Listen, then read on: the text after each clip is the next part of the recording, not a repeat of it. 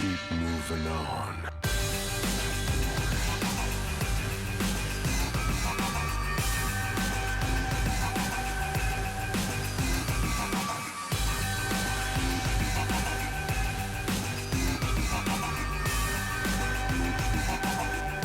Keep moving on.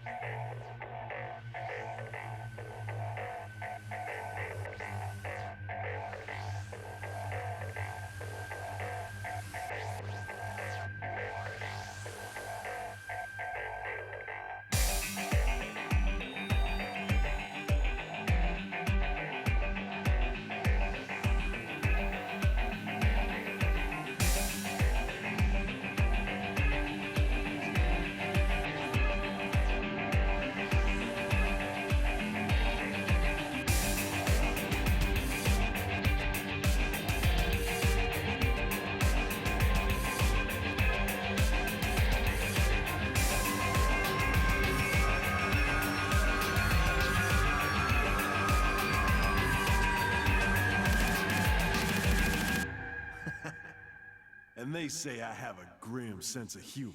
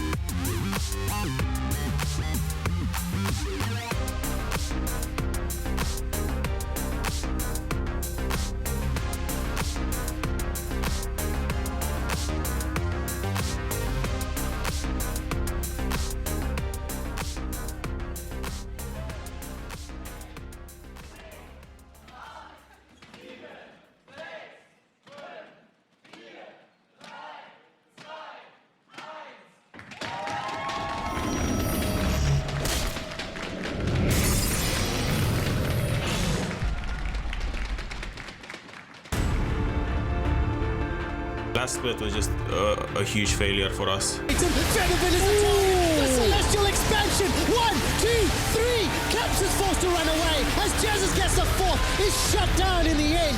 H2K get aced. I'm usually not good at losing because I really hate it. The Outlaws. Exile's dead. Hilly's dead. Unicorns, they're dying. Prove for myself that we can do it. Crash play. Apart from Trash, he buys a few seconds. But look at the barrel. Aldo makes it count. I want first place this time. Wait, dodges the hook. He's gonna rat-a-tat-tat and spray and pray 3 members. Haven't missed walls yet in any year. This is going to be a bloodbath.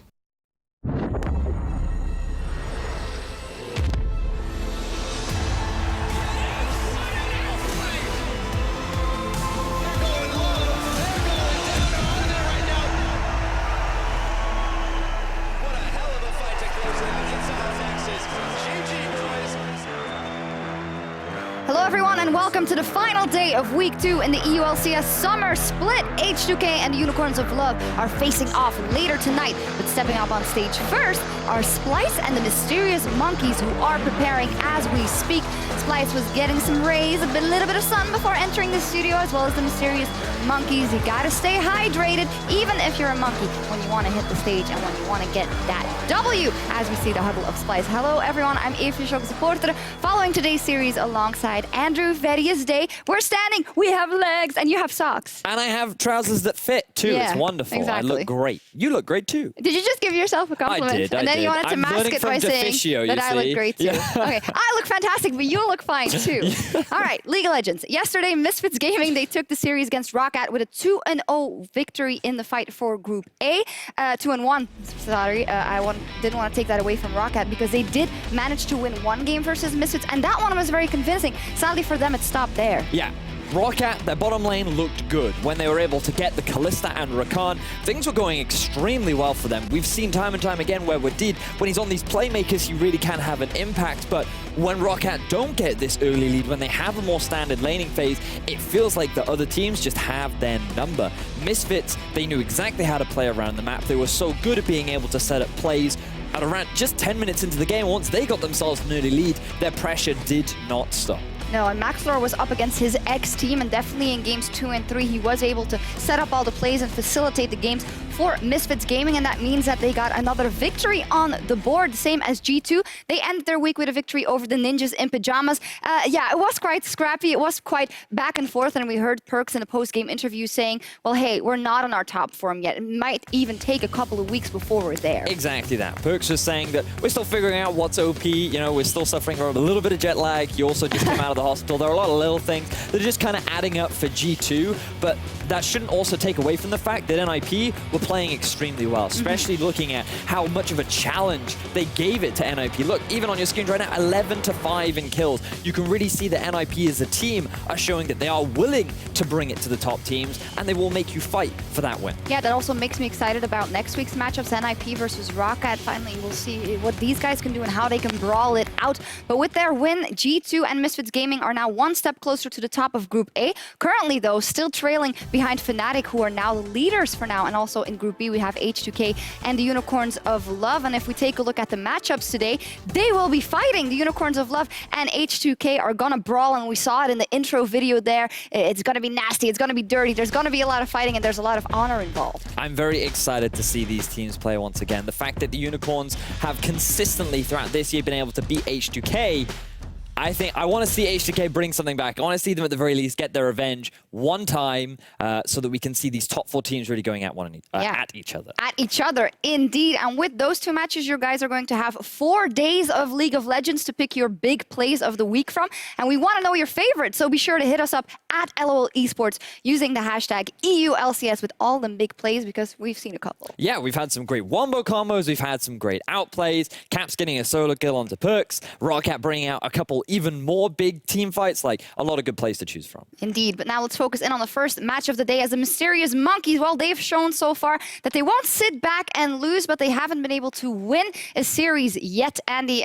Well, they did have quite the tough schedule, I feel, coming into this. And today might be their first big chance at winning one versus Splyce. Exactly that. Remember, ladies and gentlemen, that so far the Mysterious Monkeys, they've only played against H2K and UOL, two of the top contenders to be leading in Group B. Now they have the opportunity to go against an underperforming Splyce. And given the proactive place... Underperforming Splyce? That's what I feel right now. All I feel right. like considering Splyce have brought in a new coach and their expectations are to improve based on their performance last split. Towards the end, we saw a little bit of an improvement, but I still feel like they're still suffering from the same sort of issues. And that's where I think Mysterious Monkeys have a good chance, because this is a team, they're extremely proactive. They're always looking to try and make stuff happen. They will try and fight you regardless of the circumstances that they themselves are in. And this sort of confident playstyle is exactly what a new team needs to be bringing if they want to improve here in the European LCS. Yeah.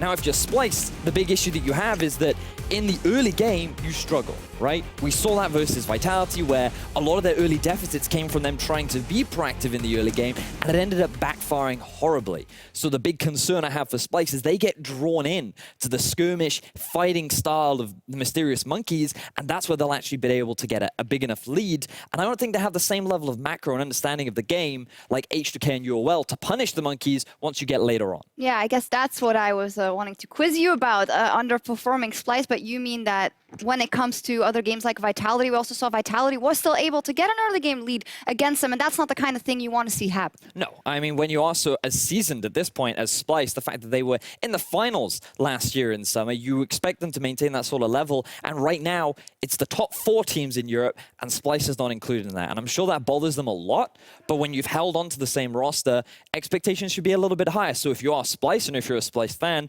going up against the Mysterious Monkeys, you'd be expecting to get yourself a dominant 2-0 if you want to assert yourself back into the top regions of Europe. Yeah, and the big question is, will Splyce get sucked into the madness of the Mysterious Monkeys? And when we look at that roster in the mid lane, Cosq is someone who's always willing to go in, is always willing to pick something for the mid lane that can make the plays, even if it fails. And he's going up against Sencook, so how much of an edge could he have there? I think he could have quite the big edge, because he is known for being an assassin player, and in the past, these two did meet in the summer split of Challenger Series, and it was actually Sencook that was able to come out on top of Cosq, but there's been a lot of evolution for both these players in that period of time, and I feel like that Senkuk's considered a very average mid laner in Europe, and that's not necessarily a bad thing, but when you look at Cosq, he's very polarizing. He's either going 0-10 or he's going 10-0, and he's the kind of guy that will force you into making these kind of fights, and I feel like Senkuk's, I want to see him try and match that. Can he hold his own against this wild, aggressive style of Cosq,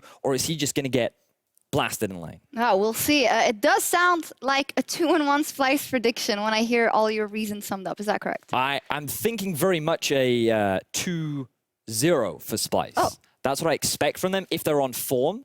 But it very much depends on how much Splyce get baited into the Monkeys playstyle. All right, well, we'll see what happens. The players are about ready to hit the rift, so let's go over to our casters and get this series started.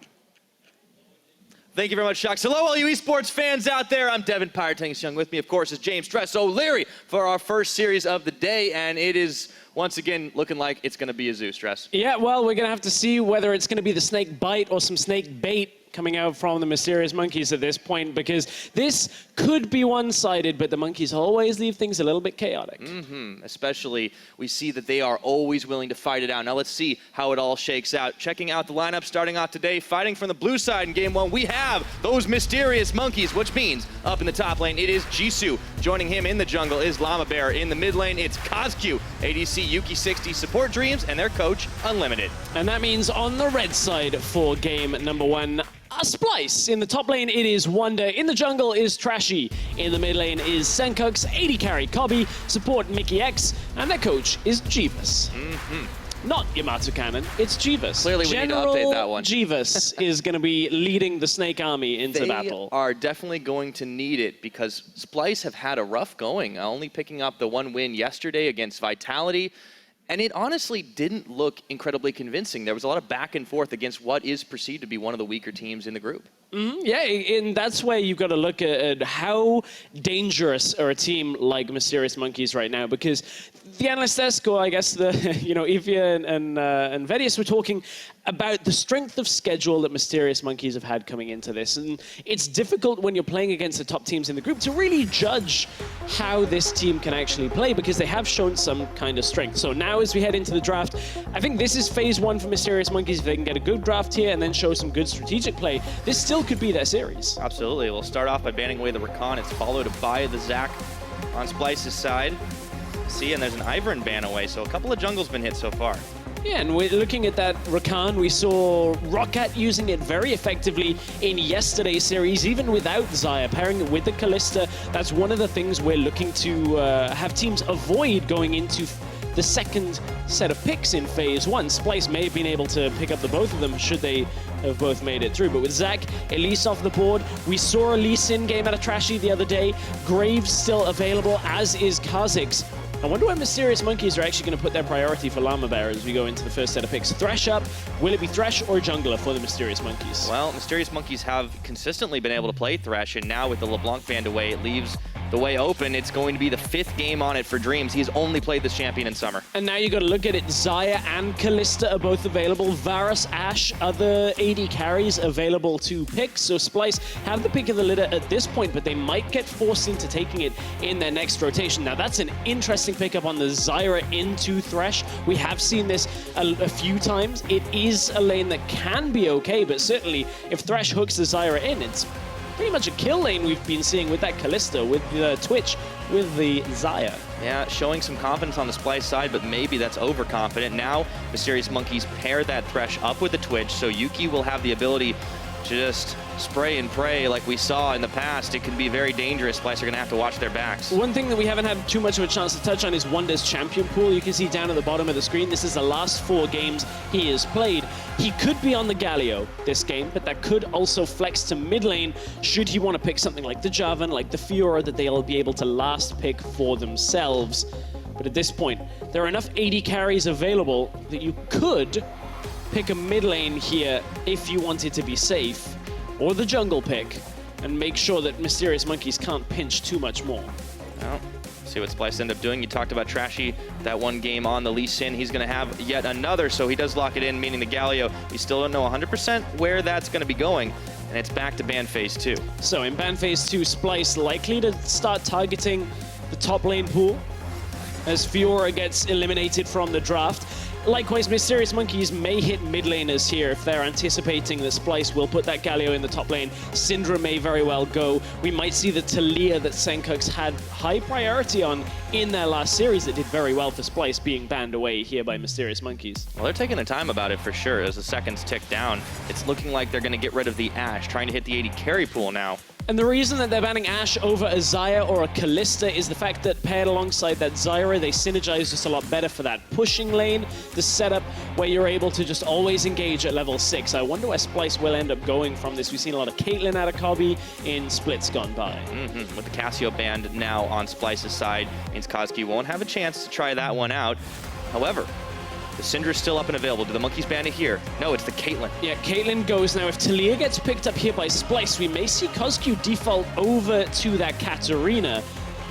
That isn't the case, though, as Kozki now has the option to maybe go for an Orianna, something a little more stable. Syndra is available for the first time. Stable and safe. That doesn't sound like Kozki, man. But he will pick Syndra if it's up. And it feels like it fits the moment. Because, look, they need crowd control. They need a little bit of extra damage, not necessarily too much. But this is a safe blind pickable champion. Now we have to see where Splyce end up flexing this Galio to. As Mysterious Monkeys, if they believe it's top, Gragas might come out here. There is a Rumble option available, as that hasn't been banned out either. That would be a hell of a lot of damage on the Monkey side. Would certainly suit the playstyle they want to go for. But talked about some CC. How about locking everybody up in the pit? Jisoo's going to get his hands on Jarvan.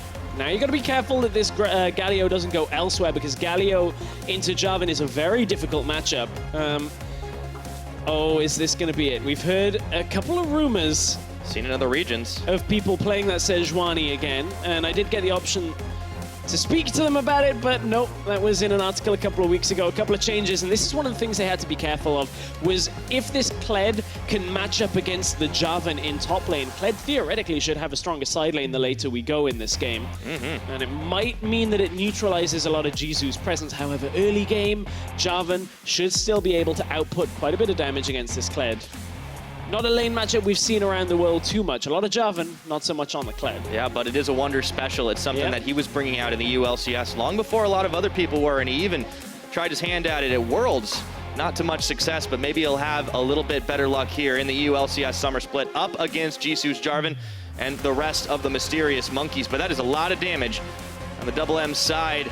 Looks like they're all set up to try and pick off some targets. I think Splyce is going to have to be very careful on all fronts. Yeah, when you look at it, you've got the Thresh, you've got the Syndra to look for picks. That kind of kill lane in the bottom lane should be where Mysterious Monkeys are starting to divert some of their attention. But look, they've got snowball potential out of every single lane. Jarvan, Syndra, Twitch. You can get any lane ahead to carry this game, whereas Splyce playing a little bit more utility-based around the middle lane for Senkux with this Galio. We'll have to see what Trashy can do on his Lee Sin. It looked okay last time we saw him play it. Yeah, I got the pleasure of talking to Trashy after their last series. He admitted some mistakes, but was still confident, still comfortable with the team and the pace that they're learning at right now. We'll see if it will be enough to take out the Mysterious Monkeys. Splyce definitely need a win. They want to silence some of those critics, but the Monkeys are hungry, and not for bananas. They want to get a W on the board. Does it start right here, right now? Let's find out. A lot of people, when they see Zyra into Thresh, they're like, oh, that should be a good matchup. You can spawn plants, block a hook, you know, have all of these funny interactions. The real difficulty, though, for Zyra specifically is with the lack of sustain. If you have more than one fight in the laning phase, you kind of tend to get heavily punished on that. Of course, Torrent Shield, that type of thing, has adjusted the sustain in the bottom lane, but it's now on Dreams to see what engages he can get against this Zyra, because otherwise, Varus and Zyra will just naturally push better than Twitch versus Thresh. So it all depends on Dreams in the bottom lane, and that's what we're going to have to track on the side of Mysterious Monkeys. Well, this is a comfortable duo pickup for Mysterious Monkeys. We've seen what Yuki can do on any sort of a hyper carry, starting to blow people away when he does get a good angle on him, and Dreams on this Thresh. It's definitely not been a slouch on it, although Thresh has just been popular across the board as the rise of playmaking supports has really started to come into play here. We'll see how this game unseats itself from the beginning. It's all very standard, no sneaky tricks. You'd think that Mysterious Monkeys would be that team that would go for the level 1 invade, especially with the damage they got. Yeah, but they don't necessarily need to with this setup. I mean, you look at it, it's kind of reliable in the sense that Syndra isn't going to lose lane to a Galio. Sure, it might be difficult to kill the Galio, but you're not really going to lose out. Mysterious Monkeys will get pushed in the bottom lane, but they should be able to contend with that. And then Jisu into Wonder is maybe the last anomaly that we really don't see too much of. Of course, Jarvan. The theory is bullies away tanks in the top lane, but against bruisers doesn't do amazingly well, and that's where a Kled can look to take over. Well, Wonder's champion pool has definitely been something that a lot of people have had trouble really pinching, seeing past. I mean, Wonder just plays a heap of champions right now, and in all honesty, in this meta where there's so many viable top laners, it becomes a very difficult matchup to try and predict. But as you said, the Jarvan, to start off at least, should be able to get the punish on. But I want to keep an eye down on this bottom lane and see how it shakes out, especially considering Kabi's insane range on what Yuki can bring early on. If they can keep the poke going, may not be a chance for Dreams and Yuki to start the plays. Well, this is the early push coming out from the Splyce bottom lane that really Dreams can't punish yet. With only Flay at rank 1, you can't really punish Kabi for stepping forward like that in the wave, and Splyce know that. It would have to be a jungle gank off the, extra experience quintessence that comes down into the bottom lane this early on to really punish. And that's not what Mysterious Monkeys have done. That has happened in a couple of games that we've been seeing, where you get that very fast level 3 and end up in lane, but Mysterious Monkey's not going for that. You can see Llama Bear is still farming up in his jungle, whereas Trashy, he's picked up all of the camps that make it look like you've done really well farming quickly. He's at 17 CS already. Oh, that jungle CS, man. Yeah, that's just Raptors and Crows. Numbers are deceptive in the jungle. Trashy will add one more, and that's the Scuttle Crab down on the bottom side. So Splyce have secured themselves a decent amount of bot side vision, but let's take a look at the mid as KazQ getting poked a little bit by Senkux going in with the taunt. It's interesting because I think Trashy actually manipulated his jungle pathing ever so slightly to just be aware of whether Llama Bear had been on the bottom side to take that Rift Scuttler.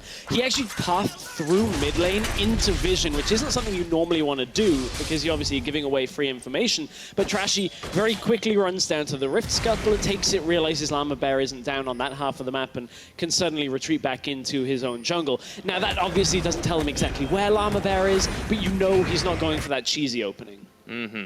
Well, Llama Bear playing a number of games on this Kha'Zix so far.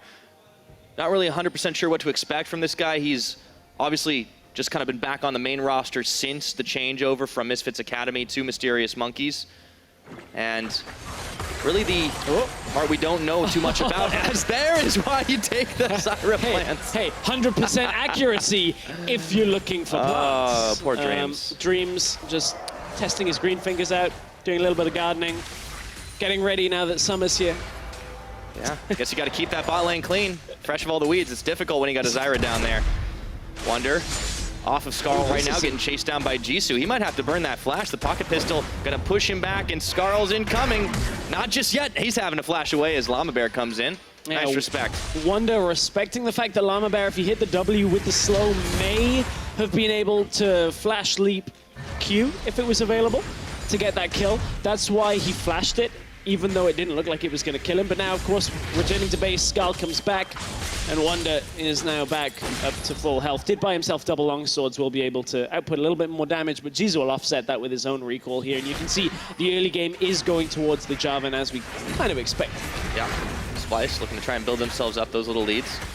See what they can get done. Everything else just about even for the time being, actually. Kabi being matched by Yuki and CS, and the same thing's true with Senkux and KazQ, and it's been a very quiet mid lane. In fact, it's not something we're used to seeing between those two, but especially on KazQ's side, this guy has honestly been trying to fight it out constantly against all of his opponents. He's not going to do that too well against Galio. It's a little hard to shred through that gargoyle armor, that's for sure. Galio, been seeing a rise in play in the mid lane as well. We've seen him at support, we've seen him in top lane, but I think for this matchup specifically, this should benefit Senkux quite heavily because he's not necessarily a laner that we've seen dominate a lot of games. And you can see KazQ on the other side is KDA particularly low, mainly because he loves to just throw himself at situations again and again and again to try and get the monkeys back into the game. Yeah. Also, it is kind of fair noting that, like, KazQ's kind of had this trial by fire here in the UOLCS as well. Like, the opponents he's played off against, that is kind of the rough thing when you think about it. They played up against Unicorns of Love and H2K to kick things off. You know, Feb and Exile, two of our better mid laners. So KazQ, this might be one of his better chances here as Wonder goes in onto Jisoo right now. Bear trap on the rope. Here comes Trashy looking for the setup, and there's the Jarvan cage, but Trashy flashes right on out of it and secures himself first blood. So Splyce making this Lee Sin work for themselves as Jisoo was pushed up in the top side. Wonder just goes aggressive, is able to get in, they get the damage down. It's an easy pickup on the top side, and that is possibly one of the worst things that could happen for Mysterious Monkeys right now because they haven't been able to get anything working in bottom lane. Mid lane is neutralized, and therefore you'd think that they need to have top lane ahead at the same time, and Jisoo now with a death to his name has now fallen down in CS against Wonder because of the time that Wonder's had in lane with no opponent. And suddenly Mysterious Monkeys are going to have to find openings elsewhere.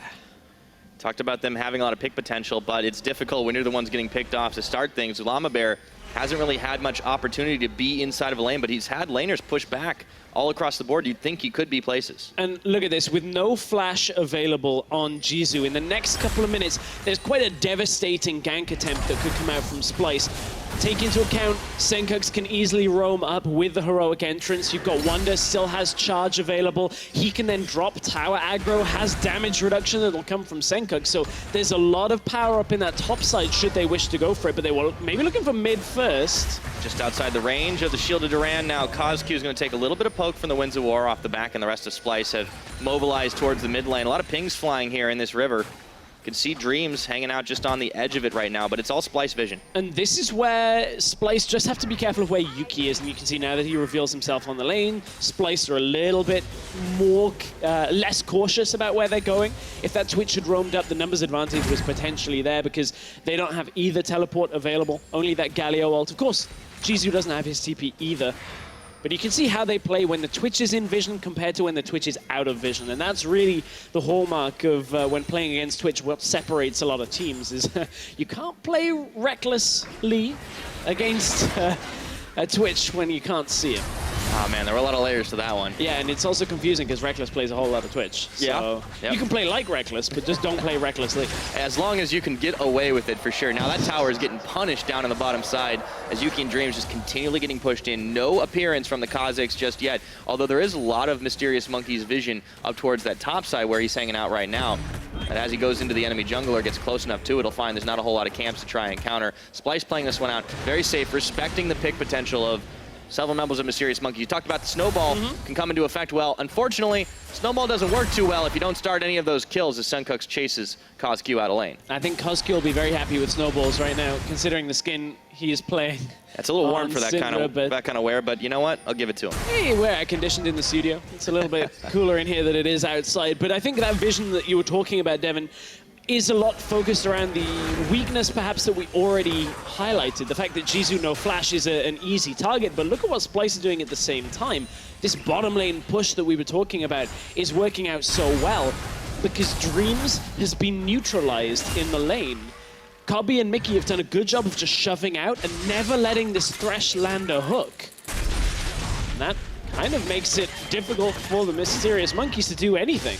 Absolutely, and you know, with the way things have started off here, it looks like the objectives are looking to go the way of Splyce, slowly pecking away at that tower. Now, Llama Bear has arrived down towards the bot, but he's just backing away, and you can see Splyce have even managed to get some vision inside of that bottom jungle here. And if all things go as continuing right now, it's going to be an easy first tower blood, and they can probably pick up a dragon on top. We're 10 minutes in, and just off farm advantage in that first blood. We're about 1,000 gold up for Splyce. And importantly, look top right of your screen, just going out of view, is the fact that there's a control ward behind Splyce. They recognize that they're pushing heavily. They even bought Berserker's Greaves to make sure they can maintain the push in lane even stronger than they normally would.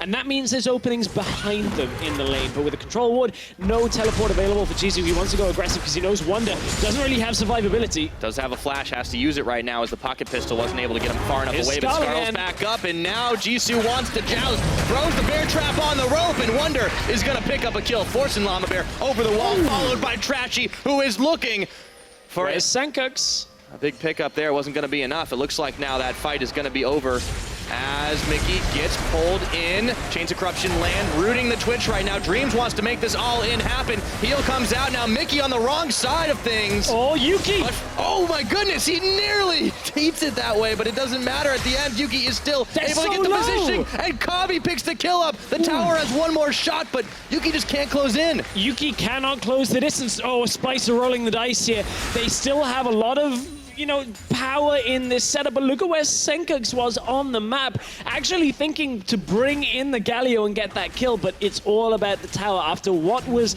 somewhat risky positioning from Splyce at the beginning of that play. They hold their nerve, they make sure they don't go overly aggressive and then turn it around, but here comes Trashy.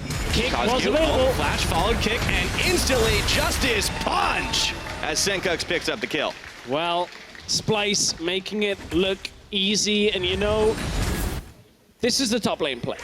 Wonder loses Skull very early on, but keep in mind, Skull charges up quite quick in these extended trades like this. You can see Wonder already close enough, and that's why Jisoo backs away. They don't know where Trashy is. They're able to turn this back around, and Jisoo no flash means no escape. They were trying to drag Senkux up into this fight for the topside dive, but actually KozQ beats him out of the lane. That forces Splyce to fall back away, and then I believe we go down to the bottom side here. As look, Mickey steps forward too far and Dreams. Hook onto the plant doesn't do much, but is it a flash flay that comes out? No, it doesn't even need to flash. Mickey just a step too close to Dreams. And that was what started this whole situation off. And now we have 4 kills for Splyce to 0, but they are looking to equalize right now. Wonder is caught. Hops off of Scarl to try and get over the wall there. At the end of the day, it's not going to be enough as Llama Bear picks him up. That's the first kill of the game for Mysterious Monkeys on the Kazakhs. And that's exactly what they needed to do now. They recognized that Jisoo was falling behind in that lane and couldn't really regather any strength. So bring the duo lane up there. You know you've already lost bottom lane tower, so try and get something in response. This might open up a Rift Herald for Mysterious Monkeys after it, but how tough would Splyce like to fight this? That is the question, because look, they're only bringing 2 into the lane for now, but in the minimap you can see, here comes Mickey, and Senkux was starting to move towards top side, and Mysterious Monkeys have to back away. Yep. Have to respect the fact that Splyce can mobilize a little faster than they can, and without the mini wave there to back them up, means that Splyce will be able to defend. So with the kill advantage, with the tower advantage, we have ourselves, you know, close on 3,000 or plus 3,000 on the lead. For the Splyce boys at the moment, Mysterious Monkeys, no strangers to falling behind in these early games, but they are finding it difficult to fight out against Splyce. Significant advantages in a couple of lanes as well. That gold lead, you can see 900 gold up in the top lane. You can see the bottom lane, the 80 carry, significantly far ahead. About 1.4k gold. Yeah, for kill and Cobby. some CS advantage will do that for you. And now it's going to be Rift Herald. This may go into the mid lane.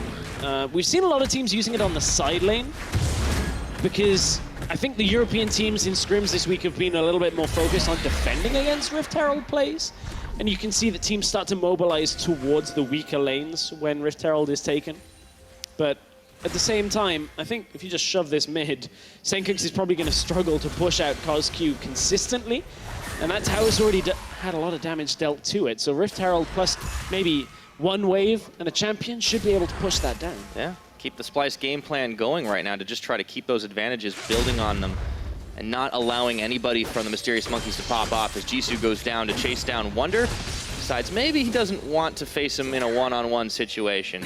Yeah, Wonder knows he has the advantage, but doesn't want to risk Llama Bear coming in from the side. That's why he doesn't take that trade effectively, because, look, the 2 control wards at least deny some of Splyce's vision on the bottom side. There are a handful of wards that have spotted Llama Bear going up to the top side, and that gives Wonder the safety to go back into the lane in the bottom lane. But honestly, Wonder not playing this out riskily, not making sure that Splyce give anything away. Yeah, and this was kind of the game plan from the get-go. It seemed that Splyce were trying to play it out as safe as possible, even from the pick and ban phase. But that just isn't the Monkey style. They want to try and make the big plays, get on those highlight reels, but unfortunately, right now, all we've really seen have been a little bit more of the fun fails as the Rift Herald gets popped towards the mid here. Senkux and Trashy there to help lead the Rift Herald in. Charge. And Wonder goes charging, looking straight for Dreams, who flays him back. The wall's on, but he's able to zone them all away. Unleash the power on Trashy, but Kozku's only able to do half his health and damage, and double taunt lands as the tower falls. The Rift Herald is still charging, and Mysterious Monkeys, their health bars are in shambles as Yuki looks for a return play, but he's only going to find Senkux. Oh. Senkux manages to escape. For a moment there, it looked like he was going aggressive into the rest of Mysterious Monkeys, and that was what we were talking about Splyce needing to do. Break that mid tower open, gives Senkux the freedom to go between lanes now a little bit more easily. Of course, Galio doesn't exactly have too much trouble with that. No, he doesn't have a whole lot of trouble in general right now, but Mickey X might have some unless that's a lot of he's damage. turning right back onto Llama Bear, and in comes Cobby. Cast thrown down, and Yuki's able to deter any more action, but right now, Splyce are running the table. Llama Bear did not want that trade. Thought he wanted it at first. And then he got knocked up. Realizes he's pretty low on the old magic resist right now, and Mickey's able to take the trade. It seems like this is just the big risk, though, of the kind of composition that Mysterious Monkeys like to draft. I mean, they have a lot of damage, but who's really going to soak up the return fire unless they don't get the picks off early? The snowball just isn't going to be there. Yeah, that's fair. One item that was just picked up by Senkux that is a bit of a point of contention for a lot of people right now. The adaptive helm has been picked up. Now, obviously has some strengths against Syndra, because the greater number of balls, the more instances of that amount of damage you're reducing. But it protects great against balls. Freak actually did the maths behind adaptive helm, and against a lot of the magic resist items, it's not necessarily as effective against Syndra as just getting flat amounts of magic resist. So I'm interested to see how this will work. Of course, there are a couple of other damage over time things. Yuki's poison will get affected by that, and that type of thing will get mitigated. But interesting to see that's the way Senkux ends up building to start this game off. It gives him magic resist. It gives him what he needs anyway. Yeah, and he's going to be the big primary tank as well. You know, we talked about Wonder going on these damage dealers lately, and that seems to be the Splyce archetype. As, of course, Black Cleaver, Tiamat, he's going to be a beast wherever he decides to push, and you can see Jisoo giving ground as Splyce continue their game plan. 18 minutes in, they're not showing any signs of stopping, but it is a slow and steady march forward, kind of squeezing the life out of the Mysterious Monkeys. But Splyce also at the same time have tempered a lot of the aggressive plays. They're 5,000 gold up, but they're also not rushing head first into scenarios like the top side. They knew CosQ was there already, so it would have been a 4 versus 4. Wonder and Jisoo couldn't really have gone away from each other, but hang on, look at where Sankox is moving on the map. Wonder wants to go in, they baited out the Jarvan ult. Yep, instantly Jisoo knows he cannot take the 1v2, so Sankox is able to force him away as he has to flash out of his own ultimate. Yeah, it took long enough, though, for Sankox's ult to channel and get him down into the bottom lane, so that now no longer is available, and without his TP at the same time. That means Sankox is on wave clear duty for a while now, until that ult is back up. Doesn't really have that much more strength without that heroic entrance. Can't get half the map across and make his entrance known. Yeah, well, for the time being, he's going to be stuck a little less mobile, but I don't think Splyce will really mind it right now. They've got so much pressure on this top side. Big wave of minions, Kabi's leading into the last remnants of that tower, and as 19 minutes pass on the game clock, Splyce will finish off the last of the outer towers. Mysterious Monkeys have been unable to find a single answering tower, and that gold lead just keeps on creeping up, but maybe this is the chance. Teleport in, Trashy. CosQ spends the unleashed power on him. Dreams wanted to go in, but it's just going to be it. Yeah, both teleports cancelled from the top laners here. Splyce maintain Wonder's presence down in the bottom lane, and Mysterious Monkeys don't really get baited into that fight up in the top side either. There's just no opportunities for these guys right now. They keep trying, they keep committing, but unfortunately it's just going to be spent teleports, spent ultimates, nothing doing as Splyce continue their slow strangulation on this game. Yeah, at this point, you can see CosQ hasn't had much of an impact here. Neither has Jisoo. And bottom lane has naturally been pushed in just time and time again from Kabi and Mickey's side. So we were talking about how Mysterious Monkeys had all of this ability to snowball. Well, cannonball more like in the middle lane. Looks like it right now. The bear trap on a rope extends a little too far, and Wonder's going to have to back away from CosQ, but that was 2 summoners burned for the Mysterious Monkeys mid laner, and all of a sudden the rest of Splyce, they're mobilizing down towards this bottom side, looking to catch on Jisoo. Yeah, if they can get Jisoo, it might be enough. Hang on. Oh, they know. Here we go. He's going to have to flag and drag away. As Coach Unlimited looks on, can't be happy with what's going on right now. Monkeys have just been foiled at every turn.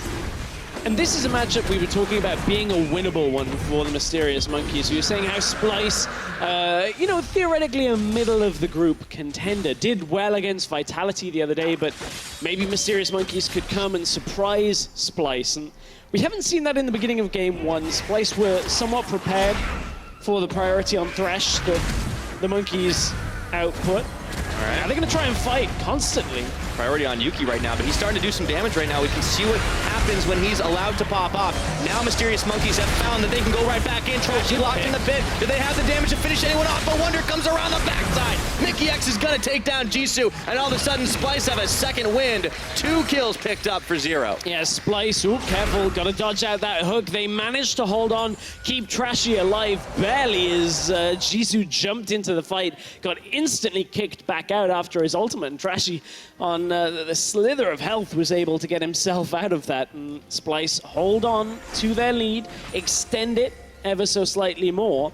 Yeah. And that means Mysterious Monkeys right now, you look at it, and they're only basically on 1 item apiece, whereas Splyce is starting to finish their 2nd item on a lot of their carries here. So this was how Yuki didn't get kicked by Trashy initially. Trashy was trying to line that up for himself, but Yuki flashes early, and it's a good thing because if Trashy had already used his kick, Jisoo probably would have killed him instantly in this pit here. Jisoo over the wall, flag and drag into the ult, exhaust comes through, and Trashy lives to fight another day. Ooh, good scout of the week too, but that was CosQ's last. I mean, the problem is now that they're starting to find these little angles to fight, they're just so far behind. You talked about only being on 1 item, and you know, you're going to have those types of fights where you just are trying and trying and trying, but you just don't do as much damage as the enemy team. Don't do as much damage, but you've also got to deal with a Galio. Yeah, so on top of it, he's got himself a frozen heart. Stone Cold, it's going to hurt when they try to go in on him. So 22 minutes into this one, Splyce. They got extra mobility too, thanks to that Cloud Drake they have for themselves, but the game state really hasn't changed much since the lane phase is over. You know, it's not only his build that's Stone Cold. Don't really know whether I'd want to go to a party of Sankox's. He's not exactly got the greatest width of menu. His punch, it's just ice. Oh my God. I didn't know where you were going with that. Good for a summer's Dear day like Lord. today, though. Yeah, I mean, I could use some Just Ice for sure. All right, so back into this one. What do the monkeys need to do, though? They keep trying to fight, but it just seems like it's never enough. It's never enough. Sorry, I was debating whether I should apologize for that at this Just let point. it breathe. It's okay. Well, at least Koskiu's keeping cool. At this point, for Mysterious Monkeys, they just have to have one fight that goes their way. But when you look at it, a 50 CS disparity in the top lane, can't fight on the side lane over there. Your bottom lane is basically losing by the same amount.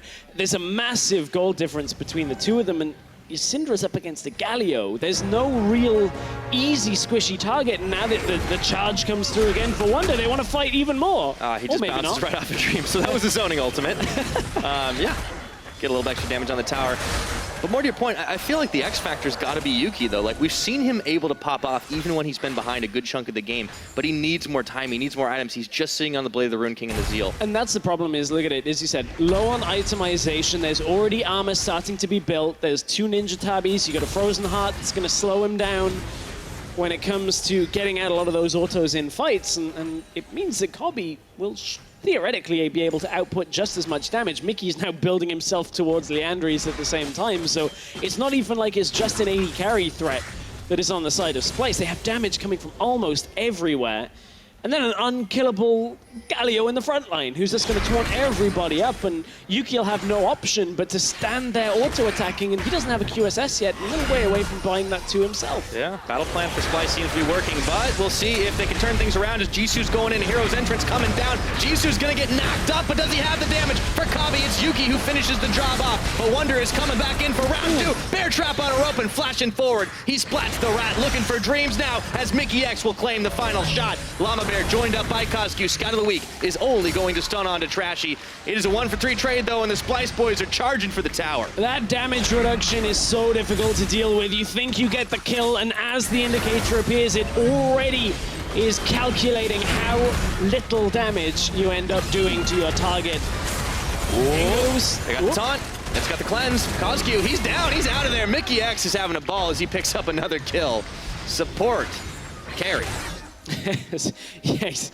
I mean, he's got a blasting wand, that counts. Technically doing better than Wonder. I mean, Wonder died with the same amount of kills and assists. And but yeah, here's how it started. Yeah, this is how it started. So Root goes down. There's the damage coming out from Mickey. And you can see Jisu normally would be able to kill Kobe quite handily here as a Jarvan, but in comes the damage reduction. The exhaust came through as well onto Yuki before that, and Splyce were able to just carry this fight through. There's nothing really to stop them. Another big benefit of that Zyra. I was able to Wonder teleport on top of that plant as it was expiring. So Splyce able to mobilize just a little quicker, and now the gold lead's grown to 10,000 at 26 minutes. Splyce have just been able to out-macro, but they've been able to outfight as well on the occasion that Mysterious Monkeys have taken it to them. And even with a couple of kills, that just isn't nearly enough. There's no need to take this Baron right now. There's no need to risk it. They can just keep on resetting and forcing the Monkeys to dance to their tune. Well, at this point, they just set up around the Baron in the sense of just control the vision. There's an Infernal Drake coming up next, so that's the easy first objective, to just rush down as it spawns. Speaking of rushing, Wonder's got somewhere to be. He's going to charge his way out of that. It's a fairly low cooldown, so it's... He gets it back up easy enough, and this opens up the opportunity for the Infernal Drake. So Splyce, on top of that added mobility out of combat, they get themselves bonus AD, AP. And unfortunately for the Monkeys, well, no snowstorms in the works. They're not able to get it down, but Wonder finds 5. And I don't know if that's where you wanted to be, but Splyce are not too far behind. Jisu's going down, first casualty of this fight. And all of a sudden, the rest of Splyce want to take it. He found Yuki. Senkux isn't even in this, but the Hero's Entrance is going to come down. And now, Llama Bear, Yuki, Dreams, all in the retreat. Mickey X is going to get shut down by Koskiu, but they don't have any follow-up damage. Yuki gets one more on Trashy before Senkux takes out Dreams. It's a 2-for-2 on the fight right now, but that is about to turn as Koskiu goes down. Splyce, 13 kills up on the board, looking for more as Llama Bear's isolated, has to hop that wall. Messy fight, but Splyce with enough damage to just carry it through. not a lot of the crowd control actually landed the way they wanted it because Mysterious Monkeys were trying to kite back through the jungle. But you can see Cobby just has enough damage. Wonder, he had himself the Gargoyle Stone Plates, so despite being in the middle of 5 people and not really wanting to be there, gets that massive boost of health that comes through and all of those resistances as well. Look at how tanky he is. Doesn't matter that he does less damage at this point. He's just trying to survive. And then Splyce start to walk through the rest of the Monkeys lineup. Kick doesn't quite manage to land from Trashy. Couldn't get the flash kick because Yuki once again flashes early, which means Senkux isn't quite able to get right into the fight.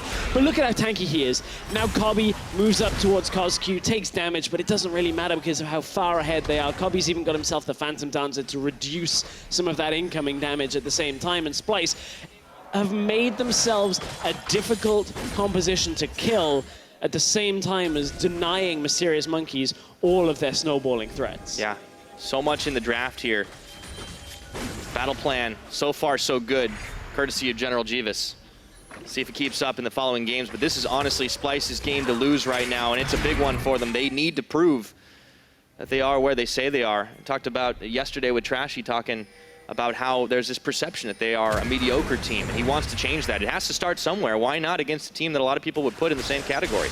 And when you consider this is a team that went to Worlds last year, that's not a great thing to be called mediocre. Yep, they want to show some dominance here. They find 1 kill, but it's going to be fired back as Yuki was untouched in the back until Sunkux turns in on it. Right now, Wonder wants to finish off CosQ, but Mickey once again gets the snipe for the final shot. Yuki's going to get 1 clutch shutdown, but I don't think he's going to get any more than that. The rest of the Monkeys are going down. It's Llama Bear having to flash away from the hail of arrows, and he will be the only one to tell the tale of that team fight gone wrong. I mean, Splyce will be able to push down the inhibitor, and look, from the draft, we saw the Jarvan pick, thinking Splyce were going to be putting this Galio into the top lane. Galio goes mid, and Senkux has been almost impossible to kill. 1 death on the board. He's even got himself Warmogs now, so he just heals up in between every fight. And now Splyce, they're even looking to push this down. 15 seconds left on most members of the Monkeys means there's only going to be 1 Nexus tower to take before they have to back away. But nevertheless, it's all about extending their lead. 12,000 gold.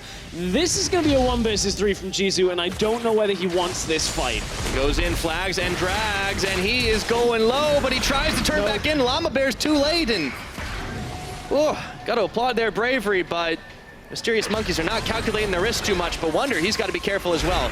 Jousts his way out of harm's way. See if he's able to get the escape as Dreams, you're going to have some trouble in that garden. Yeah, that's more like the poison garden that is in England. Did you know that? There's a garden in England where everything can kill you. That is terrifying. Yeah, really. Why does that exist? Education purposes, really, because plants are more interesting when they can kill you. And Senkux, he doesn't really seem in too much danger, and then walks back into fight, and Yuki manages to snipe him down with the last auto, but that means Yuki ends up dying, and the rest of Splyce are able to handily deal with Llama Bear. And the rest of the Monkeys push in for 1 Nexus Tower from that. And Splyce, you got to imagine, are in the perfect position now to go towards Baron, to get that, maybe even move towards the bottom lane with Wonder for now, push in the Mysterious Monkeys and look to end the game. Yeah, and it hasn't been a perfect game from Splyce. I mean, there's been a few kills errantly they've allowed Yuki to pick up because he's just been in the back opening fire. However, there just hasn't been any opening for the rest of the Monkeys to really do anything. And Splyce, they played it cautiously, they played it carefully. They've not taken any errant risks. They even peel off the Baron right now because instantly they can blow up CosQ as Wonder is right inside the box. A hero's entrance is coming in for Senkux, and they take down Dreams. That's a double kill for Cobby, and the rest of the Monkeys are scattered to the winds. And you can see double Guardian Angel already out on Splyce, which means Cobby has no fear when it comes to killing No CosQ. one's gonna die. Yeah, no one's on the side of Splyce anymore. And they're just confident enough to have their AD carry walk into a Syndra who's level 16 and still be able to just kill her. Yeah, Llama Bear, he walks right into the shield of Durand as well. Jisoo's going to try to turn back onto Mickey X, but the Baron goes down, and they just keep high-fiving themselves into death. I was mistaken because Mickey did die, but so did Jisoo. Yeah, I actually thought Mickey may have got that trade then with the 2 versus 1. That's how you know a game's gone out of control, when the support is able to 1v1 the top laner. Llama Bear, Yuki, you're going to have some trouble getting back into your own base. Trash is going to get the kickoff. No Lantern today. And Trashy gets another kill cleanly as Dreams just trying to get the hook under tower. It's not going to matter. Kabi with his 6th kill of the game, and Splyce are looking to close this one out as clean as you like. Cosq scatters the weak, but there's nothing weak about this side of Splyce as the last Nexus turret is going to fall. I'm going to try and pad a couple of more scores, finish off Llama Bear before all said and done. He stops for the taunt, but it doesn't matter. Everybody's wiped out on the side of the Monkeys, and, well, they just let the minions do the job. Shut down onto Wonder, because Wonder, we changed the icon, we changed the build path, but Guardian Angel still doesn't work on the fountain. And that's a hero's entrance and a hero's finish for Splyce as they go 1-up on the series. A very convincing performance out of Splyce. Difficult from the draft for Mysterious Monkeys really to build from that middle lane, from top lane. They wanted to snowball, they threw everything at the game once again, but unfortunately, the likes of a Galio, a Kled that's ahead, a cat in a hat, just about a rat everything. getting caught by a bear trap on a rope. Who really knows what happened? Yeah, I mean, this is one of those zany Sunday cartoons, that's for sure, the way Game 1 went down. But Splyce, you know, they can pat themselves on the back and just say, let's go back and do it again. But the Monkeys, at what point does this all-out aggression, we're going to try and snowball you every which way till Sunday, when does that get predictable? Well, it's already predictable in a sense that you know that they're going to do it. It's never going to be predictable that they're always going to fight, but realistically what the Mysterious Monkeys need to maybe look to work on would be what they're already improving on with the strategic play in scrims. Like, you can't expect a team to come out and already be great at playing the map coming from Challenger. I mean, they got a new jungler that hasn't really had the experience in competitive. A lot of the players have been in Challenger for a while, but that doesn't necessarily have the same kind of experience factor as the LCS. So I think it's going to be a slow improvement for the Mysterious Monkeys until they get to that point. It took Splyce, remember, all the way through Spring Split until they actually looked good in the Summer Split. Well, maybe they just need a little bit more time, but they're going to have to try and pull it out for game number 2. Splyce now found their way to victory in number 1, though. For more, we're going to send it over to the analysts. Thank you very much, Pyra. Indeed, it looked like just another day at the office for Splyce. Wow, what a clean victory. And Pyra there said, where does this, or when does this Mysterious Monkey style get predictable? I think the key here is that they weren't able to do it at all because Splyce had a couple of elements that were working against them. First off, Trashy on Lee Sin finding the exact openings for Splyce in the early game. Great to see Trashy being so proactive on Lee Sin. The reality is, this guy has been memed about for his Lee Sin for the longest amount of time. It was always like, we don't need to ban this champion against him because he just doesn't know how to play it. And in this game, at the very least, he demonstrated that he can definitely have an early game impact, and especially when he's playing around Wonder. Often, we as an analyst team have talked very much about trying to get this guy going because he loves to play these carries in the top lane, and in this matchup specifically, if you get Wonder even the slightest bit ahead, there is no answer for the Jarvan to be able to deal with this Kled later on. So great investment from Trashy to get Wonder going in the early game. Yes, and indeed, and then he diverted his attention to the mid lane where he also got a kill on the board and helped out Senkux, and I think this strong early game and the proactivity from Trashy was very important to shut down a Mysterious Monkey style. And you also pointed out that there was a reason why Mysterious Monkeys couldn't get as much going, and they usually like to play off Dreams in the bottom lane, but that was also negated by the draft. Yeah, the thing that you have to identify with the composition from Mysterious Monkeys is that it's really good at finding picks, right? Syndra, Twitch, Kha'Zix, Thresh, there are so many different things that can just catch a target out of position when they don't expect it. But when you're constantly being forced underneath your tower, it is very difficult for either the Twitch or the Thresh to be able to roam around the map. So by picking the Zyra and the Varus, you're just constantly pushing and pushing and applying all this pressure, making it very difficult for the Mysterious Monkeys to do anything. In the top side, they want to try and maybe have that Jarvan roam around the map too, but then when you're investing all your alternative pressure up there, it's just answer after answer from Splyce where they just read exactly what Mysterious Monkeys wanted to do, and they said, nope, we can easily just keep you pressured in the early game, not fall into your trap, and then get to the mid game where we know we can outplay you. Oh yeah, so to rehash, early game pressure, Mysterious Monkeys can't do anything. They can't make anything happen in the bottom lane. And then in the mid lane, I thought it was quite interesting. The Galio mid, we talked about it yesterday. It's not something that we've seen that much in Europe, 0-2 from Nagne, from NIP. But here, it works well, I feel, because Cosq is kind of, he has to stay in his lane. He can't really go out and all-out kill that Galio, and he also can't leave the lane. So what he inherently wants to do as a player is also completely negated. Completely true. It's so difficult for the Syndra to be able to get a kill at all into this ghetto because he went for an adaptive helm first, and as we were talking about earlier on, like, it really mitigates a lot of the bursting power of Syndra, and makes that kind of picking power so much weaker. Also for Senkix, I felt like his impact in team fights was so much stronger. The fact that he's just providing all this utility, facilitating the big carries in the form of Kobe and Wonder. I love this playstyle from Splyce, and I think it works very well for them. Yes, it does. And there we, of course, see Jivas, who is talking to his team, who only had a couple of weeks under the belt with the team and seems to have come up with a really, really effective draft against the Monkeys. Let's take a look at a late game team fight. And this is one of those instances where I feel Splyce wins the fight no matter what, just because they were so far ahead. They really were so far ahead. Just look at how much damage Wonder is able to tank up at the initiation of this fight, but also the strength of this composition, because Splyce, they drafted a team fight composition fundamentally. And whoever you target, it doesn't matter, because a Galio is just going to turn around and turn that fight in your favor. And if you still get an unfavorable fight, you have the Zyra ultimate to disengage too. So Splyce, yes, it did help that they had this massive gold lead, and I love the fact that Kobe goes in full man mode at the end of that fight. But it's so impressive to see how well they can coordinate in these fights, and the way in which it results in a game 1 victory. Yeah, definitely. So Mysterious Monkeys just not able to get a lot of kills on the board at all. There's a, usually we see them fight back so much, but Splyce didn't give them any openings, and I think this is one of the cleanest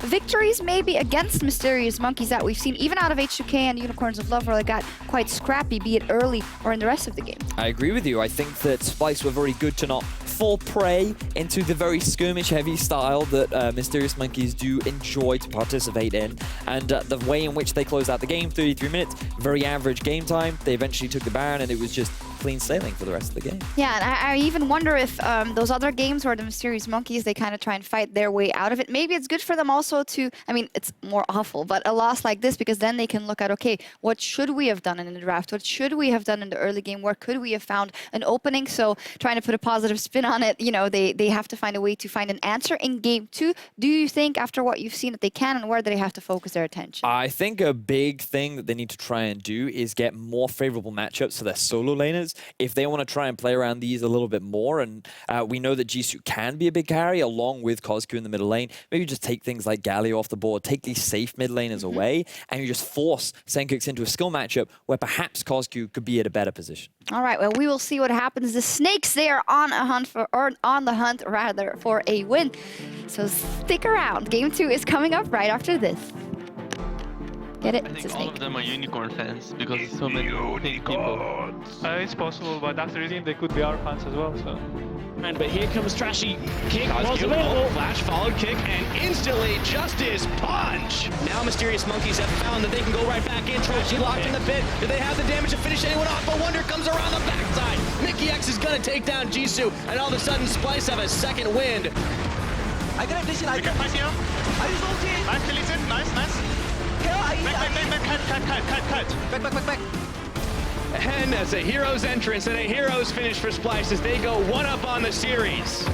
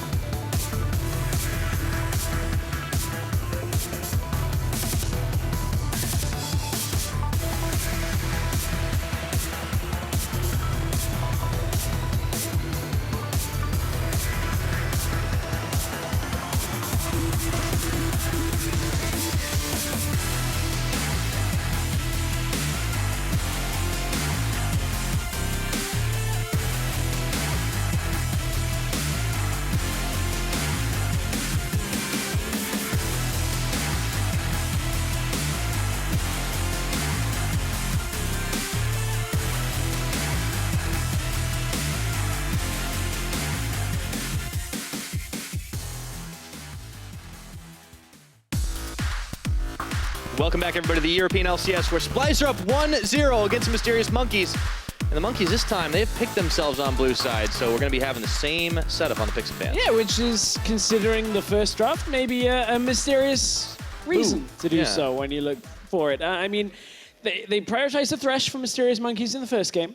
Had the Zyra picked into it. The Galio was given over to Splyce, and then Kled in the last rotation secured Splyce the lane setup that they were looking for. So we'll see exactly how Mysterious Monkeys adapt their pick and ban to adjust against the Splyce strong draft phase. Absolutely. I want to see what Unlimited can do up against Jeeves in that pick and ban phase, what they can give to them. And honestly, I want to see a less one-dimensional style. We talked about the picks, the snowball potential. Every lane could, in theory, do it.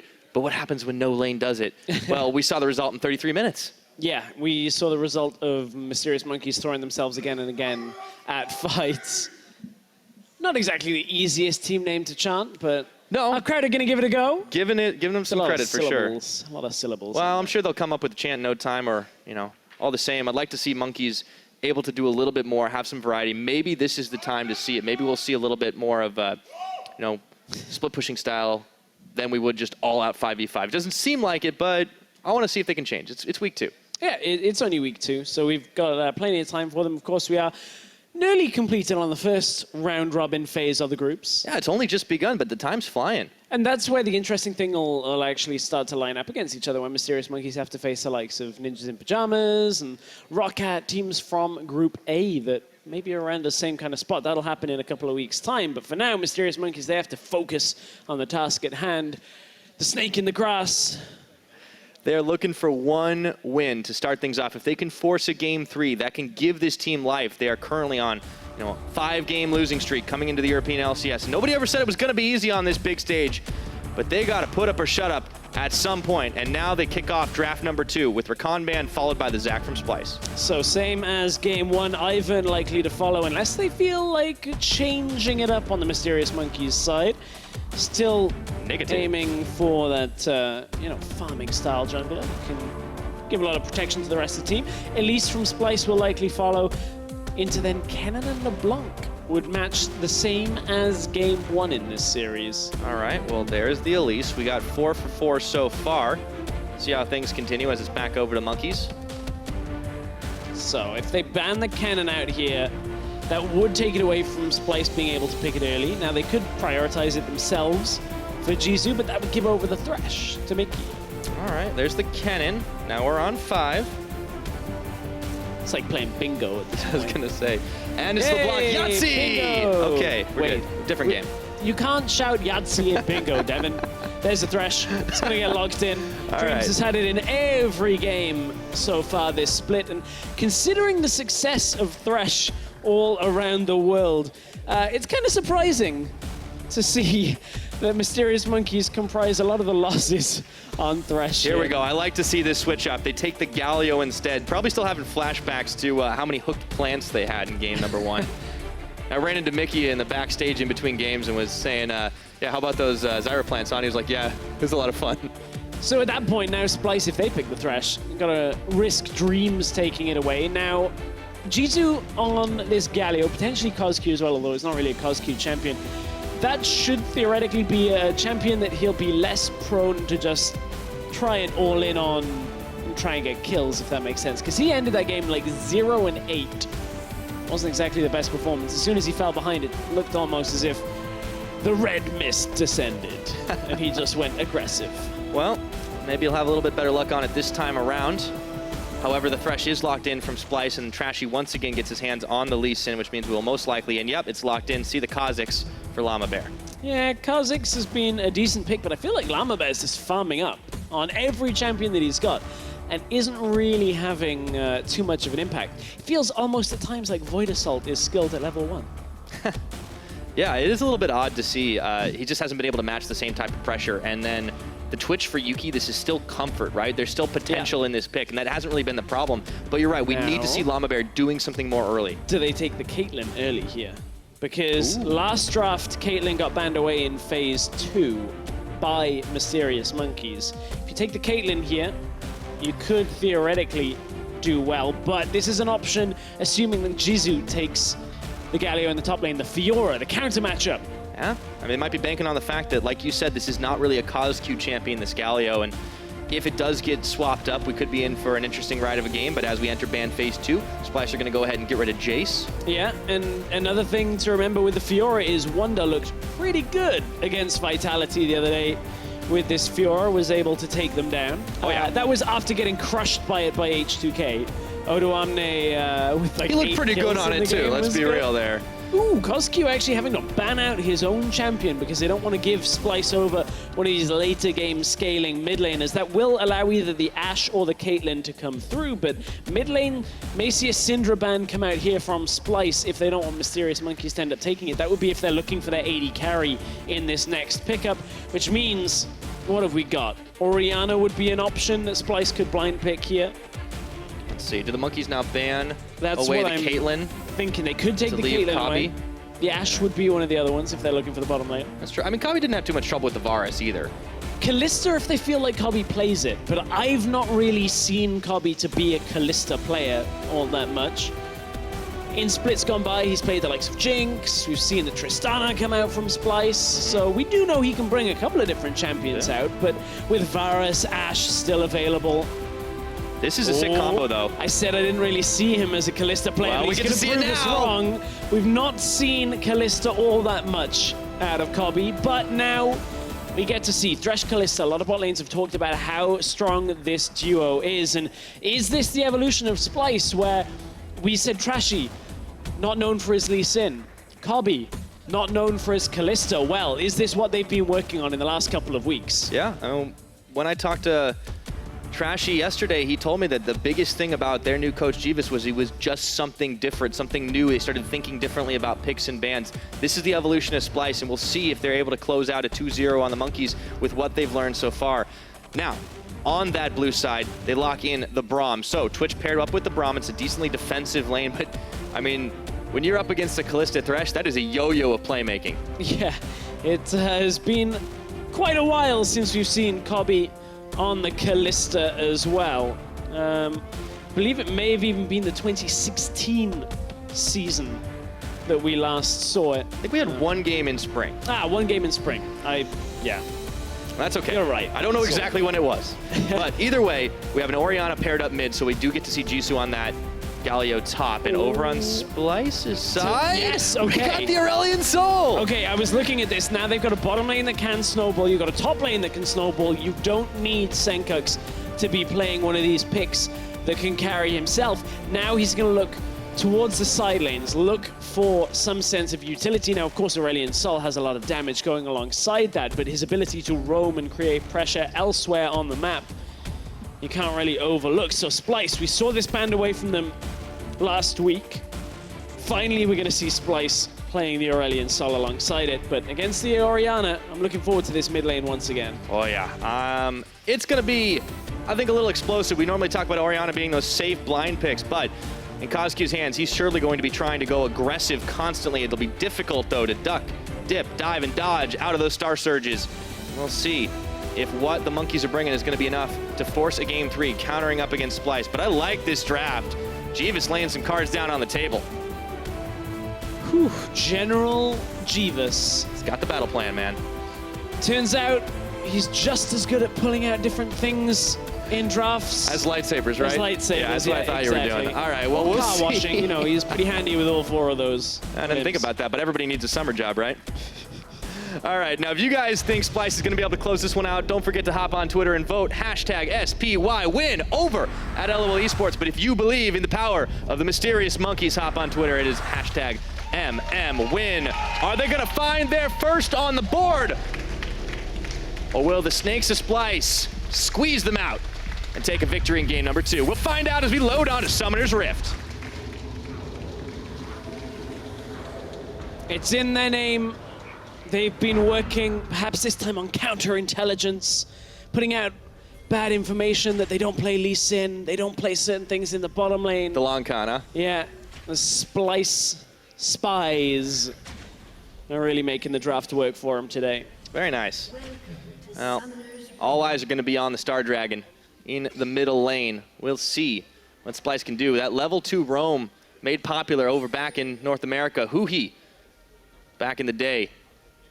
still has a lot of potential to be able to open up the map early on. And with Kabi and Mickey on this Kalista Thresh combo, we could be in for some seriously explosive fights in the early game. And remember that Mysterious Monkeys essentially picked themselves into the Fiora Galio matchup. Yeah, By they picking could the have gone Orianna Galio later. mid. Yeah, exactly. By picking the Orianna later, you basically said, Jisoo, have fun. You got pretty much countered the entire matchup long. Of course, it does take a little time for Fiora. Not a massive amount of time, but Wonder should have control of this laning phase. Well, all things considered, where do Monkeys look to open the map up? Llama Bear last time, as you said, was pretty much power farming the jungle. Where do you want to see him make his appearance in the early game? That's such a difficult question, because you've got a losing top lane, you've got a mid lane against somebody that's just going to push and recall, and you've got a bottom lane that is essentially against a kill lane that is difficult to duel and is nearly a coin flip in the sense of Yuki and Dreams, if they can actually weather the storm of the hooks from Mickey. So I think bottom lane is probably where you have to go again, but we didn't see it in the last game. Well, see if things are different right about now. Cosq not having a whole lot of fear as he sends a command attack into Senkooks, but those comets start to hurt after a while. Trashy over in the enemy jungle, taking away the blue buff as he decides to go for the top side. And Llama Bear might actually run into him. He's pinging for the blue buff at the moment. Doesn't know the Trashy's already there. Well, the interesting thing about this is Llama Bear with a different path to the last game is going to be just too late. He sees it going away. Yeah. Sees the blue buff disappear. Trashy now spotted on a ward on the Rift Scuttler, and that means that now, if Llama Bear can't get over to the blue buff on Splyce's side, he's getting 3-buffed, which will hurt Llama Bear, but considering he's only farming, I don't know how much that's actually going to be a detriment to Mysterious Monkeys, because Llama Bear hasn't done much in previous games, but this hook onto Dreams will do a little bit of damage for now. Nice start. The Unbreakable only comes out just after the fact. So this bottom lane, talked about it being a little more defensively minded, but Weathering the Storm is the name of the game for the Monkeys in the bottom side, and they don't look to be having a whole lot of help from Llama Bear to start things off. Trashy, however, is another story as he heads down to clear out the bottom side of his own jungle, get that 3-buff going. We'll see if he ends up making a quick trip down bot afterwards. Wonder. Ooh. On to Jisoo, and we see it begins. Such a painful lane for Galio, because what Galio can do is he can clap at the wave, and if it doesn't die, he has to kind of just stand there and watch the minions die in front of him, because you can't ever really challenge Wonder, because as soon as you try and do anything like taunt, out comes Riposte. Yep. You don't have any kind of usefulness from the magic shield, and suddenly Galio doesn't really offer much more outside of just an ult. Well, at least they're getting some good experience right now. Headmistress Wonder is going to school Jisoo for a little while. We'll see what ends up happening with Trashy down in the bottom side, and Llama Bear just outside the vision range as he's occupied on Krugs. Pings are flying. They know something's up. Well, yeah, Splyce also have been very aware of what's happening. Look, Kalista sent another one of the Wraiths up through the jungle to try and find Llama Bear. There was a second ward placed by Mickey down beside the Krugs, because the first one timed out just before Llama Bear arrived. Aggressive sentinel placement just to make sure they can spot Llama Bear, and he's actually going to go just behind it. Not sure if that one saw him, but he sees Trashy on the Scryer's Bloom now, but the question is, does he feel confident enough to go in? The answer appears to be no. Maybe. Red buff versus blue. It's gone. Yeah. And at that point, Trashy doesn't really want to take the fight. He knows he's already put Llama Bear behind. Of course, Trashy has taken a lot of the camps that provide less to the way of CS for himself. That's why Llama Bear looks by the numbers to be ahead. Yeah, it's very deceptive, the way things are calculated in jungle CS for sure. You got to always just look at the gold and what they're able to build item-wise out of it. But then you got to look at top side, 33 CS to 20. Bottom lane, there is a lead for Mickey and Cubby. Despite how Braum normally works well into Thresh, that is still the case. But the way that Cubby and Mickey have been pushing Mysterious Monkeys again and again into their tower has made it kind of difficult for Dreams and Yuki to have the time to equalize the CS lead. So Jisoo just teleports back into lane. That may not really work out for him, because Wonder can parry on the Justice Punch. You can see, you can choose whether it's the Justice Punch, whether it's the Taunt, depends on what Jisoo opens with. And Wonder can kind of keep himself safe throughout that. Mickey throwing those hooks out. He's able to only catch Dream, so the Unbreakable means a lot of the damage is going to get absorbed, but they just slowly whittling them down as now Wonder spends his teleport and dashes just outside the range of Jisoo being able to get that taunt off. Yep, he does not have to use Riposte right as he gets into the lane, so just darts away. And you can see Wonder now resumes normalcy in this top lane by completely dominating the laning phase and forcing Jisoo away from not only farm but experience for some of this as well. Gargoyles do have some weak points, it would appear, and Wonder able to take advantage of that to start things off. Still, only difference in the gold has been this farming advantage, but it looks like that might open up. Here we go. Oh, no. Flashed. Star Surge gets a flash. That's worth. Yeah, absolutely. I mean, Senkux hasn't had to roam because everybody's just been pushing in all across the board, right? You don't really need to worry about it when all of your lanes are able to do exactly what they did last game. Yeah, and that's just going to maintain is Splyce are going to be able to push, utilizing Senkux. They're going to be able to dominate the top side using Wonders, Fiora. And remember, I can't get over the fact that Mysterious Monkeys picked themselves into this matchup. That's a rough situation to be in for MM. A little unfortunate now as Senkux, level 6. Decides to send a Voice of Light, but Llama Bear's hopped out of it. A little bit rough. Senkux probably didn't want to use that cooldown, but was a little afraid that Llama Bear would jump and catch him and maybe look to get a kill, but he didn't have a massive amount of mana left on Senkux, so had to just deter the engage as best as he could. Everything, once again, is going moderately in the way of Splyce. Top lane heavily, bot lane is just about even, but that's because they were back in base, buying boots for Cobby. They will resume normalcy in the bottom lane as well. And we're waiting for the first big play of the game. Whether that's Senkux going up to the top side, Wonder doesn't have TP, so it's not likely to be a play on bottom side. Jisoo will have his first. That could be the opening for Mysterious Monkeys, would be a play in the bottom side that Jisoo can teleport even just into the bottom side jungle and then ult into the fight might be enough. Remember, of course, they have Twitch. They can use Twitch to stealth forward, get the Galio ult in place. So it's all about buying time up until that point right now. Splyce getting the small advantages. The Monkeys need to start making plays as they just keep losing little bits of gold here and there. It's starting to stack up as Mickey throws the hook. This time Dreams dodges it. And a lot of this is just pushing Mysterious Monkeys away so Mickey can place his control ward. Was waiting for him to do it. It had been in his inventory, so he can clear out the ward that he knows MM placed in the bottom push. Just like in game 1, playing around any kind of teleport play, knowing that Jisoo's will be available in under a minute. But as far as global pressure goes, you do have this Aurelion Soul on Senkux who can make a roam down to the bottom side if he so wishes. Stream stands in front of Yuki. Still has to be careful. Pulling the Ren stacks out, Cobby and Mickey continuing to apply pressure on this bottom tier turret. Bottom lane turret, I should say. Another long-range hook. This time it catches onto Yuki, but Splyce, this is the game plan once again. They just caged the Monkeys.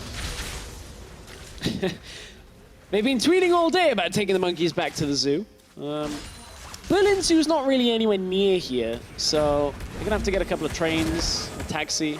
Don't know what the easiest way is. Yeah, I mean, they're taking the slow path, though, at the very least. It's the scenic route to victory for Splyce this game. Probably a lot of people there today. It's a good day in Berlin. Yeah, I'd imagine. Probably. And then again, it's Sunday in Germany, so nobody really knows if anything's open anymore. Yeah, that's one of those fun things. Certainly, the Splyce shop is open for business today. They 1-0 up in this series. Without getting any kills, they've accrued 1,500 gold lead on this game already. Just through farm, a lot of that is focused on the top lane, 500 gold in the lead.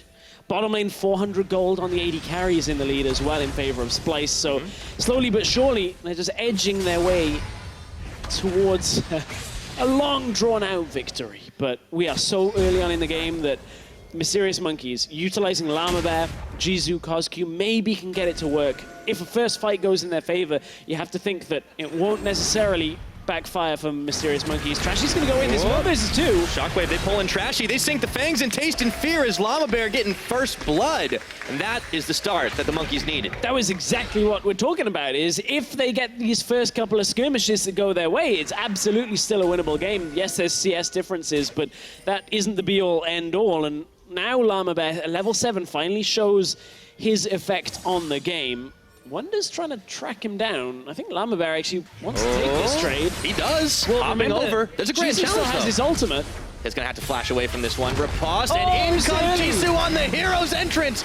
Looks like Wonder's going to be able to get out of dodge as Senkux finishes off Llama Bear. So Splyce come out 1 kill ahead in that trade. Bottom lanes had roamed up towards the top side, and Senkux just beat CosQ up to the roam. CosQ, of course, had used everything, basically, to try and secure the first kill on Trashy. And that meant Senkux could actually have the impact there, gets his first kill of the game. It's always interesting when Senkux plays these picks like Aurelion Sol or Talia.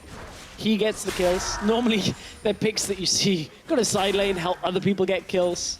Senkux manages to get all the kills when it's not a snowballing champion, and sometimes doesn't get very many when he's on the snowballing like champion. Syndra. Yeah, it's just Senkux things.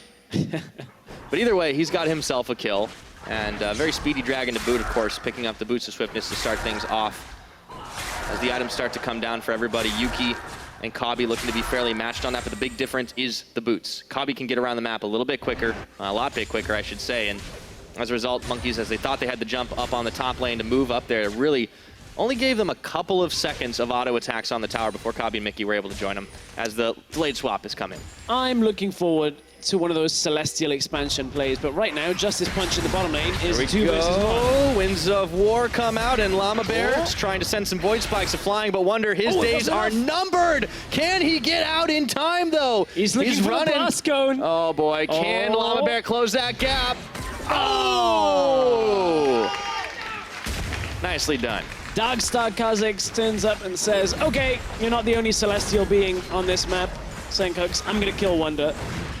Nice move by the Mysterious Monkeys. However, it does cost them a turret as Splyce were 3 members in the top while it was all happening. Llama Bear will look to capitalize by taking out the Mountain Drake.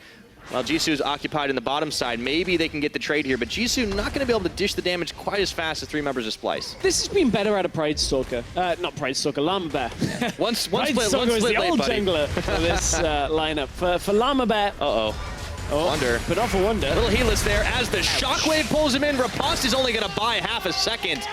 As soon as he comes back up, they knock him back down. So Splyce got the top tower, now get the Rift Herald, but they've given up 2 kills on the bottom lane. That may very well slow Wonder's impact on this game, but now they look for the mid lane turret. With the Rift Herald, it's only Dreams that stands behind this, so this should be a tower going down. CosQ coming up from the river. I don't know if he should be standing behind this one. The Rift Herald's going to take a big bite out of the tower. In comes CosQ, but he does not have that Shockwave up and available. The rest of them come in here. CosQ's going to have to flash away as Trashy falling forward. Voice of Light, and Dreams just melts. This is going to be the tower picked up by Splyce, but they are looking for more as Mysterious Monkeys scatter back to the safety of second-tier turret. This isn't going to be the most impactful Rift Herald, of course. It doesn't do all that much damage now that it's quite low.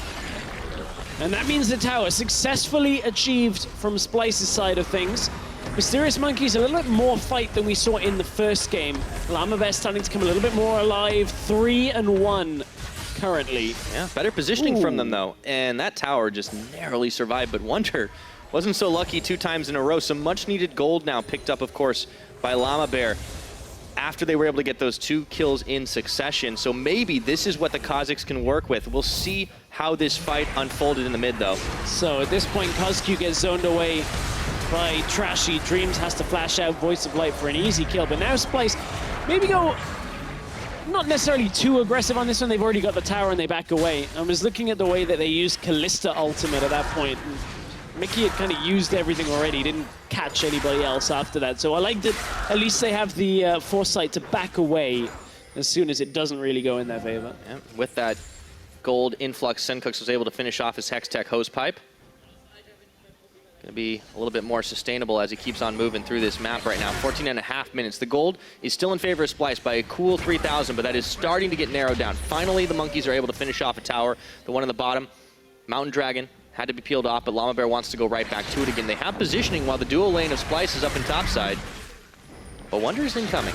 Yeah, and look where Senkux is moving on the middle lane as well. He can push that lane all the way up. Trashy now joins him alongside, and it means that Splyce have affirmed control of the top side of the map. That is a lot of vision that Splyce have. They can see anybody that's coming through the top half of the map for Mysterious Monkeys. Yeah, that is no longer the Monkeys' jungle. No.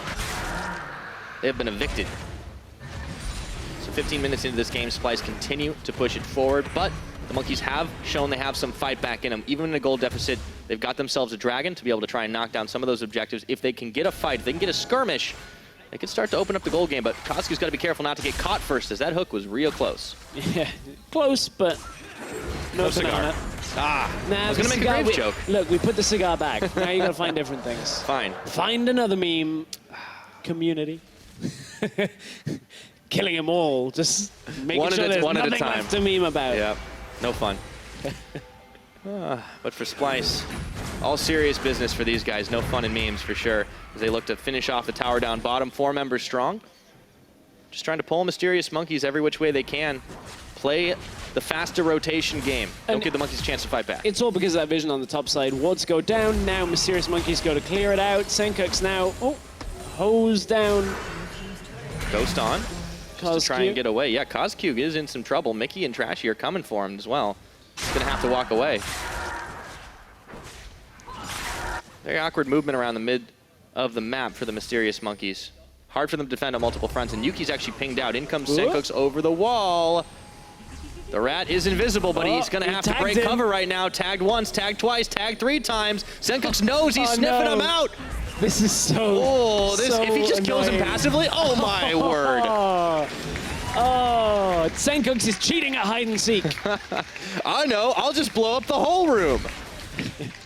All right, Mysterious Monkeys are going to at least try and finish off a tower in mid, but I don't think they're going to even be able to get it before Mickey and Kabi come here. Flash, Flay, they found Dreams, he gets hooked back, denied. Shockwave going to pull too, but not enough damage right now as Jisoo takes the hero's entrance. Senkux finishes him off with a Voice of Light, and now it's a bouncy house as Jisoo gets taken out by Trashy. Prediction hook, Mickey makes it look easy after the double Flay.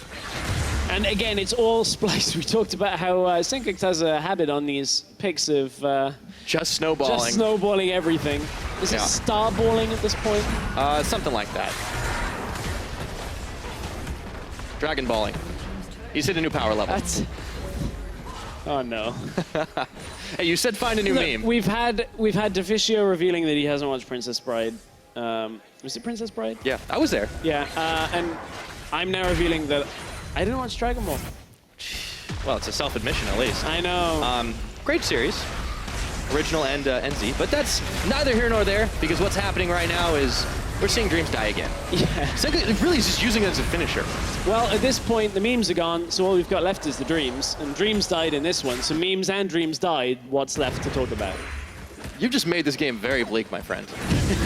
And that's kind of what it's starting to look like for the Monkeys, but they have more fight than we saw last time, and I don't mean blind aggression. They are finding picks, they are finding angles, but they need more than just that, because Llama Bear's not going to be able to do it alone. No, and that's actually an interesting setup that we've been talking about, how Llama Bear has maybe been a little bit invisible in certain games for Mysterious Monkeys. That it's been all about Kozku, been all about Jisoo trying to carry. Well, look, Kozku's on a later game scaling champion, the Orianna, that you don't expect to carry through the early game. Jisoo is in a losing matchup for Mysterious Monkeys and has not had impact on this game. He's down 40 CS. But he is still Galio.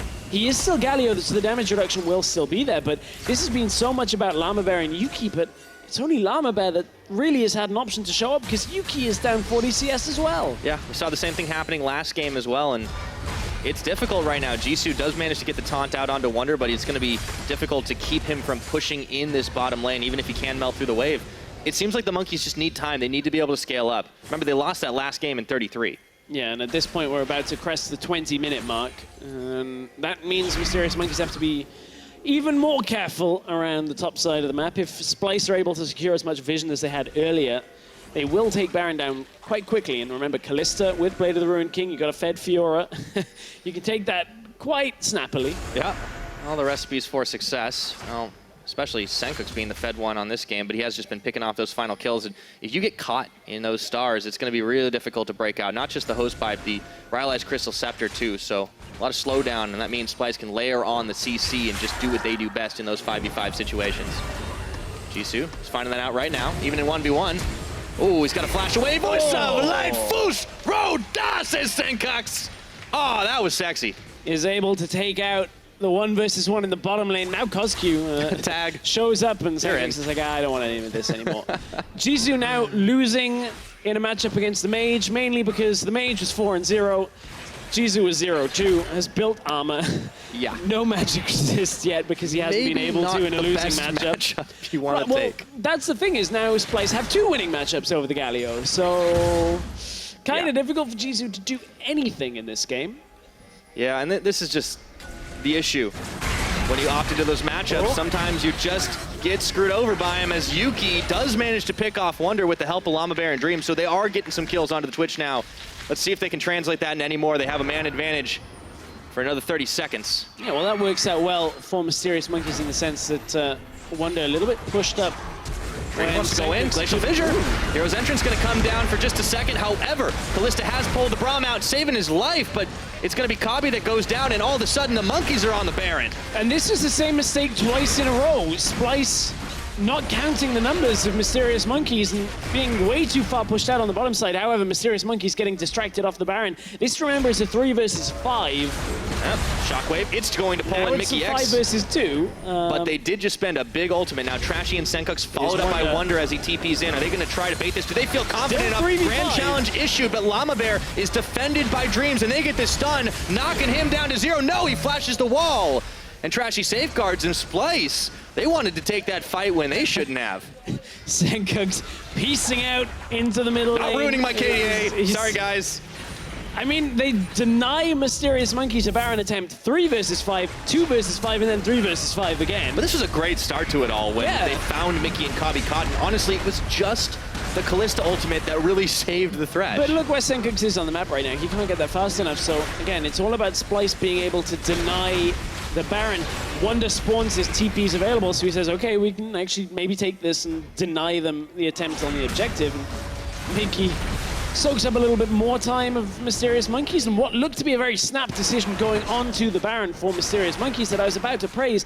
They get distracted because they don't want to lose the Baron out to Trashy. And Trashy kept himself safe enough and distracted Mysterious Monkeys enough that they just couldn't commit to it.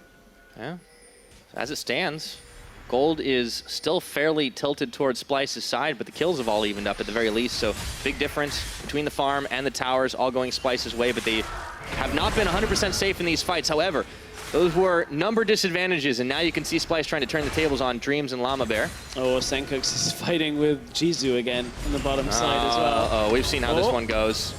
All right. Just gotta keep walking away from those stars, buddy. No, he's got to realize. All right. Oh, take 2. That is one of the most infuriating things. As soon as you get hit by one star, you're like, great, he's gonna kill me, and it's gonna take 20 seconds of me trying to sidestep these stupid stars, and suddenly Senkux just blasts you with like Celestial Light. Yeah. So 6-0-1 in this game. Like, he's done a great job. He's 100% kill participation, and a lot of it has just been pickoffs like that. When someone has been low, when someone's been isolated, he's been able to do it. And this is what's turning the tide right now for Splyce. They're, because of him, you know, looking to close this series out on a 2-0 if they can manage it. But they just can't afford to lose a lot of these weird, wonky fights that they've been opting into. And Jizu is really struggling for income as well. He's currently set on about 1,000 gold. Hasn't sold his Dark Seal or anything like that. He's just trying to get whatever he can here. I wonder where his build is going to go, because he's got that Giant's belt, but he really needs magic resist soon as well. All right. Do we have to watch this again? Yeah. See how long this takes? This is really Start the countdown. Yeah. So you zone him out with a Q, and then you just walk into him. I'm out. Boom. Oh. It's satisfying if you're the Aurelian Soul, because you get to laugh as the opponent like tries to sidestep their way. All you do is just click forward, and suddenly the enemy dies. Yep. But I mean, obviously Jizu can't have built magic resist. You're up against the Fiora, right? So that's not going to help you there. But Senkux unfortunately, is like, the damage right now. We're just going to put the Aurelian Sol in the side lane, and then Galio will never do anything. So instead of trying to take the lane, instead he's going to be occupied in the middle right now. Serious Monkeys, 5 members strong, hanging around in this jungle. They have cleared out a lot of Splyce vision, though. So I feel like Perks has his lane kingdom. Senkux on Aurelian Sol, wherever he wants to go is within his lane galaxy in this game right now. Yeah, the entire rift, anywhere he would like. Difficult for anyone on the Monkeys to deny him at this point, but They're trying to stop the gold from snowballing away from them. They had the advantage to try and press on that Baron, but as you said, they got distracted by by Mickey X around the side while Trashy was threatening. That seemed like the best opportunity for the Monkeys to try and get back into a lead. However, they're still aiming for a fight here. I don't even know whether Yuki wants this fight. He has not felt the wrath of Aurelion Sol in a while, but this will Maybe be that's about why the he tower. wants the fight. This will be about the tower because you can see how low it is. Oh, here comes Trashy lands Senkox on the the side Q. though. Okay, Senkox coming in. This tower should fall finally, though.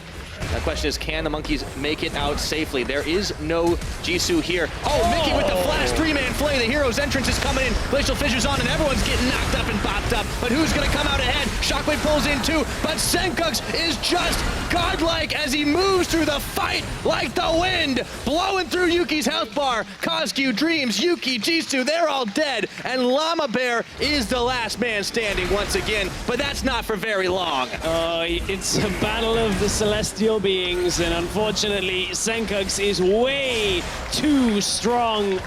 Splyce for the second game in a row. We're going to crush through mid inhibitor tower, crush through mid inhibitor, may even look to end here because they still have everybody on Mysterious Monkeys waiting to respawn.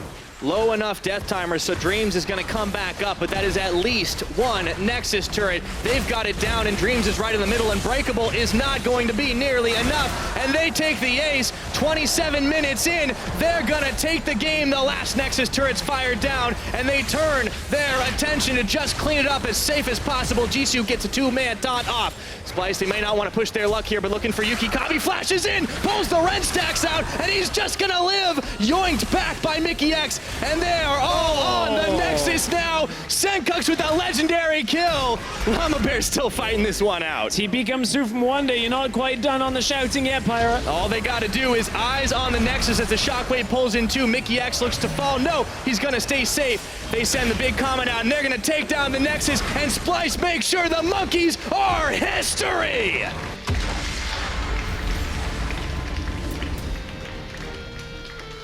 How about that 2-0? The 2-0 convincingly from Splyce. This is what we needed to see from Splyce in the sense that they're looking to make a run for playoffs in this split, just like they did in summer 2016. This is what we needed to see, was a dominant performance over one of their adversaries in the middle of the table, and they get it. 2-0, looking like a force to be reckoned with. But it seems like the story for the Monkeys, once again, they fight, they fight, they fight, even when behind, and they find some picks, they find some advantages that make us think maybe this team can push it forward for a victory. But in the end, it's just too fast and loose, and Splyce, a team as practiced as they are, can find the holes and punish them. Yeah, and they're able to really easily deny Jisoo in this series. Jisoo getting basically bad matchups, or at least bad setups in both games, and that's the pick ban. Punished. I mean, this is the difference. What we're seeing in the draft so far. Jeeves has come in and kind of rocked this for Splyce, and Unlimited still has some learning to do, it would appear. Yeah, it's I don't know whether I'd say it's necessarily a coaching issue, because when you've got such a new team like the Mysterious Monkeys who come out from Challenger, you can't fix a million problems in a week, right? As the old saying goes, Rome wasn't built in a day. So you got to pick a few things to work on. Mysterious Monkeys, they're starting to find their footing, but right now, a couple of suspecting issues. Draft, playing around top is another one that they really haven't quite cracked in this series. We saw more from Llama Bear, though. That's true. In game number 2 especially, like he stuck to his guns and went back on the Kazakhs, but this time we saw him, you know, making moves around the map, being a bit more of an opportunist in the early game, rather than game 1 where he was just power farming away. And I think that was a big part of why this second game, once again, looked more competitive than the first. Yeah, and we got the reason that Senkox had Aurelion Sol banned in week 1. Yeah, because that can happen otherwise. Yeah, 11-0-4 on that game. That was just watching him chase down the Galio. That was the Aurelion Sol from the teaser, you know, where he's like crushing planets. Where he's like where he's like a bazillion times the size of every other champion. Even though Galio's pretty big too. Star Dragon is, you know, to scale, a little bigger.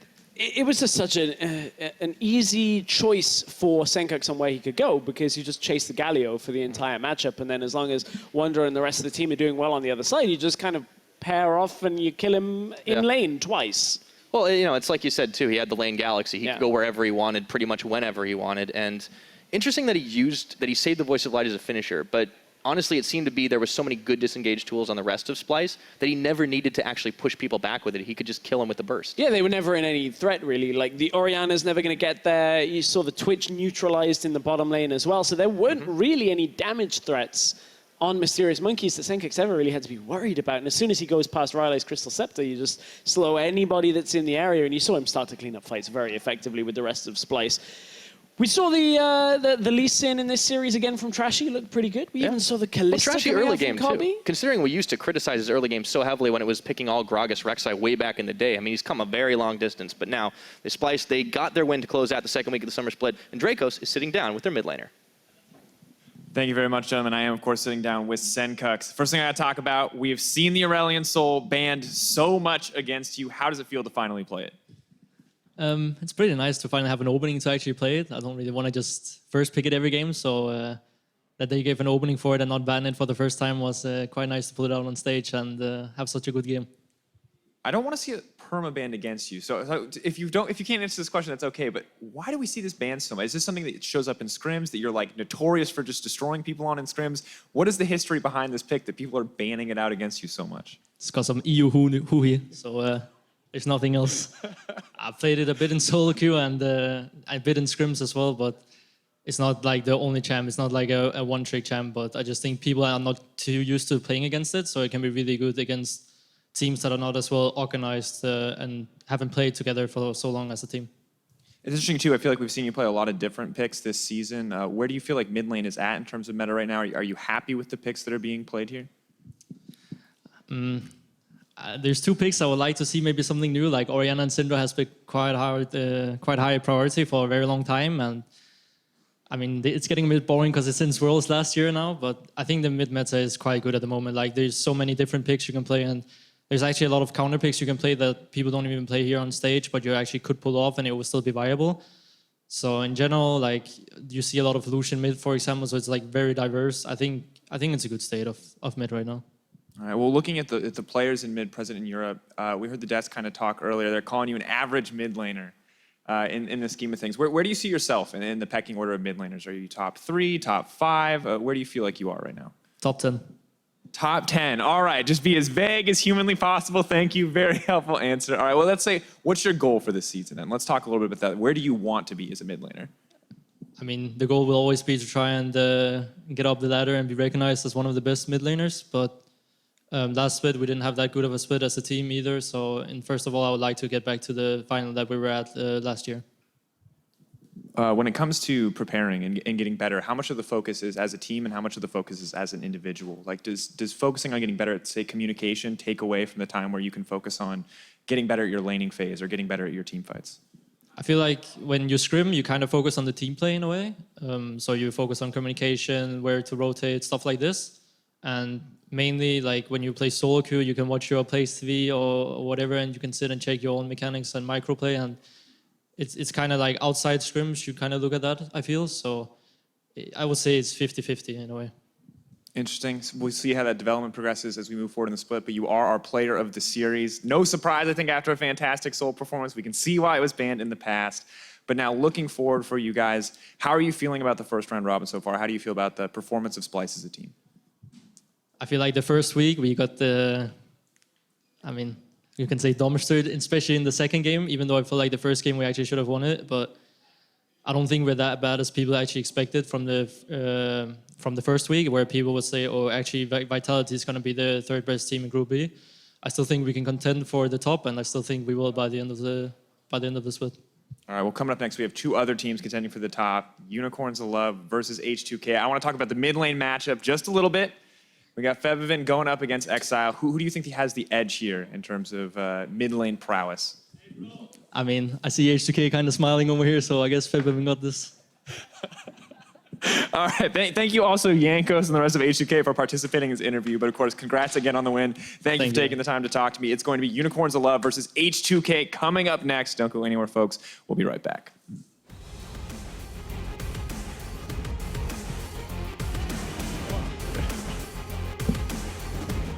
Are they gonna find their first on the board? Or will the Snakes of Splyce squeeze them out?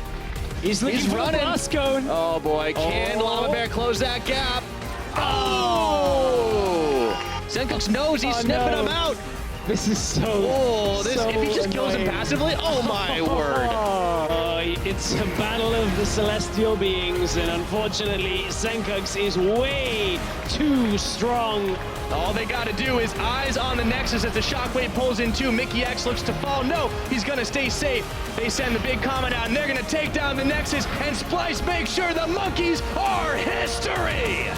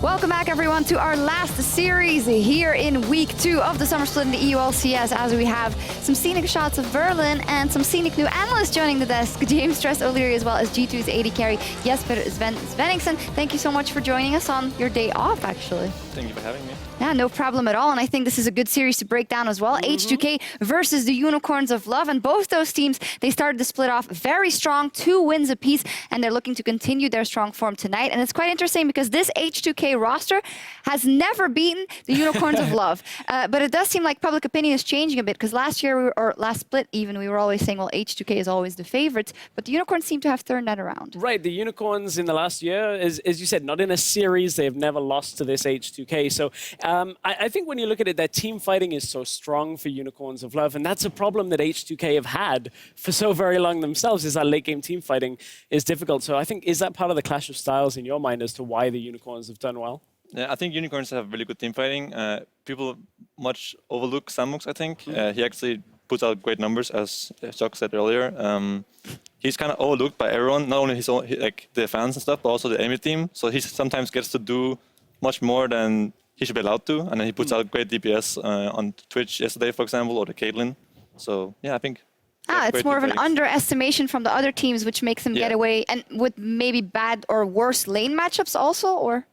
Yeah, sometimes, but I think people tend to like focus more on their team resources to shut down Visachi, or focus more on the Hylsang Xerxes more than shutting down Samux. So he kind of gets to do his own thing for free, basically.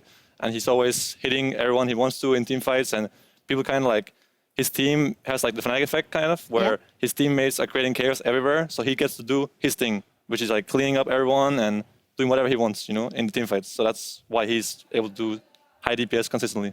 It's also his birthday, by the way. So. Yeah, happy birthday to him. We'll see if it's a win that comes through, because this is the first real test for both of these teams. You're talking about how Samux gets underestimated at times. You have to feel like now H2K, they've had the time to watch the games, saw Mysterious Monkeys doing well against the Unicorns of Love the other day. So maybe they found some of these openings that are there for the Unicorns. And that's where I think players like Nuclear and Che can do very well, because we've seen Che start to come alive with the Thresh. What are your opinions of the H2K bottom lane for Summer so far? I actually think that H2K's bot lane was the best, or one of the best, in the spring split for I think 9 or 10 weeks in a row, and then they had this disaster of a playoff performance that they got like destroyed by Fnatic, bot lane and the team of Fnatic. They got ganked, they died to every gank. They were making stupid mistakes, like running down bot lane and just dying again and again, and they looked really terrible. But for 10 weeks in a row, they were the best, or one of the best bot lanes we have here in EU.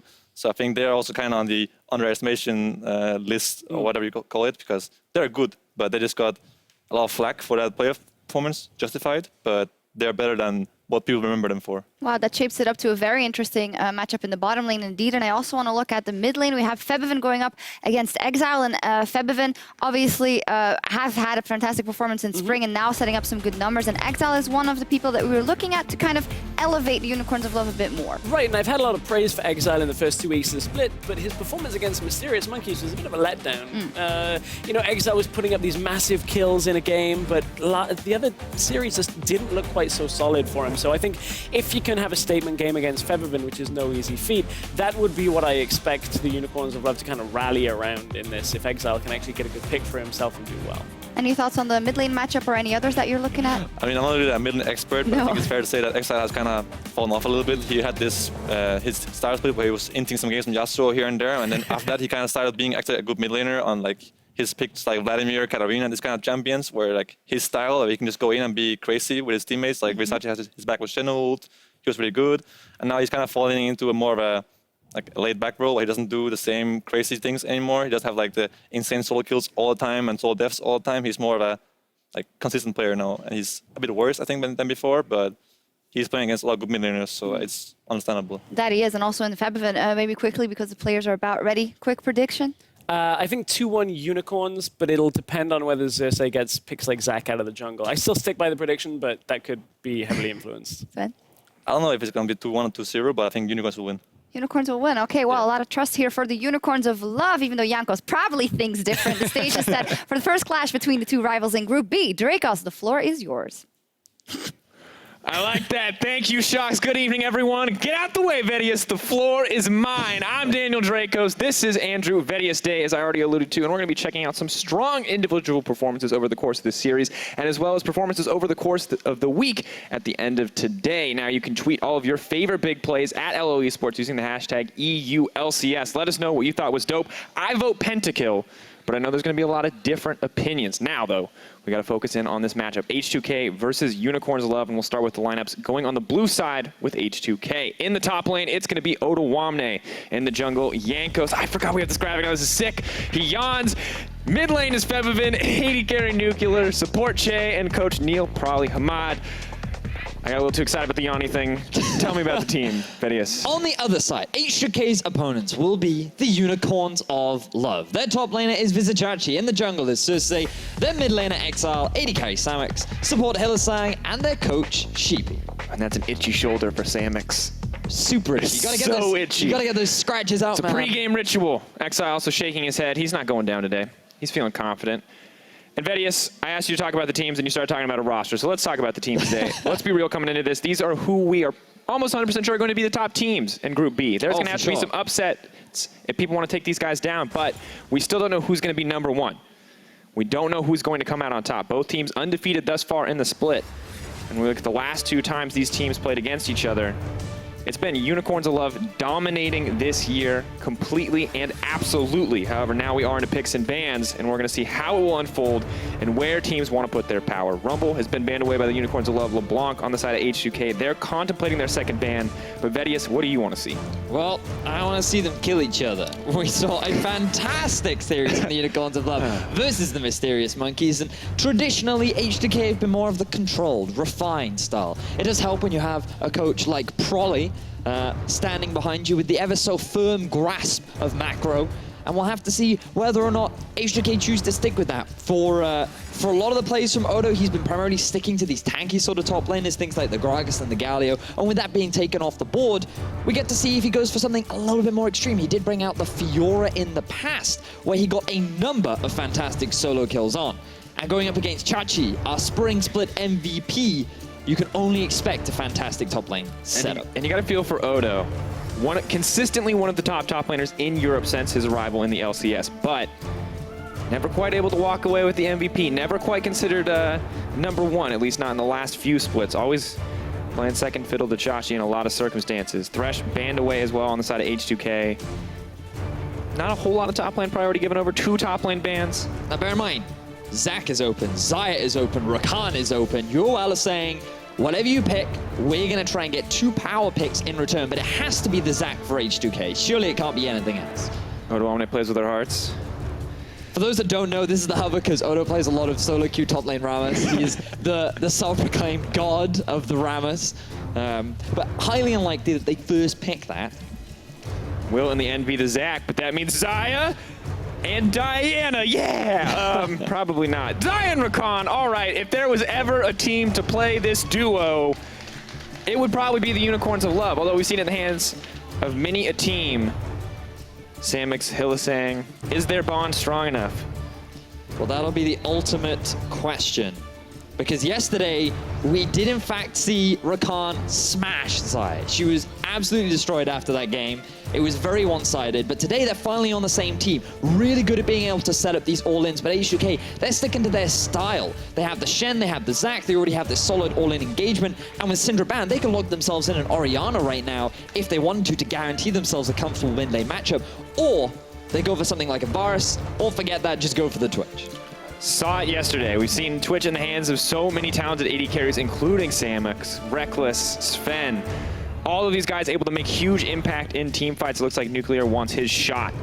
Now Unicorns of Love, they'll have to contemplate how they want to round out this first set of picks, and it's going to be the Gangplank on the top side of the map. It's been a long time since we've seen these two play this matchup, but there is some history here. We look back, last year's summer, cast your minds back, 3rd, 4th place match. Ottawamne smashed Vizicachi in this matchup.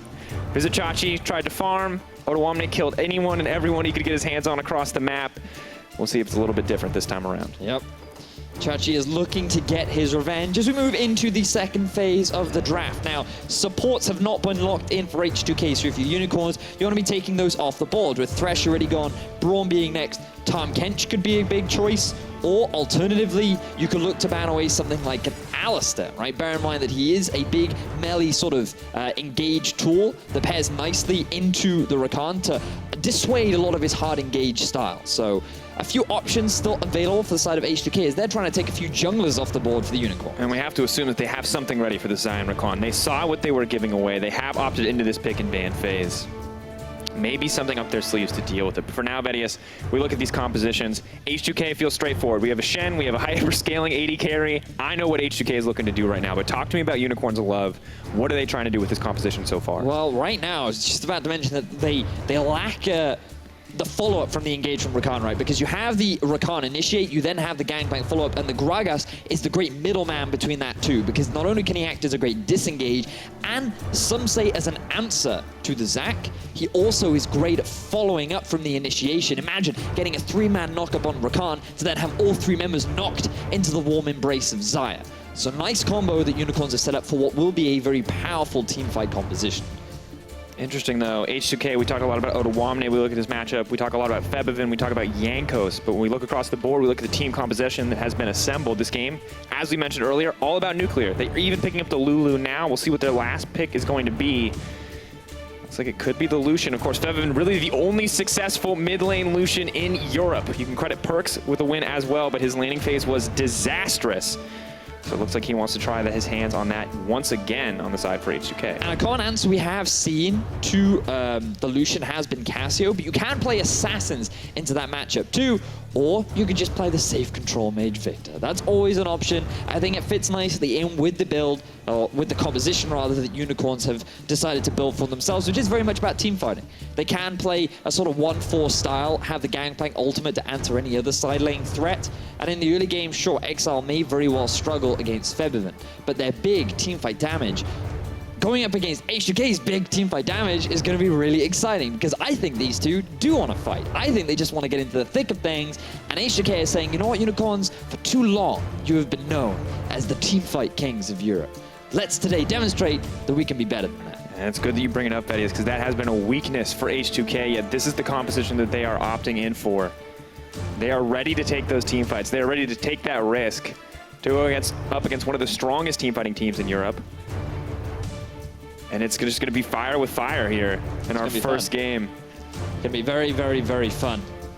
We have 2 scaling junglers, so perhaps may not be the earliest activity during the early game, but that mid-game spike, ooh, it's going to be so big. Well, we want you guys to get involved. Head over to Twitter, @LOL Esports is the place. Hashtag H2K win or hashtag UOL win. If you are an H2K fan, you're going to be hard-pressed. You're going up against the Love Hurts crew, and they are pretty vocal about their support for the Unicorns of Love. So definitely let it be known if you're back in H2K. They need that fan vote. But either way, 2 incredibly powerful compositions. Will Febiven continue to be the master of the Lucian mid? We will find out here in game 1. Unicorns Love chance coming in strong. They're starting up on the red side. It's H2K on the blue. And this is the battle for first. Both these teams currently undefeated in the regular season. 4-0 record is what they both hold. Someone's got to lose today. Objectively true. Objectively true. See what H2K want to do here. We've seen a lot of aggressive level 1s across many different series over the course of the week, but it looks like it may just be a defensive start here from H2K. Shields. Shields for everyone. Looks like H2K picking up a pretty common and considerably powerful early game item. Often very effective during the early laning phase. And I think it makes a lot of sense for the side of H2K. And this just echoes back to what we talked about in terms of the slow early laning phase. Because the thing about Lucian is he is kind of that early game snowballing powerhouse that really likes to dominate the laning phase. But against Victor, it can be a little bit obnoxious because he has a fair amount of wave clear on his E, and he actually trades surprisingly well if he takes a point or 2 in his Q. So I think that for Exile, he should be able to hold his own. The fact that Febiven has decided to go for this defensive start just means that he's trying to mitigate some of the poke that Exile may very well choose to throw at him during the laning phase. It's just so frustrating often in that mid lane matchup. The Siphon Power, the Q you were mentioning, giving you so much, both the shield, the empowered auto attack, the damage on the ability itself, but have to wait for a little bit. It may not be the level 6 where we see aggression in the mid lane, but at least the level 2 or the level 3 waiting for some abilities in the kit. But they're moving forward. Oh, so much damage. The Deadly Plumage is now coming out. Shay is in trouble. Flash already burned. That's the classic for the Xayah Rakan duo. And it's so much damage, starting with the W on Xayah at level 1, because Rakan, he also gets the added bonuses of that W, which means you get all this bonus damage in. It makes your early trading super powerful, and they're going for it again. Grand Entrance just keeps coming out, and as you mentioned, the Deadly Plumage, making these trades, in the end, surprisingly even, but they are trying to get health pots out of the side of H2K. They have been trading summoner spells, the Flash, the Exhaust down for Che. Traded only for the Ignite on the side of UOL. Have to respect the potential here. Twitch definitely needing a few more items before he can scale up. Oh, move forward, move out. So much mobility, especially when paired up with Xayah, simply because of the added range that you get on the E as well. But this is fine for the Unicorns of Love bottom lane, because what you're seeing is that, sure, they're trading health back and forth, but you also get a bit of sustain back from the Q of Rakan, which means that every time you go for this trade, even if it's an even trade, UOL will be able to get a bit of their health back and come back out on top later on.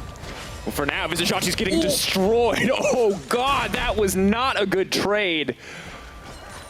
Gangplank versus Shen.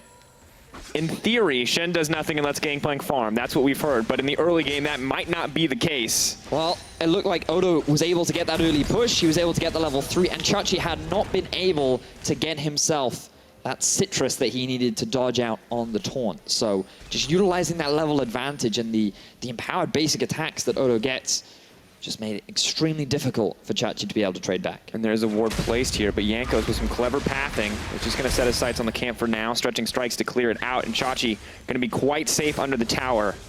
May have some decent damage to those extended trades, but just does not have the burst to tower dive, although may be able to with the help of Zach. And you look at these top laners, both crucial to their team's success and both prone to winning the lane here. Vizicsacsi looking for a little bit of a play here, stretching strikes, not going to come out, or it is, but going to miss. Flash now burned. Jankos already with the first successful gank. We have to wonder where Samix is, or where Xerxes is rather, and he's pushing it on the bottom side of the map. And it's a little upsetting that we don't get to continue seeing this 1v1. Odo's saying, you know what, let's try and shut Chachi down. I've had enough of him winning all these matchups, right? Because this year, Unicorns of Love have constantly bested them, and they're going to try and start a snowball down bottom. Or they're going to walk away. Or they're going to walk away. But setting up for the pressure on the bottom side of the map. H2K trying to capitalize on a matchup that they are already winning. The Shen just crushing the Gangplank in those early trades, and now Unicorns of Love, same strategy, but on the different side of the map. Using that Gragas, trying to capitalize on a winning matchup, but Jankos spotted out. Means that UOL going to be pretty comfortable to push forward. But yeah, let's backtrack to this top lane matchup, because these are considered two of the best top laners in Europe for a long time. And when we looked back during the spring split, we were like, statistically, Chachi is actually rank 1 and Odo is rank 2. And Odo was very vocal about saying, like, you know, stats aren't everything, guys. Just because you're statistically #1 does not actually make you #1. And then at the top of the day, we heard how H2K as a team, they were disappointed. They got 3-0'd by Fnatic, and it was UOL who was in the final. And for H2K, and especially Odoame, he has been trying to prove to Europe that he is among, if not the best top laner in Europe, even though statistically, during spring, he finished 4th out of all top laners. So he's definitely got something to prove in this matchup. Definitely a strong way to start. Take down the former king, the MVP of last split, if he can find the opportunity. But may not be about the top side of the map, may not be about those solo kills. We have a Shen, and that means the bottom side of H2K is now set up for success. Could just be about snowballing the Twitch ahead here as we look to approach level 6. Level 5 coming in for Odoame, coming in for Chachi as well. 6 is going to be coming in the mid lane, and this is usually the big breaking point in these games, when we start to see action coming in from the junglers. And now just bear in mind that you can see a very early sheen coming out from Chachi, right? The reason for that is it gives you just a slightly earlier power spike to help trade against the Shen early on in lane, so you can have a little bit more of an impact. And the problem with this is you lose out on sustain because you decided not to go for the corrupting potion, but it allows you to get that Trinity Force sooner, which is really where Gangplank can shine. Febiven getting the early level 6 means he's going to have the aggression in the mid lane. Doesn't need the early power spikes here, just going to pick up the Vamp Scepter for himself. And Exile given a lot of respect over, opting for the early Seeker's Arm Guard. So definitely interesting itemization across the board for UOL. Yeah, the fact, because typically you want to get that early Hex Core as soon as possible, because your real wave clear comes from once you've upgraded that Death Ray. Because then really all you have to do is wave clear and then leave. and it's super easy for Victor's, like his trading pattern is super easy. But instead, as you rightly said, Exile just showing a lot of respect and saying, you know what? You're actually trading really well during the laning phase. You're really trying to get in my face. I'm going to mitigate as much of your snowballing potential as possible and just get myself some early armor to, you know, to limit that early power. We have to be honest, Victor, a more reliable team fighter as we move later in the game. So much AoE damage in the kit. So maybe a little bit of a pressure on Febiven to find some leads here in the early game. No support from the junglers quite yet, though. Once again, attention has been on the top side of the map. But a pretty calm early game. Not the team fight stage yet, but they may look to change that. Hillsang goes in and out. Battle Dance, the double stacks, making it easy. But Nuclear definitely getting the beneficial end of this trade. Ooh, so much damage on the expunge there.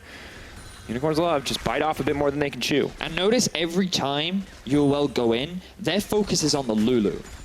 She had some nerfs a while back, which means that she's just so much squishier in lane. It is super easy to just pop her. But if you fail to get that kill, that means that you no longer have any disengage tools, and Nuclear can just freely hit onto your face, which means that you end up losing in the trade overall. And even though you've got yourself an early BF sword, Nuclear's got himself that Vamp Scepter, so he can just keep the sustain going. And now UOL, after getting forced back, they're very mindful of this roam for H2K. So moving forward.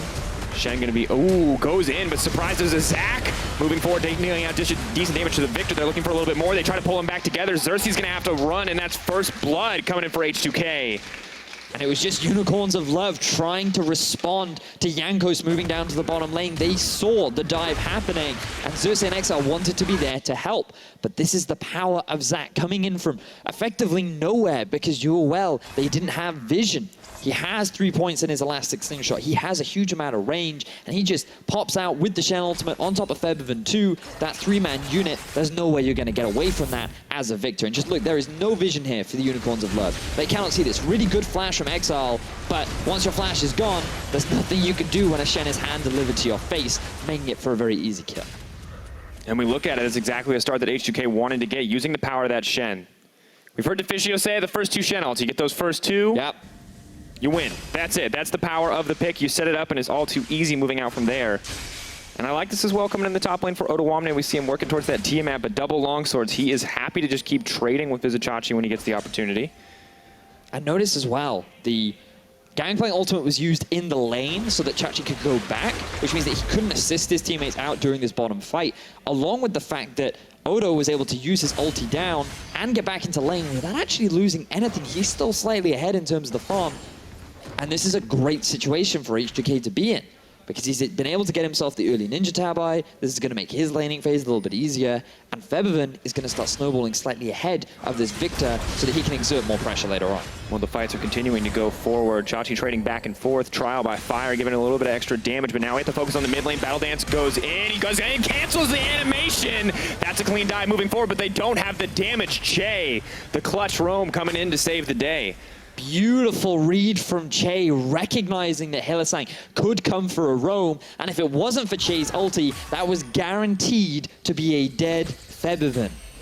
Good response from H2K to keep their mid laner alive and make sure that that early snowball doesn't go to waste. TP goes back onto the top side, but Vizicachi may just be walking into the waiting arms of H2K. Jankos charges up the Elastic Slingshot, leap forward. Vizicachi gonna try to cleanse this one out, but the Stretching Strike's pull him back in. That's the chain CC. Let's bounce back into that creep wave, baby. Vizicachi taken down yet again. Or for the first time, rather, there. Just clean plays coming in from H2K. And this is why you banned Zac. He is just so good at finding ganks in the early game and setting his laners up for success. Like, that is 2 tanks killing the Gangplank. He is not that tanky top laner. He is super squishy, and it makes it so easy, but UOL, they want to try and respond on the bottom. Have to be careful. Feathers coming out, just doing a bit of damage onto the tower. Vedius, what do you do when you eat the oranges and it's not K? You get very sad. Really sad. Okay, fair. Well, luckily there's some trading, so I don't have to stop talking during that moment, but Unicorns will love continue to trade back and forth in the middle lane. I was looking for, like, it only happens with Zac, maybe a little something like that. Look, I'm not a massive orange eater. I'm more of an apple kind of guy, and they're always good. Okay, I guess this is a fruit cast now. I guess we're talking about fruit preferences. Well, Febiven, leap forward. We'll find out what Yanko wants to do here. Just going to make some guys kiss. He's going to take him down in the end. H2K are actually just cleaning house with the Unicorns of Love, but Hillsang wants to keep the ball rolling. Samix leaping forward. Where is the Feather Storm? Not going to be needed. Samix, though, has to be careful. TP does get canceled in the end. Unicorns of Love are firing back. And it ends up in a 1-for-1 trade. Unicorns of Love, they end up losing their mid laner, but they do get some kind of return kill down the bottom side. But in terms of pressure, H2K utilizing this Shenel beautifully. I love the fact that whenever it is up, H2K are going, let's make a play, let's make a play, let's do something on the map. And they're punishing the lack of flash on Exile. He's playing Victor. It is super easy to just continuously gank these mid lane mages that have no natural escapes. And now we see Febby returning the favor in top lane. Oh, Vizicachi cancels the auto 2 times in a row, and unfortunately, I think that means he's going to lose the duel. Odoamne. This is supposed to be GP free farming into oblivion, Vedius. Odoamne is not having it. He has the kill pressure in this laning phase, and he is just crushing Vizicachi on an individual level.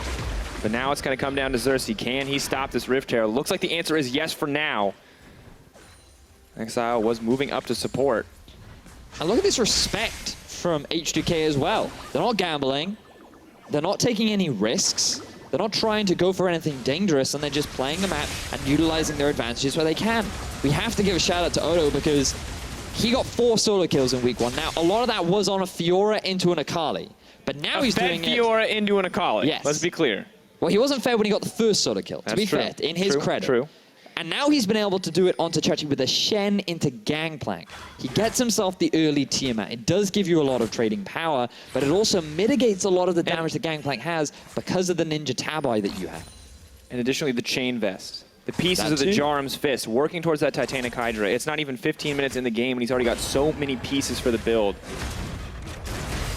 Still, Vizicachi continues to approach, continues to play aggressive, Howard, but there he goes! So much damage going down, Lulu's trying to mitigate it, it's not enough!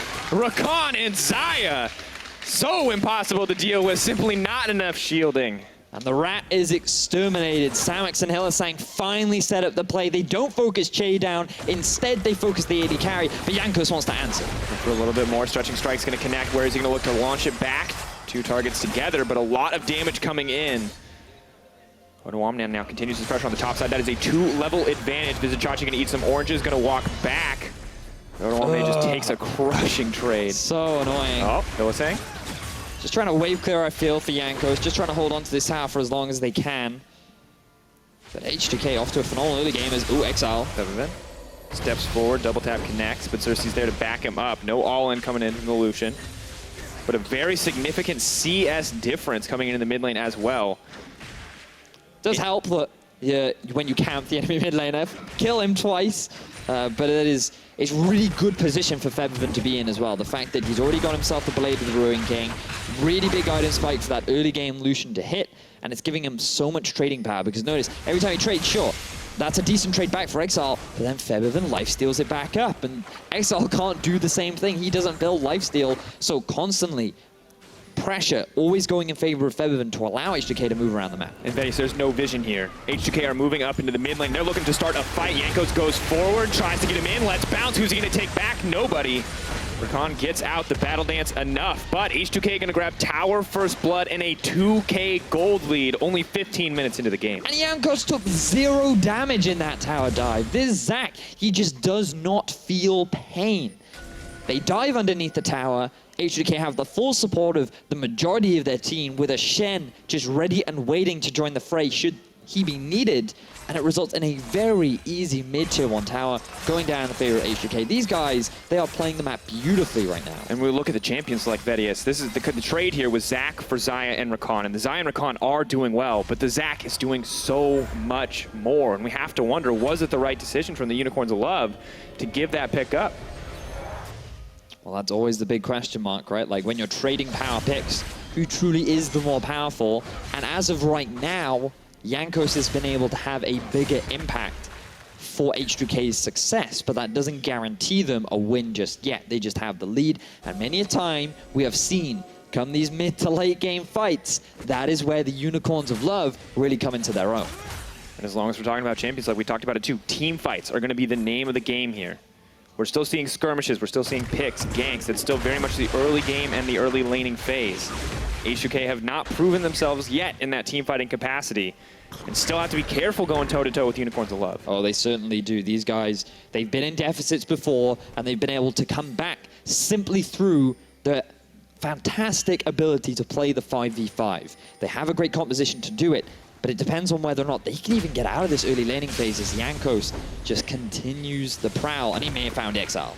Exile steps forward, gonna flash out, try to get to safety. There's nothing to connect. Stretching strikes too. Good damage down onto Febivin. Coling not quite gonna finish it out. One more tick of the ground. He's trying to leap forward. Febivin takes the tower aggro, but it's not enough to take him down. Here comes the Shen on the bottom side. Rakan leaping in, trying to save Xayah. That's a romantic duo. Not gonna work in the end, but he goes too deep. Locked up under the tower. Gangplank ulti coming down. Gangplank on the way. Gangplank. 3v3. Chachi's here for a bit of revenge. Can he get it? That's a grand entrance. Leaping forward, knocking down. You can hear it. Unicorns fans in an uproar at that play. A nice turn back in the favor of Unicorns of Love. And there are two key things about that fight. The first was that Samux played that beautifully, and the second is that Exile was way too greedy. Just leave the lane at this point. He comes back because he wants to try and get that farm, and you just ask Febivin to come hit you in the face. But now, moving aside from that, watch Exile and the way in which he plays this fight. He is expecting the flash taunt, flashes away, and gets the root onto Odo as well. Just fantastic execution coming out from Samux, and they've bought enough time for Chachi to TP in and get themselves a return kill. And this is just classic Unicorns of Love. Yes, they end up losing a member, but that does not dissuade them. They always come back fighting, looking to get themselves back into the game. And Samux, our birthday boy, not at all scared of that surprise party on the bottom side of the map. Clean plays to get out in the end. And we have to say Hylissang as well, a beautiful disengage. Good coordination coming in those skirmish instances for Unicorns of Love. But those small instances of over-aggression coming into the mid lane. Exile stepping too far forward, that they have to be careful of as they move in, because Febivin is continuing to get stronger, even if the Unicorns of Love bottom lane is dominating. And now the top lane also has to be careful, because Shen, he might kill you slowly, but Lucian not going to give you the same courtesy. And notice now that H2K, they've swapped up the lanes. They put the Twitch and the Lulu in mid, where they can just keep catching this wave and keep the farm going. They have to be mindful of a possible dive from the Unicorns of Love. Moving in for more. Featherstorm not available yet, but that's a good start to the fight. They're going to burn through the Twitch instantly. Unicorns of Love, no hesitation on that engage. And Rakan, this is the power we saw. We saw it in the hands of Wadid. It's just so efficient. And I just think it is the perfect champion for Hylissang. It is a playmaker with an immense amount of mobility. And when I think back to Hylissang and some of his best plays, I'm thinking like to some of his Thresh plays, and in particular his Tahm Kench and the way in which he was using it to flank. You don't need to flank when you can literally just run headfirst into the enemy and know that the Unicorns will always follow you up. And just so good. Every time he has the flash up, every time the grand entrance and the quickness are available, he is going to find that engage. And you have to give him the respect, because what was once a 2K gold lead in favor of H2K is now just about dead even, as the Cloud Drake goes over to the favor of Unicorns of Love, and his Samux looks to get yet another tower. This game has already started to deliver. Such an even game right now. H2K, they had that early start, but as we've been discussing, this game will come down to the big team fights. Both are poised to do it. It's Exile. We're not there yet, Vedius. We're not there yet. It's all about making those picks. And the tower drops on the top side. Febivin doing what he can, but Chachi's hungry for a little bit of blood. Does have the Trinity Force trial by far getting procced. Where's the barrel to come out? May want to proc it for the speed boost. Goes forward. Jankos is there to back him up. Chachi trying to leap for more. Let's bounce, gets procced. Jankos saves the day in the end. And this is just a bloodbath, Vedius. The surprise play from Jankos. Catching Chachi off guard. He felt confident. He thought, you know what, I can get this kill. I can shut down Febivin. I can stop the snowball from happening. And then from out of nowhere, this giant green blob just hits you in the face. This is where things really started for H2K. They utilized the submarine, a green one of death in this instance for H2K. And then on the top side, you're thinking, okay, this is really bad for Febivin. He can't hold himself in the 1v1. But again, UOL, they don't have the vision of this. The sweeper comes out to guarantee it for Jankos too. Just a good setup in terms of his utilization of the ulti to make sure that Febi can get himself that kill. And this is interesting too, because Exile and Chachi usually two huge strong points for the team.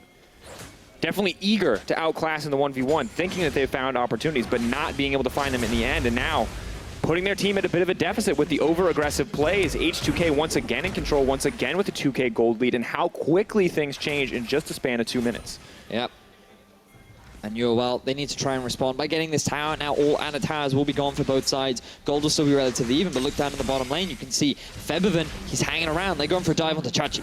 Leap forward, red buff proc, Blade of the Rune King as well. It's going to be easy for him to chase down that gangplank walking forward. There's the culling, there's a Chachi, not going to make it out. Definitely cold in the end, and H2K, they've got their sights set on that tier 2. Unicorns of Love looking to make a response in the mid lane, but there is nothing for them there to take.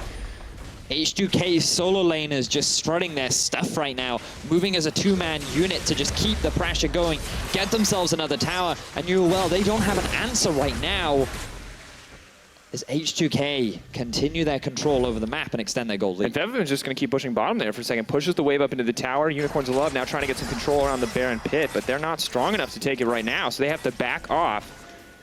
And the gold lead continues to grow, getting closer and closer to the 3K point, and H2K definitely winning out so far. And this is just really good setup from H2K. They know how strong Febiven is. They know he can win the 1v1. Chachi doesn't have the flash. There's not much you can really do as a gangplank. You tried your best, but even with the ulti, there was a Shen ulti on top of that too, so the likelihood of you actually killing Febiven was just far too low. And at this point, Vettius, it feels like Unicorns of Love may just need to wait. Get a few more items under their belt before they start trying to take these opportunities for fights. Not in an advantageous position, and the snowballing Lucian is terrifying as ever, and you can't forget that even if you can start to match the Lucian, there's a Twitch. Yep. Not doing great, losing in CS, but He 2 still items hurts. now. Yeah. Will get an Infinity Edge eventually, will get a Last Whisper eventually, and he will start to destroy you. And you know what, like, even if he's behind, he's level 11. He has 2 points in his ulti, and when you have a Lulu and a Shen backing you up, that spray and play will still hurt. Like, the sustained damage that he throws out is more than enough that you have to respect it, especially when there's so many squishy targets on the side of the Unicorns of Love. So this is why I'm excited for these mid-game team fights, and I'm really ready for the full 5-on-5 brawl, and it'll be around Baron that we'll most likely see it. This will be the big objective that H2K now have to play around. And in the past, they have been good at setting up around it, but how well can they actually get it if a fight ensues? Now they're trying to take vision control, they're trying to clear out anything the enemy team can provide. Samix takes away the big Raptor, and Unicorns of Love just having to concede the vision control there in the end. Do not want to risk going to that jungle. There is a Fed Zac, and they just do not have the damage to kill him right now. But if you're looking at Unicorns of Love, you have to keep your eyes on Hylissang. He will dictate the pace of this game. Grand entrance over the wall, just looking to clear out some vision. The rest of the team there to back him up as well. But it feels like both guns are loaded. Both teams have everything they need to start a fight here, Vettius. We're just waiting to see where they're going to pull the trigger. And notice just a little thing where UOL, they actually pushed mid, and that's what gave them the freedom to get vision. Is taunt. Taunt's taunted up, not a whole lot of tools of protection. Quickness is going to be used. Che is charmed and knocked up immediately. They turn, they break the flank, and now the fight is wide open. Gangplank there to protect it, but Exile now in trouble. Pulling back, H2K still in control, but a lot of damage down onto the Shen. Jankos is getting burned down quickly. There comes Chachi. Cell Division has been activated. TP to keep him safe, TP to get him back up. Featherstorm comes out as well. Flash over the wall from Feathervin. He wants to keep the fight going. Samix going forward. He's trying to get something, but the Lucian not going to get the right angle on the blast cone. Has to walk away, but such a close exchange. And that's the power of Twitch when you group up in these narrow corridors. He was doing so much free damage onto so many members. The thing is with Unicorns of Love, it's not over yet. Yes, it is. Yes, it is. It's just Chachi sharing but I understand. A quiet keg with his top lane counterpart, but you are correct. That was an exciting fight. H2K were the ones to come out on top, and just bear in mind, it is Hylissang that gets caught out here. It was H2K that had priority in mid. They get a successful flank down onto the Unicorns of Blood, but the engage gets used onto the support, and you think, oh, he's obliterated, he's gone, but look at Nuclear on the backside, just dealing all this free damage so easily in a line, allows him to get these easy kills, and even though Jankos gets popped into his passive, you have the TP from Odo. Chachi can't really get involved in the fray because his main damage dealer is zoned out by Feathervin, and you think that he can win this fight, but then Samix is forced to flash away, and a really good team fight going in favor of H2K, but it's just demonstrating the difference. Like, Hylissang has to be the one to set up the fight. Unicorns need to be the team to get the fight on their terms, Otherwise, Nuclear is just going to shred them apart. And we heard it from Sven on the desk. Oftentimes, Samix is the man to go unnoticed in those fights. And I don't know if he went unnoticed, but either way, he's dishing out a ton of damage there in those exchanges. The feathers making it so easy for him to hit multiple members of the H2K lineup. But here it is, Vedius, the arena you asked for, the Crucible. Baron Pit up. The main objective going to be focused by both sides. And look at this, classic Unicorns of Love, just grouping up as a 5-man mid. Odo looking for a flank. Let's see if UOL can force the fight. Sachachi running forward, getting a lot of damage down on the Jay. Gangplank alt use, flash burned out. Chaos Storm going forward. Fevin getting good damage back with the culling. But just an exchange of cooldowns, not the hard engage from either side.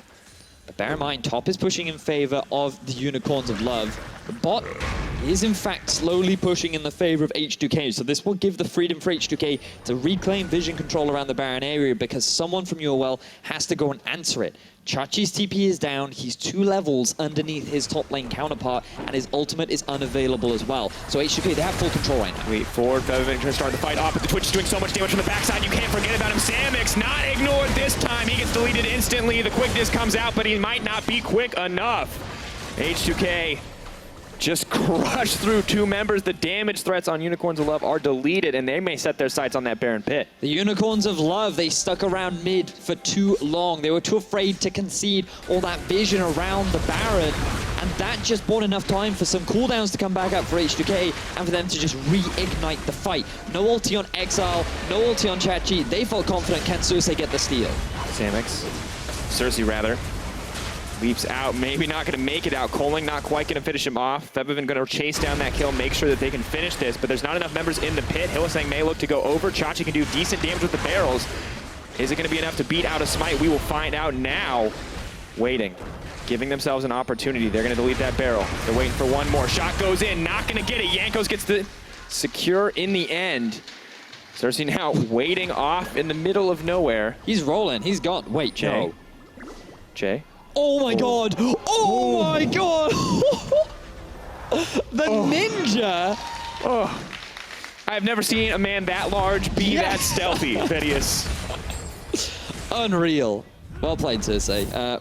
But they still lose a Baron. Yeah, they still lose a Baron, guys. We're all excited about the escape. Reality check for a second. H2K, this was a great fight for them.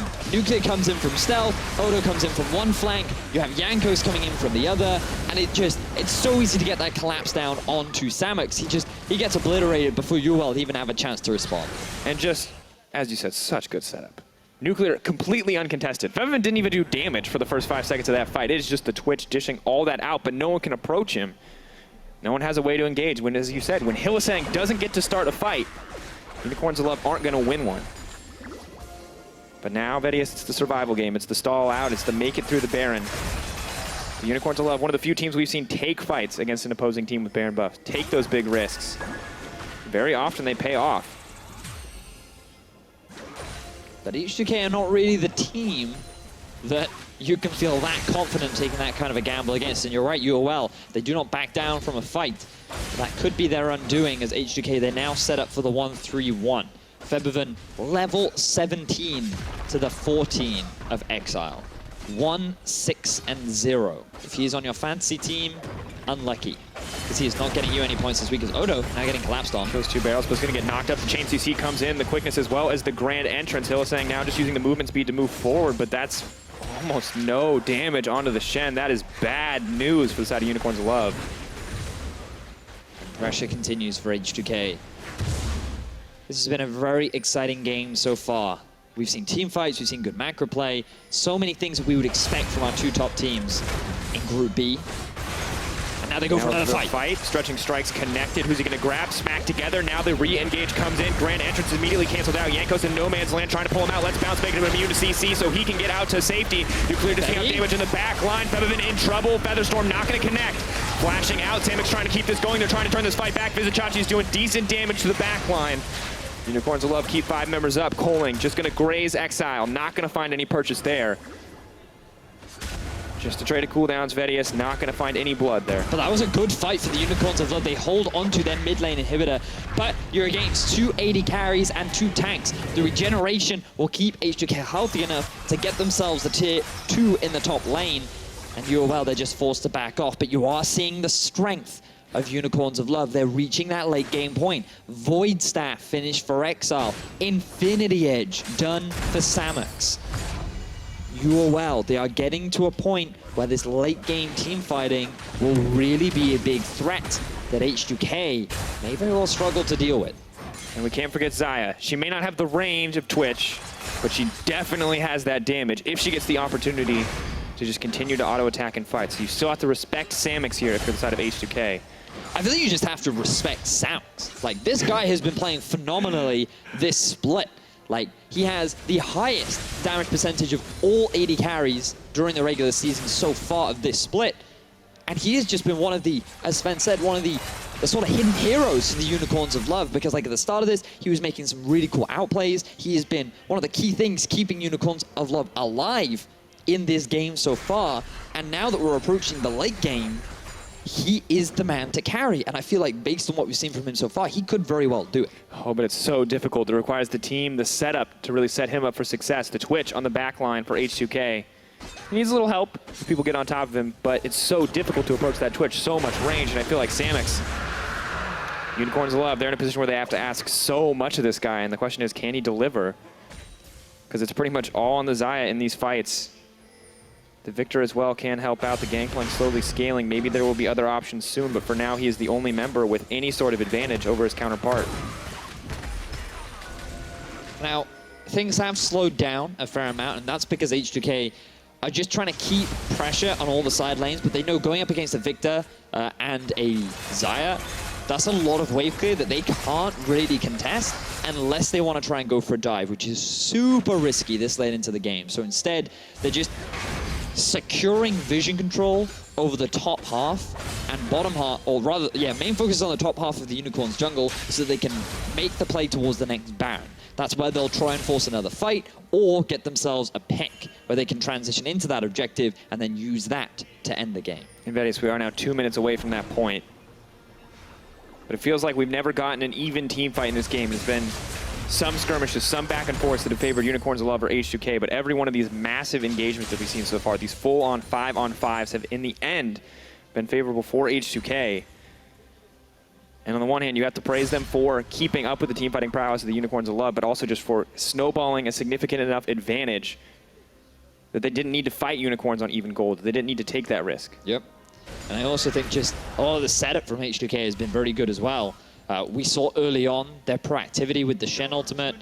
Like, whenever that ulti was available, Odo was using it. Like, Febiven was playing so far up into the lane, just getting into Exile's face because he knew he had that support. And this is great growth that we are seeing from H2K. It's fantastic to see them constantly trying to make things happen all over the map, because that's what you need to do if you want to be a top team in Europe. Can't afford to play too slow. We look at the teams at the top of the standings. G2, sometimes a slow game, sometimes a quick game, but you look at Fnatic, you look at Unicorns of Love. These guys play quick. They play high tempo. You're not going to get a chance to sit back and farm up in the early game. But now that things have gotten to the point where one team has a significant advantage, 8K in the favor of H2K. Unicorns of Love have to respect it. They have to back off. They have to be the team to play slow and just farm up and wait. And it's just such an odd position to see the UOL in. They are 8,000 gold down, but as the game progresses, that will mean less and less. At this point, it means quite a lot. Oh, they have found Samux. Twitch knocked back. Zach trying to keep the fight going. Good CC does go down. Hylissang knocked out of the fight, but he's still alive. Battle and Shield keeping him healthy, but it's not going to save Samux. Quickness is used, trying to disengage, trying to get those tanks off of his back line. Febiven, though, still uncontested as he pushes in with the Coling. H2K take out one in the fight and are just dominating UOL. And it's the perfect time to get that pick as well, because the Baron has just spawned. Regeneration is rampant on the side of H2K, and with that objective, it is exactly what they need to break into the base of the Unicorns and look to take this first game. Double 80 carries make it pretty easy to burn down this Baron. Rakan poking his head in, looking for a little bit of vision, but he's not going to get sight of it. Only the notification that pops up on his screen letting him know that that Baron has been secured. This is just very unfortunate for Samux. He was not expecting the submarine, even though it's happened multiple times throughout this game. This is the proactivity that we were talking about from H2K. They weren't resting on their laurels. They weren't waiting around. They knew when Baron was respawning. They knew they had to make something happen. They saw Samux, the one carry that could turn it around for UOL, slightly out of position, and they immediately go for the jugular. Great play from H2K. Now they're looking to try and end it.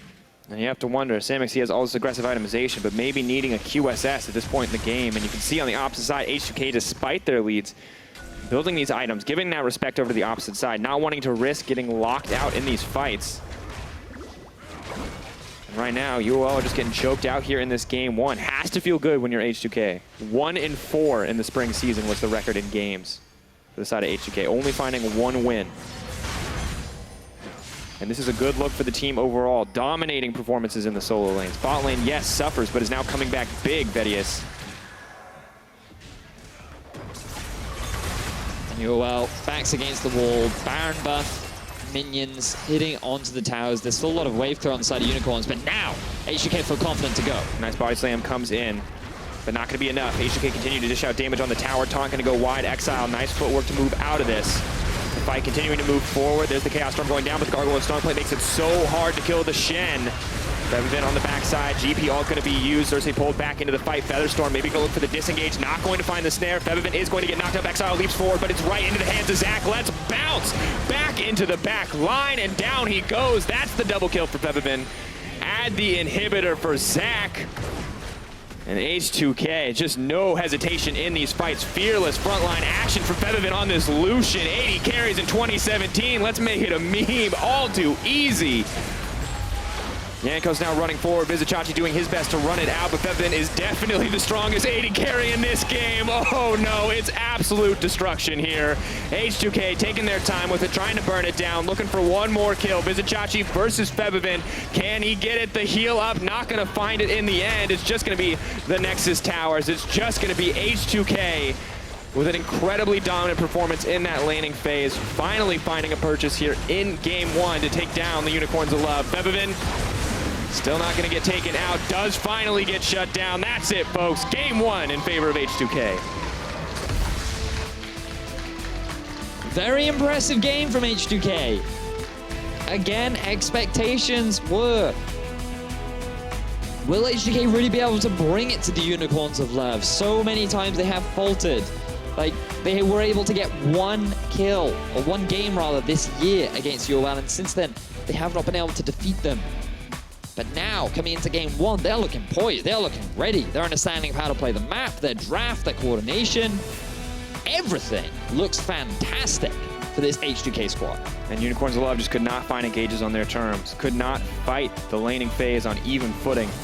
A few moments where they're too eager to find outplays, where they're not giving the respect over to their opponents. The kill pressure from the Lucian, from the Shen, coming in on the top side for Otawamne. But just an immaculate performance coming in from Otawamne. Amazing early game coming in from Jankos. And we talked about Unicorns of Love being that team fighting team. Well, H2K were the team that relied on Jankos to get early leads, and they're the ones who showed it here. Well, H2K strike first against their rivals. Let's check in with our analysts for a bit more on that matchup. Yes, they did indeed. H2K striking first and taking down Unicorns of Love. 1 game on the board. We want to start by picks and bans because it was obvious that there was a Xayah, there was a Rakan, there was a Zach, a lot of OP picks being left through. But Sven, you said, well, there's actually just a smarter plan out of the entire composition of H2K denying Exile. Yeah, I think that even though they had like the Xayah Rakan trade for Zac, on the team of H2K, they have Zac and Shen and a Lucian. And against Lucian, you just pick mid, right? And then they pick a mage, they play mage against Zac. Mage against Zac are not good because you're immobile and you get ganked very easily. As you saw, he died to every gank and lost mid tower early, which is bad. If you can, something else like a Zed, LeBlanc was banned, but assassins in general are not good against Shen because of Shen ult on side lane, or Shen is good against assassins 1v1 as well. So not really sure what Exile could pick in this game to have much impact. Also playing against Twitch, it's not very easy either for mages, so he has a hard time picking anything useful in this game without dying to Zac ganks or dying on side lane or just being useless on like Zed, LeBlanc, Katarina, whatever he finds. Yeah. And we wanted to look at some of the, early game instances where this actually undoes the Unicorn, specifically looking at the Zac into the mid lane for one of the first kills where, as you talked about, it's difficult with a more immobile mage where you go out, try and get out of lane, and suddenly Zac comes out of nowhere. This time Exile's no flash, and this happens top lane as well. Is there really much you can do other than just at all times think Zac could be ganking I mean, lane? the first thing is that he's playing a mage against Zac, which is not easy. Second thing is that they're trying to have a 2v2 fight mid with Gragas Victor against Zac Lucian, which is not very easy. And then on top of that, Zac and Lucian has Shen ult available they have GP ult to response, but Shen is much better than GP ult because the shield is same as damage, and he's gonna be there in person, right? Also, Che was moving first in this situation, so fighting mid 2v2 is just not an option at this point. And more kills happened, and mid tower falls for Victor, which is really, really bad because mages can't move from the lanes in general. So if mid tower falls, you have even less space to be useful on. And then the map kind of collapsed once Visachi died to a gank from Sack as well, right after that. And then the split push is much easier for H2K because of Lucian winning against GP already. We have seen the top Lucian before against GP, and he wins with Channel even more against anyone. So he has silent priority. Twitch, even though he died in the lane 2v2 to Sion Rakan, he's still much stronger than Sion Rakan once he gets the Hurricane, the Blade of Rinking. We saw the team fight at 30 minutes or so. He killed everyone. So. Yeah, as you said, the only place where there could be an opening is the bottom lane, because we wanted to kind of look at the dynamic of Xayah and Rakan. We have a couple of replays where they do get a kill 2v2, and then they try to get ganked, but that doesn't work. What happens here, Sven? Well, Nuclear has no heal, and Che has no exhaust. The bottom lane of Unicorn, has everything available to them. They get a kill, and here we see HK forcing a trade on, a gank on Unicorn's bot lane, but forcing ganks on Xayah and Rakan is not very easy. Rakan's dash is 1000 range, they have the TP, they have the GP ult, they have both flashes up, Xayah has her ultimate. It's kind of like ganking a Thresh Kalista lane. They both have like the bail out each other's spells, so I think forcing the bot lane for HK is really bad. But what Unicorn should have done is try to have like Exile stay safe in the mid lane, and Visachi just farming up top lane, and then at level 6 Gragas has its ultimate. You can try to make plays on bot lane with Rakan's ultimate into the root, into Gragas cask, the GP ult's there, and Victor just has to farm. And if you die in your top lane and mid lane before level 6, it's really bad, because that enables the Lucian Shen to split push. So I think Unicorns did the right thing here, that they're focusing on bot lane to make plays, but their mid lane and top laner just had too many mistakes that you can't have. Right, and that's what we wanted to talk about, was this is perhaps one of the worst games in recent memory for the Unicorns from Visachi and Exile's standpoint, like constantly getting baited forward into 2 versus 1 situations. Like, I don't think we've really seen them do that in quite a long time. And what it meant was that normally they're great at coming back in team fights even from behind. We saw them attempt that with a couple of fights, but when you're like 1-6 on a Victor, when your GP is getting out-traded on every barrel by a Shen, it's impossible. That's crazier to me, because as you say, the Victor was kind of negated all power through the draft, but Chachi definitely didn't have a good game versus that Shen, which is not something we usually see from him. Yeah, I mean, he had that solo kill against Odoamne, which wasn't really a solo kill. Like, Febiven was roaming up top lane behind him, so he had no choice to give a kill to Lucian or give a kill to Shen. So he gave one to Shen. And that's kind of what happened because of the mid lane thing, where Exile was dying all the time. So Febiven had roam like priority. He could push the mid lane wave and then move topside. He got a kill there, and then the Shen was rolling as well. And then even though there was this one solo kill in the bot lane for Unicorns, with the 2v2 kill, it didn't matter enough because the Unicorns mid laner and top laner were losing harder than the bot lane of HK. So. Yeah, probably seems to have done just an amazing job with the draft. It seems like. They traded power picks, but you can say that one power pick did more than the other power picks, but I don't think so. It's more like Unicorns, Exile, and Visachi just died more than the bot lane of HK, right? So that's just how easy it is. I think Victor is very hard to play against Zac, and anything else would have been hard too, because you're playing Fizz or LeBlanc against Shen. It's not good either. So sounds bad for game 2 too. It sounds like you don't really have any good picks against Shen, Lucian, Zac without either dying to ganks or being useless on side lane or. So which one do you ban? Well, you have to reconsider Zac maybe. Yeah. I think Jankos' Zac, the stretching strike, he's probably the best we've seen out of EU junglers here. I think you also maybe don't necessarily all in on Xayah Rakan. If you can ban one out and then neutralize it a little bit. We've seen Hylissang and Samux doing very well on a lot of picks, the Varus, the Caitlyn. So maybe you don't necessarily in a second I think that the trade is fine, but they have a problem with that last pick mid here, because there's not many good picks against Lucian in the lane already, and then you're playing against Shen as well, so you can't play assassins, and you can't really play mages against Zac either, so you have a bit of a problem here, right? And they banned Kennen, Syndra, and Rumble as opposed to the usual like Zac, Xayah, or Rakan. So I think Unicorn should maybe change sides if they have selection, and otherwise you should consider banning maybe just both, because it didn't look that good for Exile to play against Zac, Zac Shen losing this game. So no, it looked painful. But however, their Xayah and Rakan looked very good. Samux and Hylissang were up, I think, 3rd CS something in this lane. They got 2v2 killed, had pressure all the time.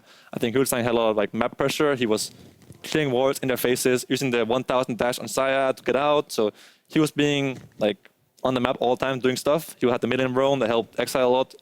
So yeah, I think the Sarah was worth it for them, but it seemed like Zach was worth more. So we'll see what they decide to go for in Game 2. There is a lot on the line for the Unicorns of Love as they are on the verge of losing the series. We will be right back and see what they can do.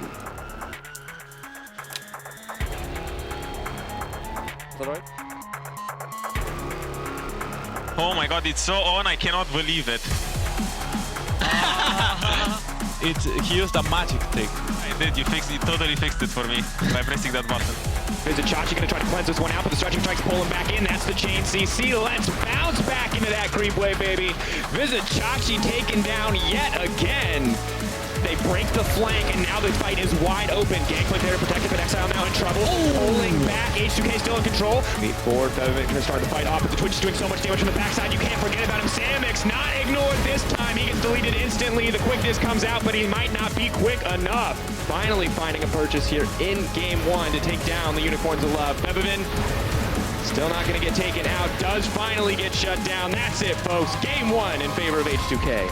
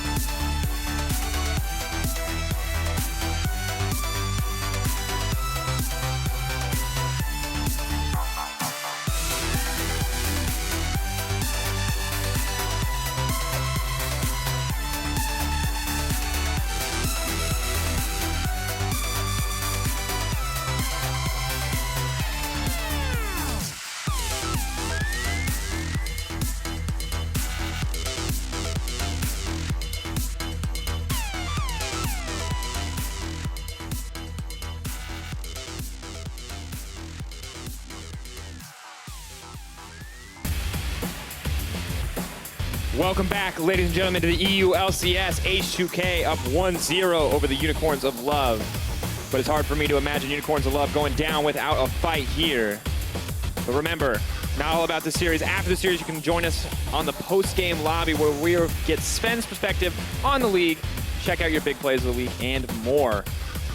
Of course, Vedius, as we load into our second game, H2K, red side, we'll have to see, will the pick ban go in a similar fashion? Will it be Unicorns of Love who get their hands on the Zac this time around, or will H2K ban it away? Now, I'm no prophet, but I'm going to make an educated guess and say that H2K are going to ban Zac. I think that he's a pretty good pick. I think that Xerxes, as a player, likes the champion. And I think that what we've learned in Game 1 is that he should not be allowed in professional League of Legends. All right, that's a pretty succinct analytical summary of Zac. Do you think there's anyone who doesn't like Zac, Vedius? Because you made a specific point that, is Xerxes special for liking Zac? I don't like Zac, that's for sure. Let's see if H2K decide to say, Xerxes, we don't like you on Zac either, as we jump into picks and bans. Just a bit too strong. Well, bans look to be remaining mostly consistent. The Rumble once again banned out inside of Unicorns of Love. Do not want to give that one over to Ottawamne whatsoever. Galio banned out on the opposite side. Vedius, there's nothing special here yet. Maybe we can bring it up once there is something special. But let's talk about what we saw last game and what we expect to change now. Yes, so what we did see is that the top side of the map for H2K was much stronger than that of the overall, and the bottom side of the map for UOL was performing extremely well. When they got that Xayah and Rakan, they were actually doing a lot of great things, and I feel like that the draft itself was not bad, but Exile got camped so hard. It was super difficult for him to really do anything aside from just farm. And even then, it was just super easy to just constantly dive underneath his tower. So I feel bad for Exile because I've been in that position before where you have these two super tanks literally diving in your face all the time. So hopefully coming into game 2, he can have a bit of a healthier game, especially with two big tanks taken off the board already. And we'll see, do H2K want to continue to put that focus into the mid lane? Lucian has now been taken away, maybe not as crucial to snowball the mid lane as it was in the last game. Similarly, Kennen banned off the table. 3 top lane bans now taken away. We assume the Kennen a top lane ban. Very rare that anyone picks it up as AD carry outside of Reckless. And again, Xayah Rakan, both available. Now the thing is, if you're the Unicorns of Love, you could go for the first pick Xayah. But then H2K can get themselves the Kalista Rakan combo, which we saw from Roccat works out in a very similar fashion. But they've just said, you know what, we don't care. We have an answer to that combo, and our priority is going to be on the Shen top lane. So Chachi this time, it'd be hilarious if Odo picks Gangplank. I'm just saying, it would be really funny. But he's going to have so much more global impact this time around. He's going to be able to facilitate his team and trying to make plays happen. Now, but this is the risky part about picking up the Shen, is you've now given up the Syndra, which remain unbanned. You've now given him to the Thresh, yet another power pick. But because H2K has opted for this, it means that Xayah and Rakan are once again open for Unicorns of Love. But it does mean if they pick it here that it's pretty easy for H2K to just select a Twitch, to select another champion to mitigate the impact of the Unicorns of Love lineup. Now, earlier in the day, we did see the Xayah paired up with, or rather not a Xayah, we saw a Zyra and a Varus being used as an answer to deal with Mysterious Monkeys when they drafted themselves the Twitch and the Thresh. Makes Thresh's life very difficult. They can't roam around the map very much. Their lane presence is severely mitigated by the plants getting in the way. And the Unicorns are saying, you know what, we don't care about that. We feel so confidently in our Xayah and Rakan bottom lane that we're just going to play it into whatever you pick with Thresh. And we'll see, you know, results-based analysis. If it'll be the right choice to have confidence in your players if the players are able to perform in the end. But Shibi clearly keeping faith in the guys, giving them the same bottom lane, mixing things a bit up on the top side of the map, but H2K now getting the Gragas for themselves, can still be a flex pick, top lane or jungle. Not wanting to give away everything here, but now entering the second ban phase, H2K will have the luxury of last pick. Now, the big thing we have to highlight is that Elise and Lee Sin, two of the most contested junglers worldwide, have not been paid any attention to in the first half of the draft. And that is a big thing, and it's also a big message to how these junglers like to play. Typically, from Jankos, the former First Blood King, he was known for playing these early star junglers that are all about ganking and snowballing lanes, and right now the priority has not been on the jungle whatsoever. And exactly the same for the Unicorns of Love. Xerxes, he is that farm star jungler, and he's still being target banned. Elise is still open, and H2K going, we don't think you play it. So we're going to ban away Ivern because we know that you're better at that champion. And I mean, we've seen Unicorns of Love be so successful when they build a composition around protecting Samix, around protecting Exile, 2 damage threats, the rest of the team built around protecting those major players on this lineup. So H2K say we don't want to deal with that, even if we have to give up something that is considered very widely powerful. But Unicorns of Love striking back with bans of their own. They take the Twitch off the board, they take the Lee Sin away, and that's going to put Jankos on the Elise. It has to be. Surely an Elise is going to be on the card for H2K.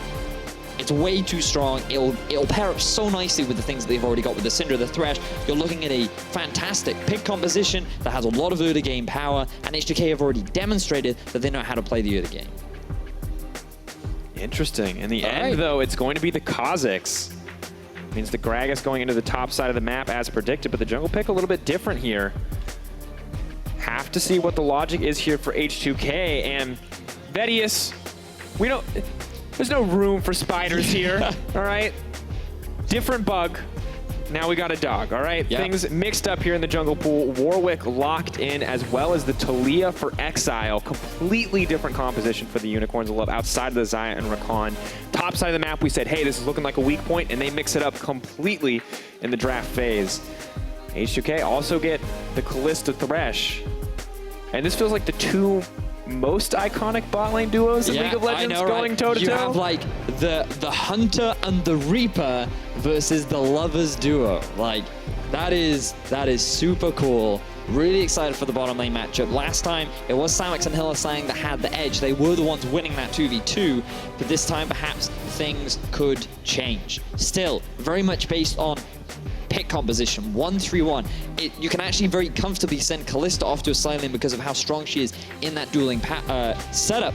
But Unicorns of Love, they're playing a similar style. You can send Talia off onto a side lane and Shen to do the same. And this is great because game 1 we saw 2 teams building teamfight compositions, and it was H2K that have said, we play teamfighting better than you. And sure, you get a big lead, they found the proper setups, they were able to put themselves into better positions when it came into fights. Now they're playing a 1-3-1, and they're matching exactly what Unicorns of Love are doing once again. Now we get to see, again, 2 teams playing the same style and who can execute it better. We will have to see. Well, let us know where your faith lies. Hashtag UOL win if you believe in Sheepy, if you believe in the Unicorns of Love and the consistent Xayah-Rakan duo. Maybe you're a fan of the Kalista and the Thresh. Maybe you're a fan of 2 zeros for H2K. That's the hashtag H2K win.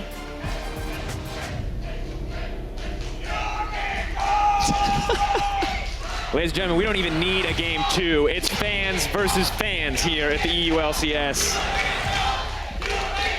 Unicorns of Love gearing up for a stampede here in game 2. But H2K already dominated the competition in game 1. Let's see what's going to happen here. Game 2.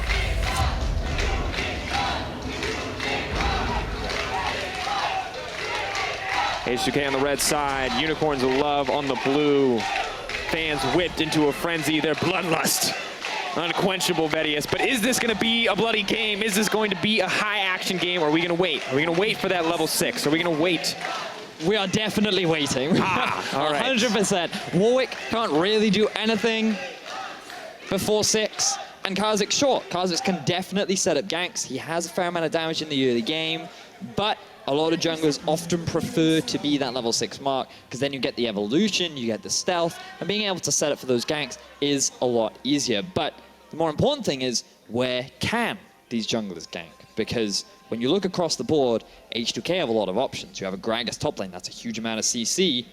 Jankos has the damage. Febiven has the stun, and there's no cleanse on Exile. In the bottom lane, you have the classic Kalista Thresh, one of the greatest engages in the game. Like, I love that setup. And Jankos has so many options. I mean, but you can't forget the new hotness, Vedius. I mean, we talk about greatest engage in the game. Let's talk about Xayah and Rakan. You got a Warwick, and yes, he does struggle to get on top of a target, but you got a nice Birdman setting you up. Yeah. Pretty easy to get a fight started. I completely agree with you. How easy is it to hit a Warwick ultimate when they're just drawn into Rakan's eyes? You know, they're too busy. There's Exile. Oh, not where he wants to be. See what he wants to do. Threaded volley will give him a bit of movement speed on the worked ground. Sidesteps coming out. Ghost's not even going to get popped. But Febiven burns it in the end. And Exile actually comes out on top in the exchange in the end. Well played from the Talia. Ooh, this is bad. Deadly Plumage moving forward. Thresh uses the flay. It's the shield on the proc, but definitely not a positive exchange for the Unicorns of Love. Looks like Che and Nuclear getting much more comfortable in this 2v2. Play back onto Samix. Nuclear pushing forward. The Marshall poise, keeping it stuck to his target. And you can see that the rush for level 2 is so important for both these bottom lane duos. You want the hook on Che, and you want to get the shielding on Hillesang to get you that additional bit of mobility, along with the root as well on Samix, because it gives you so much trading power. So Unicorns and H2K, they both can hit level 2 at the same time. Nothing exciting happens. I've made that way too tense. I was ready.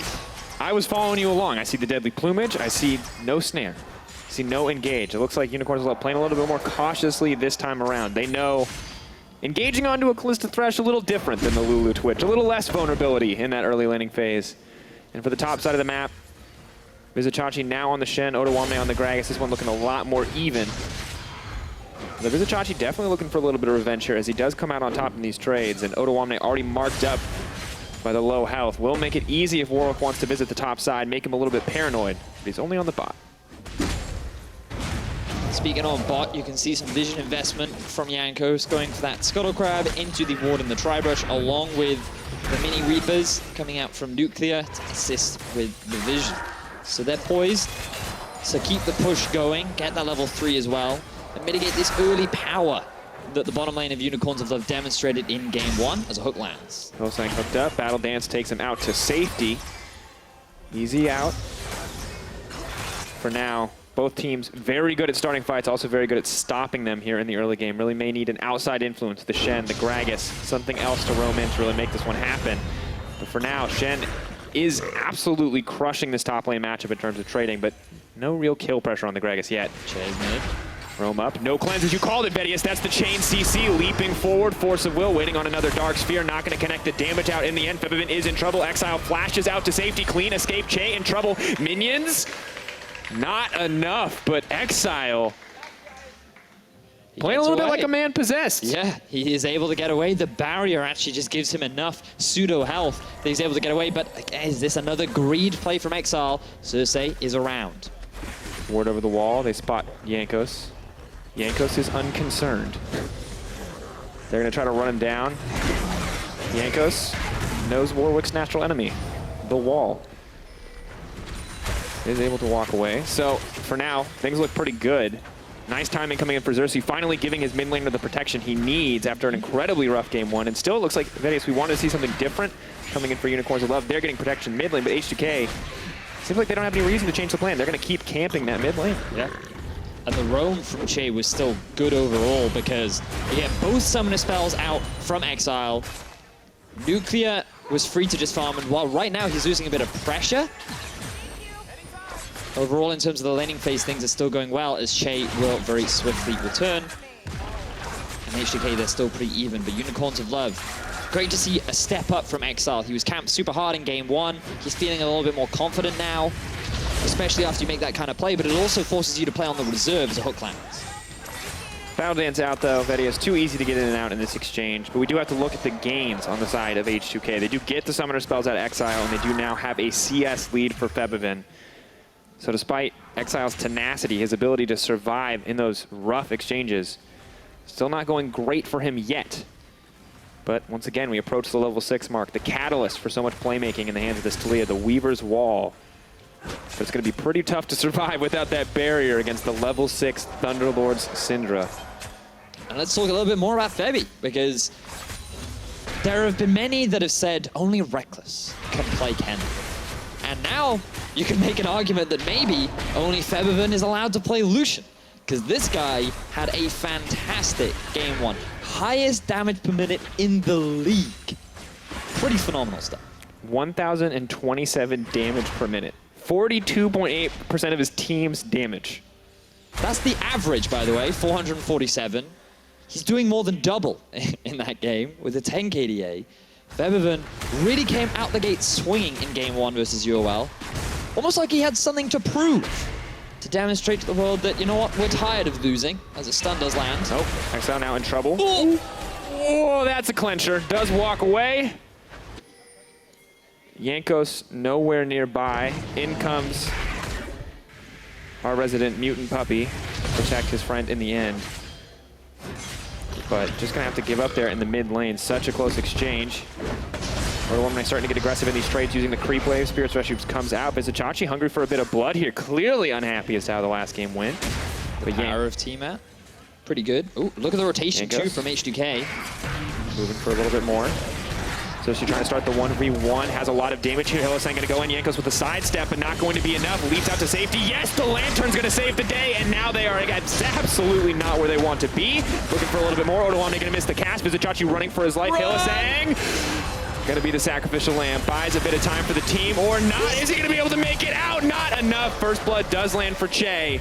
Exile in no place to turn this around, or is he? Weaver's Wall comes out, trying to dish it out with the threaded volley, but he cannot connect to the damage. Che running for his life. Exile's in trouble. There's the rend. Nuclear is ripping through the lineup of Unicorns of Love, and he's still hungry for more. Gonna have to back off in the end, however. And H2K come out with another 2 kills very early on into the game. This team is so good at reading Unicorns of Love and just catching them unawares. Febby doesn't have his ulti, so he will not be able to get the kill. I feel you. I understand that he is. But just look at this. So Xerxes knows that he has a Rakan coming and a Shen collapsing from the top. What they do not respect is the bottom lane of H2K suddenly turning up to turn this from a 3 versus 2 into a 4 versus 3. And this is a very good flash from Chachi. He's doing his best to escape, but he realizes, you know what? I'm dead. Maybe I'll buy a little bit of time, wait for Che to come back in. If we can get this kill, at least it's a 1-for-1. And this is where Exile, his greed shows once more. He tries to get something, but he just walks into range of Odo. And the shielding on Hylissang is extremely small early levels. Usually you don't max it first, so I feel like they really disrespected H2K and just really underestimated the amount of damage and utility that H2K still had left in the tank. And it's just such a good start once again for H2K, but the goal is still very close to even. A lot of farm given up in that exchange. And a tower still dropping for Unicorns of Love keeps them on the map. Samix Ebel will make up the difference that his team lost on the top side. Things overall, though, look okay now for Unicorns of Love, but they can't afford to take another losing skirmish. Yeah, agreed. Remember that they're still scaling. They want to try and play this early game as passively as possible. With Samix going for the Essence Reaver first item, you're not really looking to go for the early spike that some go with the Blade of the Ruin King. That is very much the late game 3-item kind of build. Exile as well. Talia is very much playing around the team. She's not that sort of solo carry like Syndra can be, that can just one-shot the enemy carry. And you really want Xerxes to have a couple of levels and items under his belt before they really have some big impact. So UOL just need to slow down. The gold is even right now. They got the early tower. But I don't think Yankos is the kind of player to allow the Unicorns of Love to really slow this game down. Oh no, that's a Kha'Zix. He smells blood in the water. He wants to keep snowballing. He wants to keep his game moving forward. And you can see Yankos. That's a scary facial expression. But also, K plus A at 15, an aggressive player. And it looks like Unicorns of Love want to keep the fights rolling. Cersei is level 6. Fate's Call is brought out. Hylissang trying to keep the ball rolling. They're looking for a little bit more, but Fevin is just going to all right onto Hylissang. Down he goes. Unicorns of Love no better than to take a losing fight. They're going to back off. Exile knocked back to safety.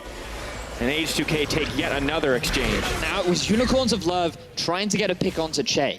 They know that he has no flash, and they feel that with Cersei there, especially being level 7, they can just catch him out and get the kill. You have Exile with the Talia wall. In your head, the setup is great, but the coordination and execution was not exactly there for Unicorns of Love. All 4 members did not collapse together, and now this might be another pick. Cersei walking into no man's land here, going to get a bit of damage with the Warwick E. Not quite enough. The Howl, not going to fear anyone either. Exile has to run back to safety, but it's Vizicachi who's been hooked up. Now has to taunt out, and Unicorns of Love taking so many risks here. But they stopped the Rift Herald, so Unicorns of Love, by face-checking that brush, intentionally or not, drew members of H2K towards the fight, and they do not lose any members while also preventing the Rift Herald from falling. Planned or calculated is often the appropriate term. I feel like you've been playing too much solo queue. I think that's way too much. And you know, when things just happen by accident, it's very much that I definitely planned this. Everyone's like, well played, good job. And I'm oh just my like, god, I can't believe you flashed that skill shot. It's like, I accidentally just pushed flash. I just rolled my face on the keyboard, but I'll take it. Well, Hylissang and Samix As we look back to the game, Hillsang really needing that level 6 before he can start engages on his terms. Che in a similar position as the AD carries have had so much XP funneled into them by the time they've spent alone in lanes. Both of these supports always looking to roam, always looking to find aggressive plays.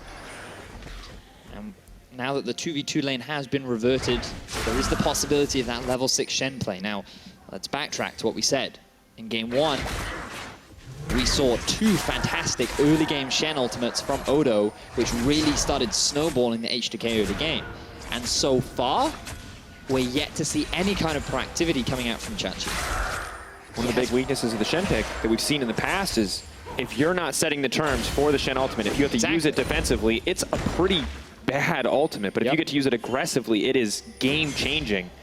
And you want to be using it with like the Warwick, right? So you throw the ultimate on top of him, he then goes in, and you immediately have a surprise dog ninja party that is definitely a fight that can go in your favor with the amount of CC that you have. Immediate follow-up from Exile and Samux results in a very easy fight. But right now, Unicorns yet to find that kind of an opportunity.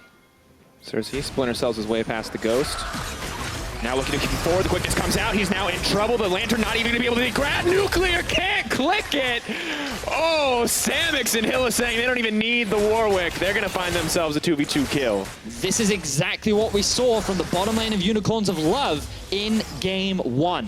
They got themselves the 2v2 kill last time, and they're doing it once again. And before there was a giant Zac to stop them, let's see if H2K can respond. May not need the Zac, they've got the Kha'Zix, they've got the Syndra and the Thresh.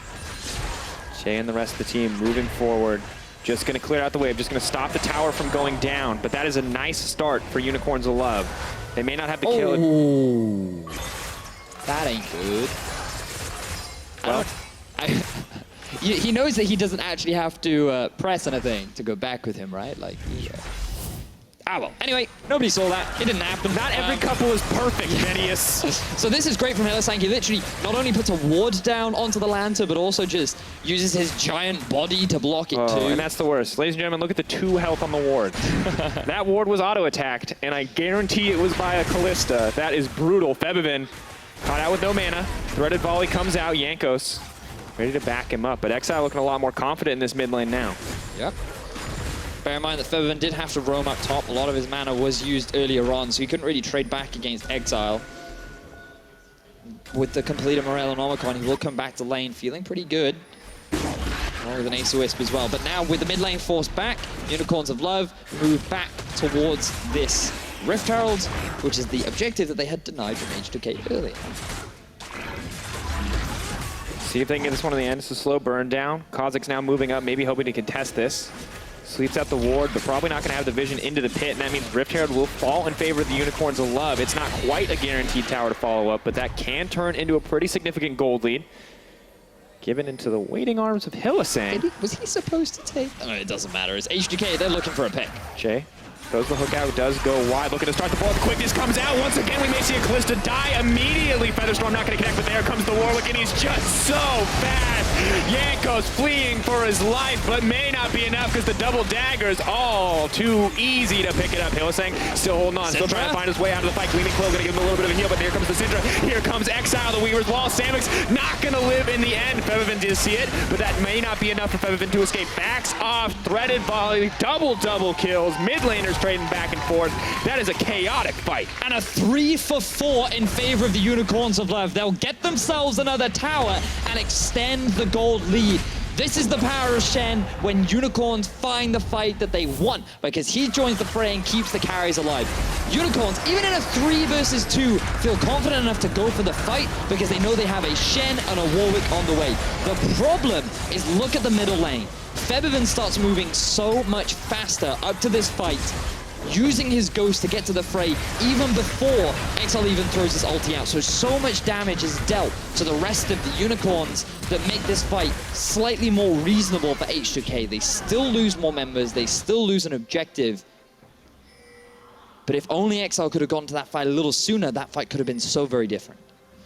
We see now 1K gold difference between them, not as big of a lead as H2K was able to find. But there's a Rift Herald in the pocket of Hillsang. He's ready to unleash it if he gets the chance. Xayah and Rakan are in the bottom lane. Maybe going to force some attention down there. But definitely a lead for Samux. And Hylissang, have to praise this bottom lane. They are the ones making things happen. I'm really impressed with how Samux and Hylissang are playing. I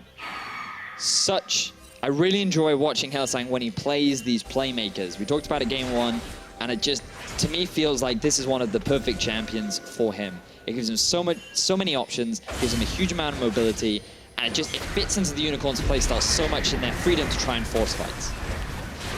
Have to see if they want to force one here. Exile is the man in trouble. Yanko's trying to leap into the backline. Will find the kill. Doesn't have the time to get the reset, though. Disengage comes in from Ottawamne. No more fear. Can he get the stealth up? Does not have it, but he is backing off. Samux does so much damage. Only one going to get taken down. They leap in. They want to keep the fight going. That's 2 knocked up. That's so much. Spirit's Refuge means there is no chance to fire back. Unicorns of Love dominate H2K. And they find another big fight going in their favor, but this time, the Unicorns of Love keep 4 members alive. They're looking to take another tier 2 tower and extend the goal lead even further. Oh, and Hylissang and Samux playing that fight like madmen. At the end of the day, H2K a little too much tunnel vision, trying to take down Exile, trying to ruin that score, and just does not work out for them. So enjoyable to watch the Unicorns of Love play these fights. And bear in mind, Exile, he starts this fight off by taking a huge chunk of damage from Febiven. 6 orbs in the face. The Shell Ultimate, it can't come through because it's on cooldown. The teleport is extremely late, and at first you think H2K, they can win this fight, but look at the positioning of Nuclear. He is way too close to that ward. The moment Che comes in, he's trying to protect his AD carry, but then he's also just asking to get killed himself. And Unicorns of Love, with the positioning of Samux in the front line of Xerxes, come out ahead in the fight in a dominant victory. And it's just crazy to see how aggressive the Unicorns of Love are getting. When we look at this team, we look at the way their games trend. They're pretty even till the 20-minute mark so often. Then they explode. They start taking objectives everywhere. They start taking fights. They find massive leads in the mid-game. But this time around, not even waiting for the mid-game, not waiting for a few item power spikes. They're just looking to start fights whenever they get the chance. And that is what Unicorns of Love are known for, just fighting. Now, obviously, as a team and as an organization, they've certainly developed. Their understanding of how to play around the map is exceptional and has improved dramatically. But they still hold true to that team fighting style, and you can never underestimate them in these fights. Ottawamne moving forward. Quickness has been used. Nice sidestep. Turning back onto him, Odo! That was sick! Hylissang! You madman, that was so good. Oh, the fight's Weaver's wall. There's Samux on the side, uses the Featherstorm. Gonna get at least one snare. It's Febiven who's caught out. That's a bit of revenge for the Unicorns of Love. Line up at the Fate's Call, trying to take him to safety. Hylissang, now the man in trouble. Unicorns of Love only able to grab Odo in the end. But they get themselves a kill. The question is, do they go for the Baron? It is spawning in 5 seconds time. Jankos still alive. Exile very low. Are Unicorns of Love going to take the gamble? Oh, they're absolute madmen. This is so risky. The Callista Spirit, not going to see them. There is no ward here in this pit. H2K, they're not sure. There's no way Unicorns can be doing this Baron, they tell themselves, but now they see it, and it may be too little too late. Jankos has been taunted up, he leaps in, but Xerxes going to get the smite. That is Baron, but it's Odo on the backside. He's trying to take down Exile. He may not have the damage, does get it in the end, is knocked up. That's the grand entrance, the battle dance, keeping the team happy, keeping the team healthy, and now Samux just continues to push forward, but surprise, it's Febiven in the brush. Taunt goes in goes Che, trying to buy a bit of time for the team. Nuclear still untouched. Febiven running for his life, the slow onto Vizichachi. He may make it out, but he is the only survivor. And Unicorns of Love get everything. They get the Baron, they get the fight, and Febiven is going to die as well. The ace comes in for the Unicorns of Love, and ladies and gentlemen, it is very likely that we are going to a Game 3 between the 2 top teams in Group B. And just insane how quickly this game has snowballed out of control in favor of the Unicorns of Love. And bear in mind, like, coming into this Baron, Jankos, he didn't have his leap. The only option that he had was to try and get some kind of vision. Like, they did have the 2 wards over the side, but H2K wanted to try and go for the fight, but Unicorns with 5 members, and with Odo not having the most optimal flank, made it super easy for Samux to just get all this free damage down on the side and clean up the rest of the fight. And Vizichachi may not have been our hero in Game 1, but when you look back on that fight, look at the taunt. Right as Che lands the hook, right as he leaps in and lands a 3-man flay. Where is Febiven with the follow-up damage? Well, he's taunted and he's auto-attacking a Shen, and he is not doing a single thing in that fight. Unicorns of Love take away the first Baron from H2K. as they try to set up a bit of a death brush. And maybe looking to take the first game of the split from H2K as well. We've got to return the favor, you know? 4-1, the game score for Unicorns of Love. 5-0 for H2K at the moment. Could turn Hillisang. Let's give the respect over. Samix has to be careful as well. Featherstorm up and available. Can use it if he needs to get out. Lots a little bit of poke damage. Now pulls back. Good dodge there from Samix. Holding on to his ultimate until both the stun and the ultimate from Gragas came out. And really have to look at it in the AD carry department once again. Last time Nuclear had the late game scaling as Twitch, but this time it's the Xayah with the late game scaling. Look at that itemization. I feel like a lot of people underestimate how truly powerful Samix, or Xayah rather, is in the late game, going for this full crit build. She really hits hard when she gets a bunch of feathers down. The fact that her E scales with crit means that she can really pack the punch just with her Feather Storm alone. 68 additional damage per feather from crit chance. Yep. It's not from the AD, it's not from anything else. It's not from the little unicorn sitting over Sheepy's head. And now Unicorns of Love, this is a massive lead. This is even bigger than the one H2K got last game. 23 minutes, 11K gold lead. And look at the difference too, right, as the wall comes in. Trying to isolate the team. They just got their sights set on the tower. H2K throwing out a bit of poke damage. Hook not going to connect. Xerxes using the extra movement speed. Really nice walls. For the lead in, they're trying to take out Bevavin immediately. Oh, and then Nuclear is cut out of the back lines as well. Keeping the fight going. Xerxes may be in trouble though. He gets knocked under the tower. Odoamne trying to keep the team alive, but Simic does so much damage. Exile. Now trying to move in for a little bit more. Hillisang goes in for the Thresh kill. Battle dances his way out. Nobody can touch him, and the Unicorns of Love probably have this game in the bag. Just such a good fight. The onslaught of the Unicorns continues as they pick up another 3 kills down onto H2K. And while the barrels have been phenomenal from Odoamne, it has just not been enough as another fight starts. Hillisang gives his life, but what is it in exchange for? Looks like the life of Odoamne. Feather Collar not even needed as Samix goes godlike.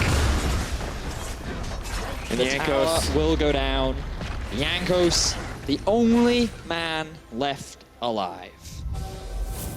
And this was just great setup because the wall goes down and now there's a tower unavailable. So Hillisang being the main engager, having the Shen ult follow up too with the Warwick, it's just such a difficult thing to be able to prevent. That kind of engage is so powerful, especially when you do not have your flash.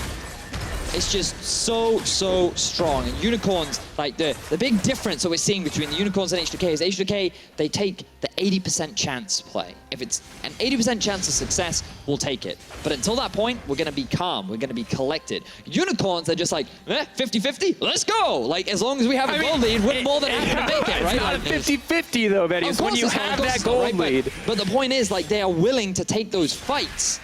Whenever they see an opportunity, they have no hesitation. It's simply just a matter of, I see you, I kill you. Invictus Gaming original strategy coming out here in the EULCS.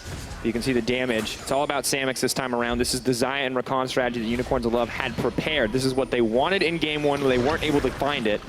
But now they have it here in game 2 and it is just crushing the lineup of H2K. Jankos' back is interrupted from the Titanic Hydra of Xerxes as he's clearing out a ward. Is that one of your hashtag calculated moments? That definitely was. Now, UOL, they've gone the bottom hip, they're going for the top. Weaver's wall pulls back. Shade's gonna get face called out of the fight. H2K. He's gonna cool down. Tower getting lower here. Have to be careful. Keep your eyes on the Shen. Keep your eyes on the Rakan. Where's the engage gonna come from? Vizichachi pulled back into the team. Hillisang. Jankos on the backside. Maybe looking to keep the fight started. Odoamne. Ooh, takes one off.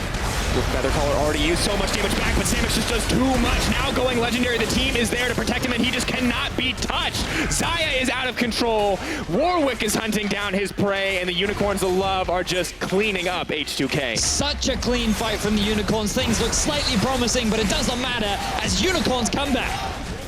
At the end of the day, ladies and gentlemen, Unicorns of Love turn it on here in game 2, and they make it look all too easy as they tie up the series 1-1. The GGs come out, and Unicorns repay the favor, resulting in H2K their first loss of the summer split. 5-1 to 5-1 in game score. 2-0 to 2-0 in series score. Someone has to walk away with the 2-1. Someone gets to walk away with the 3-0. Who is going to show up here in Game 3? Will we have an even game through the early game, or will it be decided again by repeated fights and skirmishes? Oh, such a fun series. Very, very fun. And the really fascinating thing is about this series, Game 1 we saw the Unicorns of Love get this bottom lane, do really well, but struggle to have an impact because of the Zac Shen combo. Then when the Zac Shen combo is removed and they still get Xayah and Rakan, we see them just absolutely obliterate the opposition. And I feel like this is a bottom lane that you cannot afford to give them. Like, bear in mind, H2K had the options to take it. They could have picked it for themselves because UOL went for the early Shen. But instead, they said, you know what, we have a plan. We have the Thresh, we have the Kalista. We're fine with this. We think we can do it. And still, they lost in the 2v2. It was so rough. Well, the Unicorns of Love have answered back with a win, so let's send it over to Shox for the full story. Well, Samok's birthday boy absolutely going off. He wants to have his cake and eat it too. What a performance on Xayah. And of course, that's easy to say in the end when he racks up all those kills. But let's kind of look at how we got here. And we spoke about the strategy going into Game 2. You guys mentioned, well, hey, take the Zac off the table and then see how far you can go. And it looked like that was the exact answer. Well, the first thing I don't understand is why H2K had a fine draft in Game 1 and chose to go red side. And then they don't ban the Xayah Rakan. Unicorns first pick Shen, something they struggle against in the first game, so they first picked it, that makes sense. But then H2K picks the Thresh, which I get. Hulzang's going Thresh, Chase going Thresh, it's a meta pick. But then they don't pick the Xayah. So they don't disrupt the combo of Xayah Rakan, then they pick it again, and then they get destroyed again. Yeah. So why don't you, like, if you lose first game, I mean, you win first game, but the only good thing for Unicorns the first game was Xayah Rakan. So why don't you ban one of them, or pick one of them when you had the opportunity, or something like that, right? Bad gamble. And then Rakan and Samox and on Xayah and Rakan Hulzang carry the game alone. I mean, as two. The duo, right? But why don't they ban one of those at least, or pick one of them? Thresh Xayah is a good duo queue. I mean, not duo queue, duo lane as well. So. And I think that's where H2K maybe underestimated the difficult situation they put Exile in Game 1 that you talked about. What do you pick into Zac? Well, that choice wasn't so prevalent this time because suddenly he gets a Talia pick. He can play most things into Syndra, and as long as he doesn't play too aggressively, should be okay. And that's the problem is H2K, although the first couple of fights go in their favor, they never got the lead that they did in Game number 1, and Unicorns were able to teamfight to turn it back around. Yeah, let's take a look at this first replay because H2K do get, I don't know if they get a gift here or who misplays what, Sven. Well, H2K made a lane swap happen. I think that's a good choice by them. They want lane swap after level 6 because they're losing lane after level 6, so they make a lane swap here. There are two people that do in top lane, someone's bot lane, so this is a good fight for H2K to take here. They should win this fight, although it's a very long, drawn fight that they almost end up losing. They get the first blood and they survive, all of them. Despite Exile is like int here. And then they go back in. Yeah, this happened, but Exile didn't play very well early game. He almost had the gank from Che, that was over 2 wards. But he was much better on Talia than on Victor at least, so there's that going for him. But I think H2K's lane swap was very smart by them because I think Thresh Kalista loses lane after level 6 to Xayah Rakan. So lane swapping to try to like make this like surprise play on Shen lane was very smart, but it didn't really turn out as they wanted it to turn out. I think they wanted to get like a kill top lane and then just get the Herald.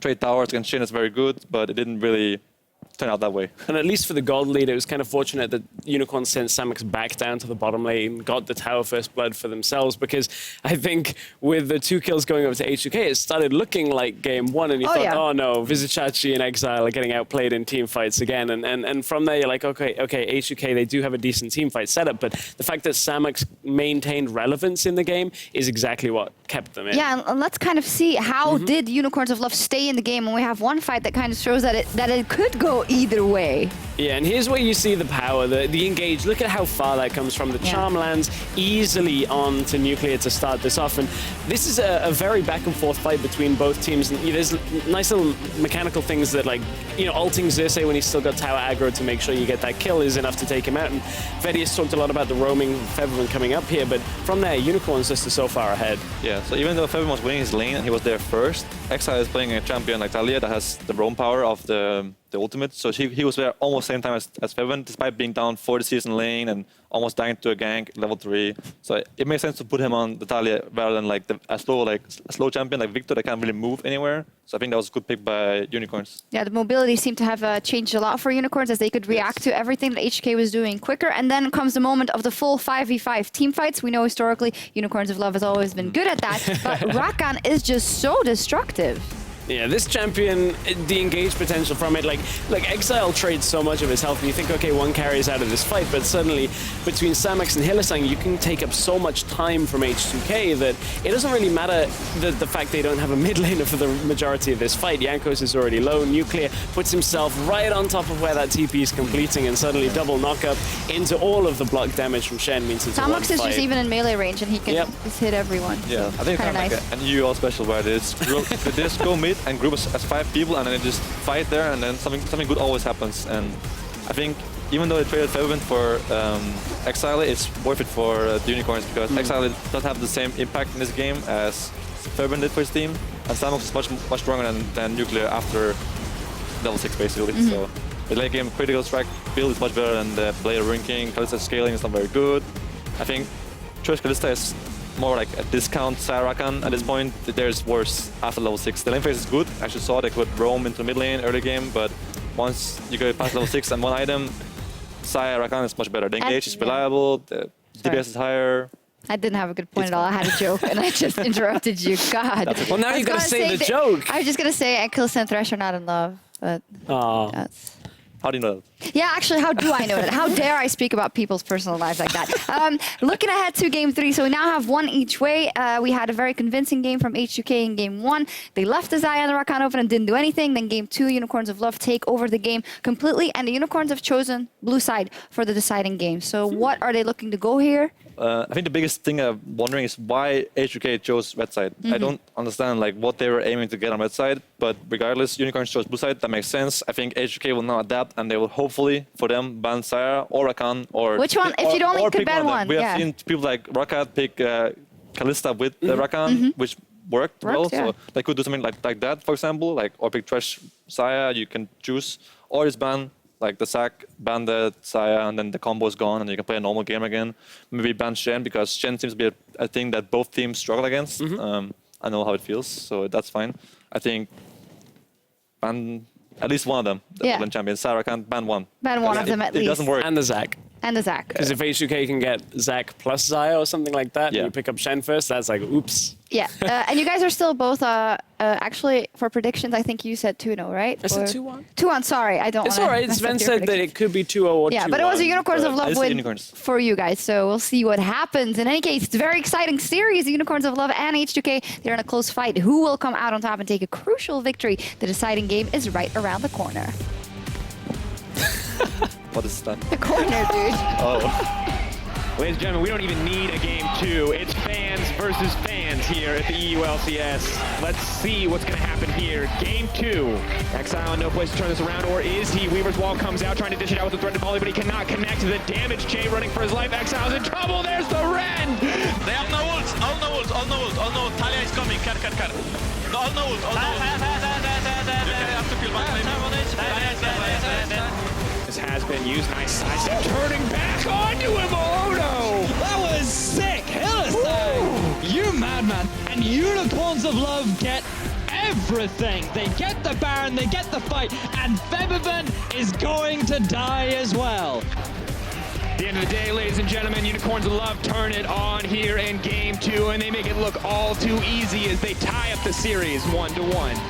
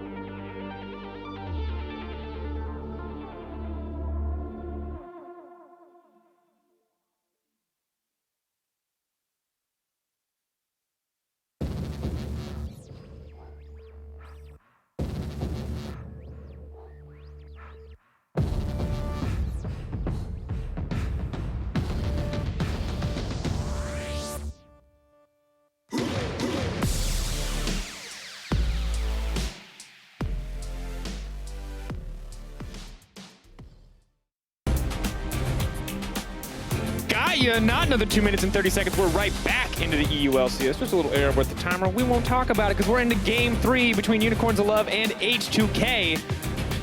And we're excited about it. Me and Betty were practicing our waltz in between things. We're going to do a weird Zaya Rakan impression. It's like, to better understand Zaya and Rakan, we must learn to dance like Zaya and Rakan. Which is why, to better understand Gragas, we do lots of fun stuff on the weekend. Yeah. We get body tattoos. Yeah. Well, as the analyst desk already mentioned, Unicorns of Love will be on blue side, and we will be very quickly getting into Champion Select. And the big question mark here is not whether or not Betty Zaya can waltz. It's whether or not the other waltzing champions of this game will make it through. Zaya and Rakan. Hot topic of discussion here in this series. Zach already banned down. Never going to see that again. Lucian taken off the board. Don't want any of it. But Zaya and Rakan. Who's going to get what? A part of me feels like H2K are going to take it. Or they're going to ban a component of it. But to me, like, it's so difficult, right? Because Samex has been playing so well on the Zaya. But all of the engagements have been coming out from Hylissang on the Rakan. So, like, if you were to take a component away, it's very difficult to assess which one you would actually target. And also, if you're cruel enough to separate two destined lovers from each other in a competitive game of League of Legends, Betty, that's the important question here. Will H2K be the ones to separate the lovers? But really, we've memed about the Zaya Rakan OTP enough. We have. We have to remember that these are incredibly high stakes for both of these teams. For that sure. Being at the top of your group at the end of the season means getting a bye. And for H2K, a team that was eliminated in quarterfinals last season, that could be everything. And they decide to take the Rakan away. They are not taking any risks here. They say the Zaya damage was not the issue. It was Hylissang, as you noted, Vedius, who's able to play these flashy champions, engaging so consistently. And it is a very difficult engage to stop, especially when you have a Shen on top of it. And we already know that Unicorns were guaranteed to lock that first. Not only do they deny it from Odo, but you get a good matchup for Chachi, and you also set up for so many great engages if Unicorns of Love are looking to go for the Warwick again. Now, what I want to see from H2K is let's get Odo on a carry. Let's give him something that can actually pressure that Shen and make it harder for him to roam around the map and make these kind of plays. Like a Gangplank? Like, no, more like a Fiora, the one that he went 10-1 on, that kind of champion. All right, well, we will see. But for now, interesting, one of the few series where we see Syndra allowed through and given over to Febiven. Very surprising. Now, it did have decent impact last game, but was not able to outmatch the absurd amount of gold that UOL were able to accumulate early on. Oh, I was about to say, I wonder if Unicorns will go for Zaya and Tom Kench. But instead, they're going to go for the submarine that Unicorns, or that H2K rather, decided to go for in game 1. And, okay, so Unicorns, they've decided to draft the Vladimir. Not only is this a pick that Exile actually brought out a lot during summer of last year, and it's just something that he's very comfortable on, but it is a good answer to the Syndra as well. It mitigates a lot of her burst, and during the laning phase, he actually trades with her fairly evenly. So I think that it is a comfortable pick. But it could be hard for Unicorns to then get a favorable support matchup, given that H2K can ban those out. Ooh, and you wanted an aggressive carry wow. on the top side of the map. Kennen has been banned pretty consistently throughout the course of this series, but was left open and available. We may have missed it, but H2K did not. Could be the 80 carry for Nuclear. We could test the old adage, Reckless is the only man who can play Kennen 80 carry, or we could see it into the hands of Odo Wamne, but either way, that's a pretty explosive pick. And now if you're H2K, you just ban away Braum and Tom Kench. Two of the strongest supports as answer to the Thresh. Not only that, they're also very comfort champions for Hylissang to play, and you also make things difficult then for Twitch to have a healthy laning phase, because no matter what you pull with the Thresh, there's going to be a lot of kill threat in the bottom. And when we look at this team composition, it feels like Unicorns of Love just continue to put their eggs in the Samix basket. And it's not just a birthday thing, right? Obviously, it's this team has been getting more and more proficient about playing around him. When he first joined the LCS, it was the Ivern with the Caitlyn and these kind of protect the Caitlyn compositions. But now with the Twitch in his hands, we have to expect big plays coming in from this guy. And interesting enough, it's not the Tom Kench that's banned out here, Vedius. It's the Warwick taken away from Xerxes. Respect, but this will leave Ivern open unless H2K choose to take it themselves. Right now, what they are lacking is kind of a tank frontline, and you can mitigate that by picking an Ivern and turning whoever you want into that tank frontline. Not only would it deny it away from the Unicorns of Love, but then we're really starting to limit the champion pool of Xerxes, because even his Rumble jungle is gone, he can't play Zac. Even his Rumble jungle is. But now, like, a part of me feels like we could see a Sejuani here. I just feel like he's the kind of guy to play jungle Sejuani in the current meta. We'll see if your feelings are correct. Ivern now locked in by Jankos. We'll see who he wants to set up for success. See. Happy birthday to Samix, as you can hear from our audience. Oh, okay. Well, things are heating up here.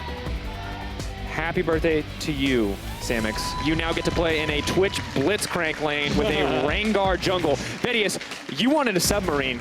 Let me talk to you about the double submarine. We got a Rengar to hand deliver the Shen in the background. We got a Twitch to deliver him as well. And H2K, they're going to want to throw out some depth charges here. They're going to want to bring these guys to the surface if possible. And it looks like Varus is the decision here, which means that's going to be a Kennen on the top side of the map. And H2K, they're going to rely on that Ivern turning someone into a tank, as we talked about earlier, because they do not have one on the lineup. So I'm a little skeptical about the Blitzcrank, largely because you're automatically conceding your 2 versus 2 lane. You don't normally win your matchup when you're playing Twitch as is, but you can compensate for that by picking up a powerful support. And they choose to pick Blitzcrank, who offers no wave clear, good pick potential, but if you hook in a Thresh, like, that's not really the optimal target. So I feel like it's risky. There's a huge element of risk. But given that you do have the Shen, at the very least around level 6, there's a big opportunity for you to try and make plays happen down the bottom half of the map. And we have to respect it, right? Because on the one hand, there's a lot of potential for disaster with this Blitzcrank. You can hook in a Thresh, you can hook in a Daisy, you can hook in a Kennen, who was happy to ult in the middle of your team. On the other hand, you can hook in that Syndra, you can hook in that Varus. So we're going to have to see how accurate Hylissang can be in this game.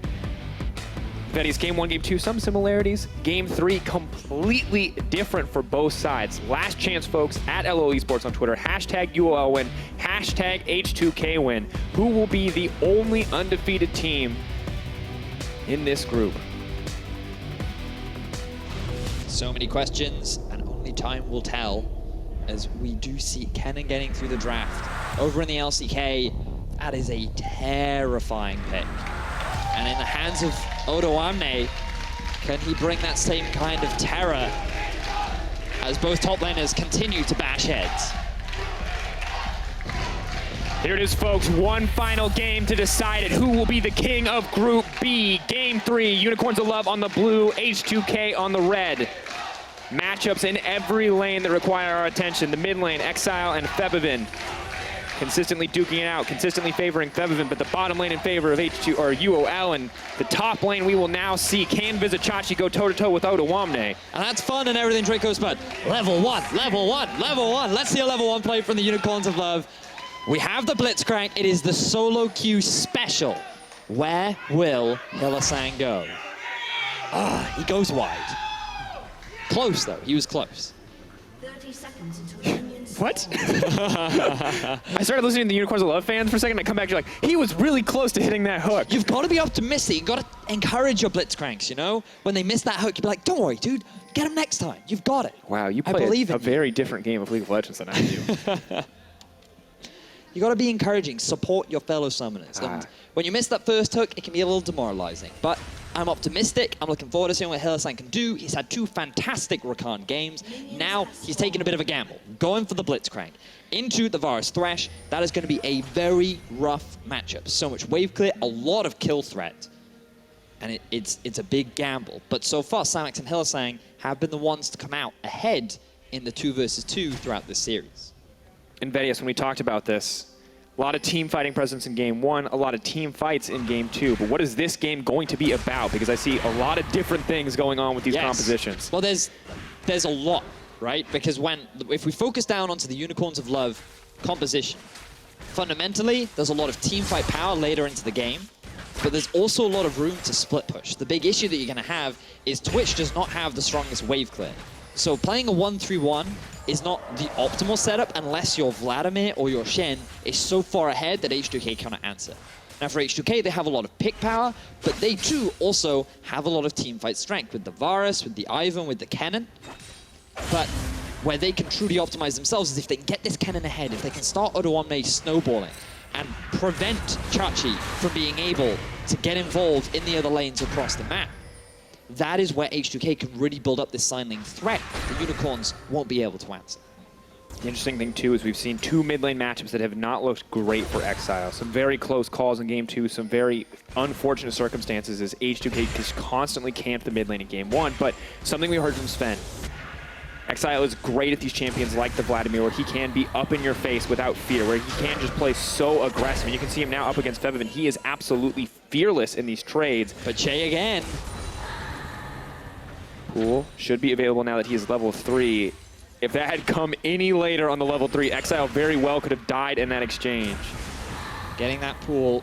I have seen some Vladimirs actually take pool at level 2, and against a player like Che who looks for these early roams, it could have been an opportunity. But regardless, Exile, he's prioritizing pressuring Febiven out. Looking a little bit more at this matchup. Ooh, nice stun. Tower shot goes in. Pool out to safety. Ivern on the way mid as well. Exile has to respect this, but he can't just walk to the top side. Throws down a ward, Jankos. Caution ping's coming out. Not sure if he's spotted or if it's the sixth sense of Cersei in the jungle letting him know. Shay has to be careful. Stuns himself whenever he does that hook animation. Is vulnerable to Hylissang. And Vedius, this is the thing about Game 3.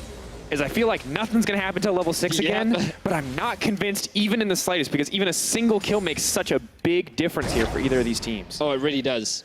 And whoever can get that early lead, we've seen both of these teams' ability to snowball just the slightest of advantages. That's what makes them so exciting to watch. This is why these two teams are the top of Group B. And while there are a lot of individual standout performers, like this series in particular, I've been looking at Samux, Febiven as well. The teams as a whole have just been playing very well. It seems like communication has been on point as Jankos knocked back. Nice timing on the blast cone to get himself out. Very risky. He could have taken the Rengar with him. But without the Daisy there to back him up in the fights, Jankos pretty vulnerable to those ganks. Still going to heal up. Look to set his sights on the top lane. Is spotted out on the ward. Vizicachi, though, ever the actor, is just going to keep moving forward in the lane, wasting time there for Jankos. Now, this is actually really interesting from Chachi. Notice how he's always using the Spirit's Refuge whenever Odoamne has his passive up, which means that that passive on his 5th hit will be able to give him one of the electrical surge charges. And what you can do is you can mitigate that if you actually throw down the Spirit's Refuge, because the basic attack gets nullified. So you actually reduce a lot of the poke and harass damage that Odoamne is able to throw out. Just small little interactions to make that laning phase a little bit healthier for you if you ever find yourself in this kind of a setup. And you're a bit of an awkward spot here for Vizicachi. Your job is to survive in this laning phase. Not a difficult feat against a Kennen, but luckily for him, Odoamne, aware that he doesn't have all the kill pressure in the world right now, has opted for the early Cole. Exile in trouble.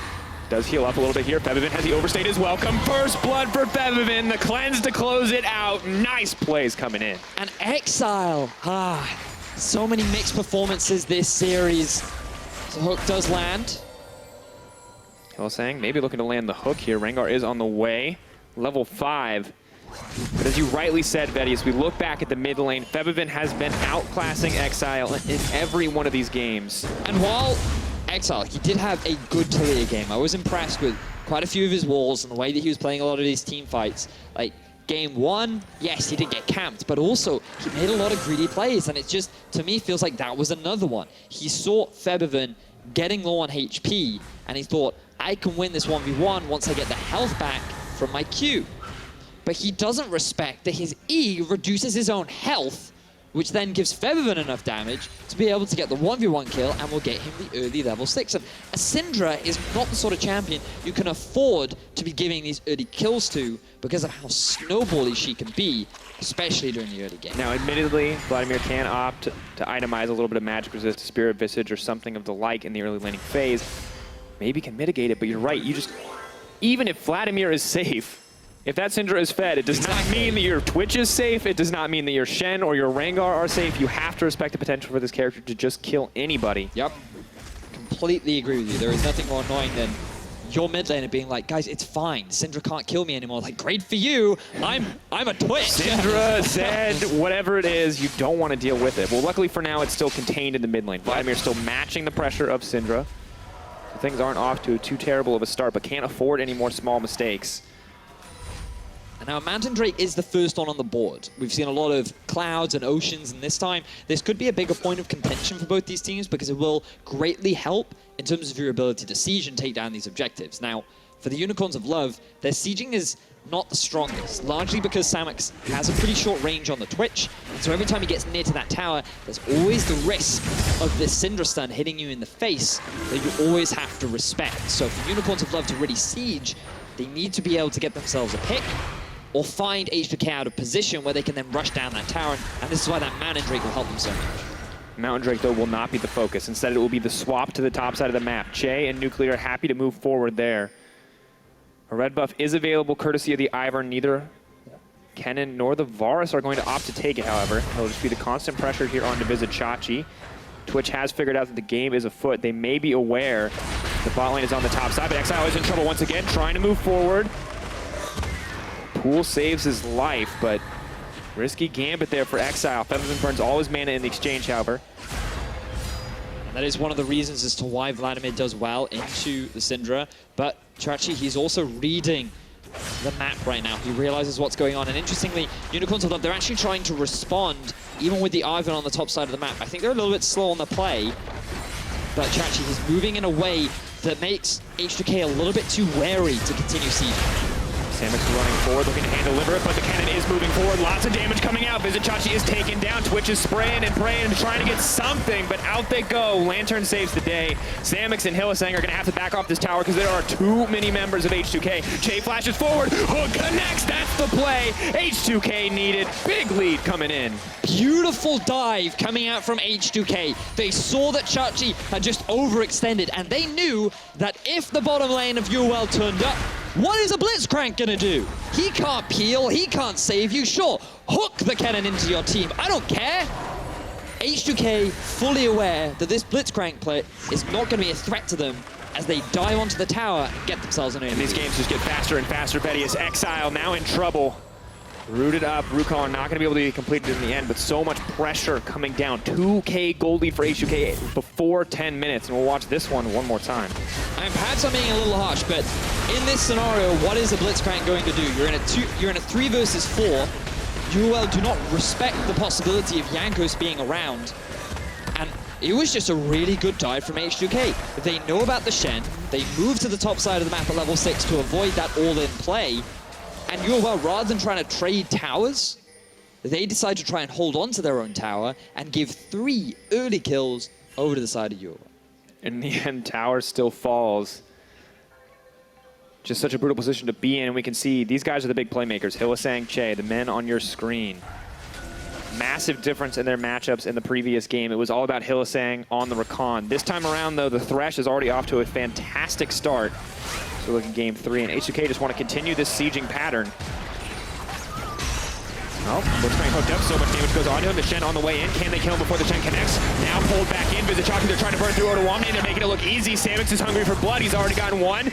Rangar's already gotten 1 as well, so he's going to walk back in the bush. Will leap back out, looking for the extra stack of ferocity. Going to connect 1, going to connect 2. Damage keeps on coming. Spirit's Refuge not going to save the day, however. Still trading back and forth as Exile and Febiven look to fight in the mid lane. Scatter the Weak comes out. There's the ball. Now he's moving forward. Ultimate goes in. Exile's still alive, but Febiven has the damage. Outclassed once again by H2K's mid laner as he picks up a solo kill. But Unicorns of Love, they answer with plays down bottom lane. Got it connected. That is such a strong engage coming in from Chachi.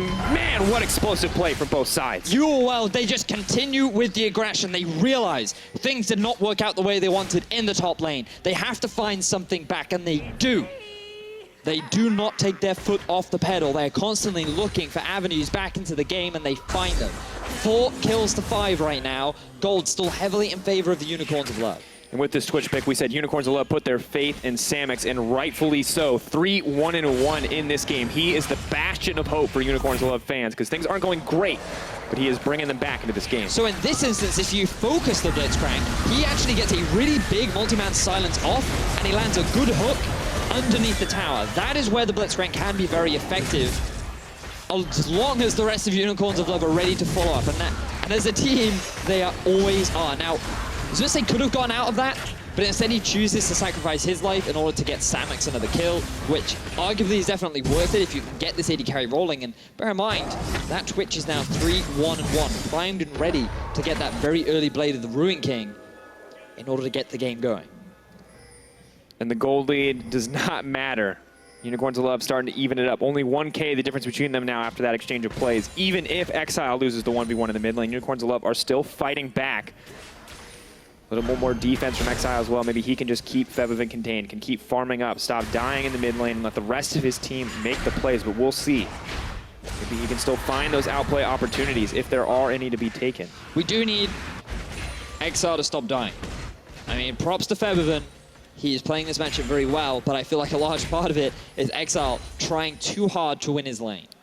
But we have to praise Febiven for playing so consistently as well. This man has been a monster this series. I don't want to take anything away from him because he is punishing these mistakes very effectively, but it is also, I feel, like big mistakes that Exile is making and just not respecting Febiven. 2-0-0 right now. Morellonomicon completed. Just the item that you need for Vladimir because of the Grievous Wounds that it applies once you drop below a certain percentage of health. And I feel like that come the rest of this game, Febiven is going to be one of the big determining factors. As a hook. Ooh, just misses. Flash comes out. Che giving the respect over to Hylissang. Samux maybe hoping to be the submarine. Stand United is available, but for now we'll just settle for an attack speed steroid and a push. But that's the hook going to connect. Hylissang not going to flash down the end, and he's trapped under tower, but now trying to flash to safety. Bars cooldowns have been nerfed. We have a 1v1 on the top side of the map. Odoamne dishing out so much damage. Spirit's Refuge going to keep him safe for now. Hylissang sniped out. Let's go back to the 1v1 exchange because Vizichachi's getting a kill as well. Or get killed as well. Xerxes now running for his life. Folks, it's an absolute bloodbath. I don't even know what to say about it. At the start of the day, Xerxes said, I want a bloodbath against H2K, but I don't think this is what he wanted as Febiven. Holding on for hope, backing off in the end, 4-8 the kill score. That was so good for H2K. Everything falling apart for the Unicorns of Love. A 2v2 death down in the bottom lane, a 1v1 death in the top, and Exile getting forced back. Just look at the influx of gold going towards H2K. Just think back to what we were talking about earlier on in the day, or earlier on at the beginning of this game, rather. Odoamne, if he gets ahead of Chachi, he becomes a split push threat that no one can answer. The fact that Febiven has been consistently outperforming Exile means that he's had continuous pressure mids. And we've talked at length about this Blitzcrank and how I think it's risky. Hylissang played that far too aggressively. He wanted to try and make the dive happen with Xerxes, but they didn't have the minion wave to set it up. And I feel like there was just an element of a communication breakdown there as H2K just find an answer to everything. It's just insane because we see good performances in so many instances from so many different players, but this game, Che is just coming in clutch. It's not just Odoamne, it's not just Febiven. Che is mitigating so much of the strength that Unicorns of Love bot lane have shown us. And small mistakes like that Shadow Dash just costing so much as we get later into the game. Things are looking extremely bright if you are H2K fan. But here comes Samux. Gonna get a little bit of damage down on the Febiven, but there's Odoamne waiting off to the side. Febiven is now in trouble. Cleanse is up, hitting damage onto Hylissang. The Shen is coming in as well. This is a fight that the Unicorns of Love want. Good damage comes in from the Vladimir, but the ult has been used by the cannon. He does get taken down in the end. Twitch is on the backside trying to dish out the damage, but Nuclear is just as strong right now, and he's looking to take out Vizichachi. The arrow comes in. That's the double kill for the Bars. Samux now running.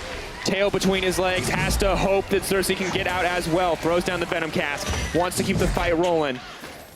Hail of Arrows not going to connect. It's a back off in the end. H2K still take the fight. But this is a classic Unicorns of Love. They're down in gold, they're down in kills, and they say, we're going to fight. We're going to try something anyway. We see Febiven in the middle lane, not even that overextended. He still has all of his summoner spells available. Samux just moves up saying, you know what? We have the damage to kill you. We have a Shen ready and waiting.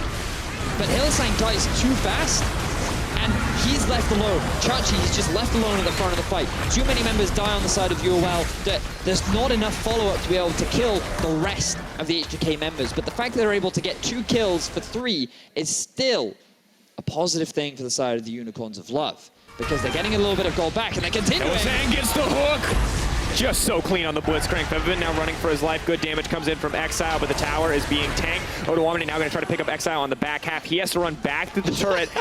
And yeah, I think that's going to be it. Heals up. Odoamne takes him down. Man. End up trading another 1-for-1. The skirmishes continue between the two top contenders of Group B. The Mandrake finally goes down.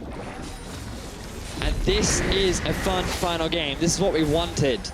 Both these teams just butting heads over and over and over again. Unicorns refusing to go down without a fight. H2K continuing to push the advantages that they have. And right now it is still the H2K game show. They are still the ones deciding all the questions, getting everything they want going in their way. And it is Unicorns of Love having to find avenues back to regain some control. And really, when we look at it, H2K finally keeping up in team fighting as well in this game. A lot of potentially even exchanges that they turn in their favor, utilizing the gold advantage that they have. And when we look across, we talk so much about the top side of the map, but it's the bottom laners who are coming in clutch. It is Che and Hylissang making the plays. It is Samix and Nuclear dishing out the damage. 4-1-2, 5-1-2, the respective scorelines here.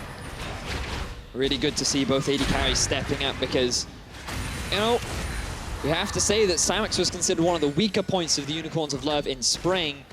And now we have nothing but praise for him as Chachi's in trouble. Stun coming in, Spirit Structure buys a little bit of time, but it may not be enough. Ivern's on the way as well. Visit Chachi set to fall. Trigger Seed. It's going to stop him from going anywhere, and that's yet another kill for H2K as Odoamne walks it down. The power of Cannon. He's got the blade completed, working towards the Runans. Hylissang trying to get something back, but H2K showing much more respect towards the Blitzcrank. You can see H2K just in control of this game. The gold graph tells us the story of this 4K lead. Unicorns of Love fighting back in a few instances, but it's just getting worse and worse here as the Cannon gets more and more out of control. And bear in mind, H2K, they don't really need to group up and fight 5v5 anymore. All they have to do is keep this Cannon off onto a side lane because he has 3,400 more gold than his top lane counterpart. 2 levels above. Right now, though, they're trying to kill him. Not going to be enough for him to fight 2 champions, though. Stun does go down. Odoamne running for his life. Visit Chachi going to pick that one up. Nice punish coming in from the Unicorns of Love. The Battle of the Ninjas. Chachi was tired of losing it, so he called for his combat cat to come give him an assist. And now H2K, they want to go for a collapse. Moving forward, Xerxes in trouble. Knife Cat trying to find his way to safety. Daisy coming in, and Visit Chachi now running for his life. Hook comes over the wall from Che. The chain CC goes in, and that is yet another death for Visit Chachi. And now a 4-man unit of H2K grouped up in the bottom lane. They used a fair number of ultimates, so they don't want to continue the commit. So instead, they're just going to disengage his Exile. Protobelt available, ult available, Flash, Storm Raider Surge. He can leap into the backline, but he thinks better of it. Not going to take the risk this time. Yeah, he is alone as well, so he just has to realize that there would no be substantial follow-up. Instead, just back away, trade the 1-for-1. H2K still heavily in control of the map. Bear in mind that mid lane tower is still not fallen. They still have so much pressure thanks to that objective, and this is where we see Odo just sticking around a little bit too long. The rest of his team weren't in a position to continue on with the pressure, and that resulted in Unicorns of Love being able to get themselves a kill. Bit of an awkward spot, flashing, and the Rengar just gets to follow. He flashes into the brush and just leaps down on top of you. No ult available means he can't really peel for himself either. Maybe a powerful cannon, but it's still a vulnerable cannon. And what Unicorns of Love, I feel, need to do now is, it's kind of like a Fnatic special, where they actually send Samix, rather than coming into the mid lane looking for a pick, you actually send him to the cannon. You use him to try and get a pick off onto this side lane so that pressure is relieved from Chachi, but also you're shutting down one of the big gold leaders on the side of H2K, because bear in mind, the majority of this gold deficit is just because of the 2 top laners. We just saw the gold difference. And if you can shut him down, if you can catch him unawares just by using Samix in this lane, that could be a way for Unicorns of Love to just find answers back to regain control. And we look at it, without both the Kennen and the Varus present, this is not a great team at killing the Baron, so maybe taking that risk won't even cost them something on the other side of the map, because Ivern just not a threat to that Baron. Syndra similarly does good damage, but it's nothing compared to a lot of other junglers. Yep, I agree. What we are seeing though is Hook. Goes in, Daisy on the way, we can hear Thrill of the Hunt being used. Now going to Hook chain forward. The Exile in trouble, does move out, but there's so much happening on the backside. Kennen is the one in trouble. Exile does manage to make it out, but the fight keeps on moving. Vizichachi moves back, trying to hold on to his life. Flash forward from Nuclear, though. That means he's going to be dominating. Now moving back, H2K find a single pick. Hylissang hoping to find a hook, but he's not going to get it. H2K, they are the ones that end up getting initiated onto, but because the target is an Ivern, He has a lot of sustain. He has a lot of shielding as they've been forced to flash from the hook. Now, H2K, they move towards the Baron. They want to properly set up the 1-3-1. UOL, they're forced to answer. Spray and Pray still available. Keep your eyes on it. Where's it going to go? Jay not going to find the hook. Hylissang moving forward. H2K backing off. They want Unicorns to love to fight them. Hook not going to connect. Baron getting lower, has not reset yet. 2K dropping lower. Keep your eyes on Exile, leaping forward, wants to get a little bit more. Hylissang trying to find the hook. Not gonna get it. Yes, Samix dishing out so much damage. That's 2 kills. Baron resetting, but Unicorns of Love, they've got it in their sights. Exile says, I may not have had the laning phase, but now is my time. And Samix comes up huge. The Spray and Pray was still available. H2K were too hesitant to commit to the Baron, and as they retreat, Samix unloads. He eviscerates H2K, and they've come back into the game with an ace and the Baron.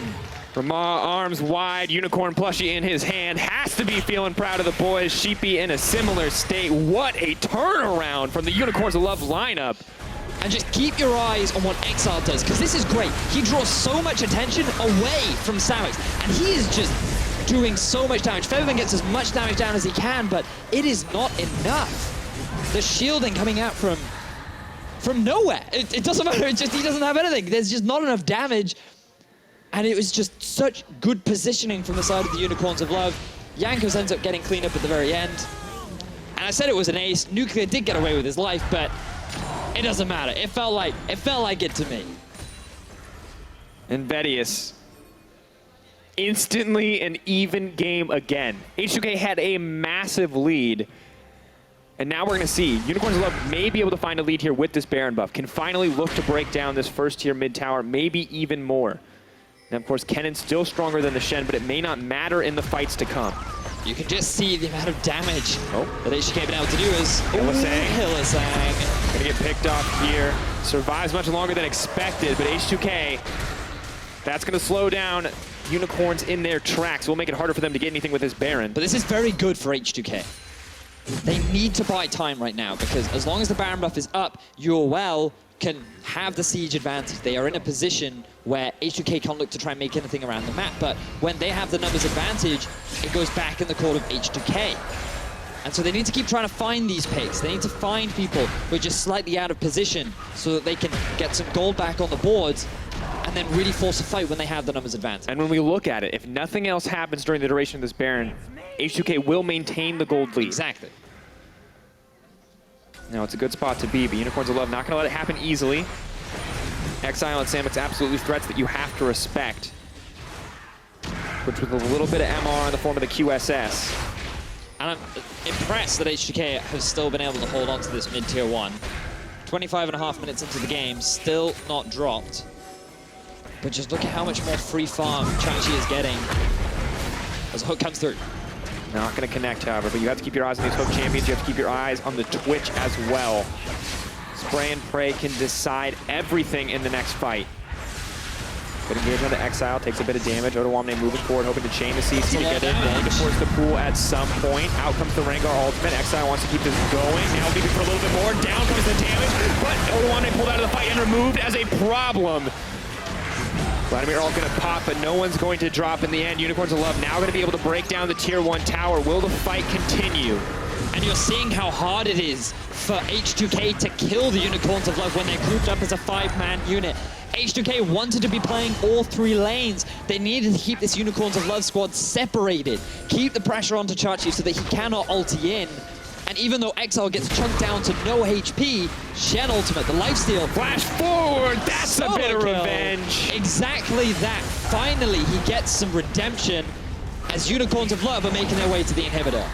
Now moving forward, Cersei just has his sights set on the tower. Now he's going to look to kill Jankos as well. Hylissang coming in, not going to be able to get the Lantern. Yes, he is. Nice escape, but there's Exile. Has not strayed too far. Unicorns of Love looking to break open the inhibitor. What was once an H2K favored game has fallen apart. Unicorns of Love take control. And it's so reminiscent of H2K making these late game calls.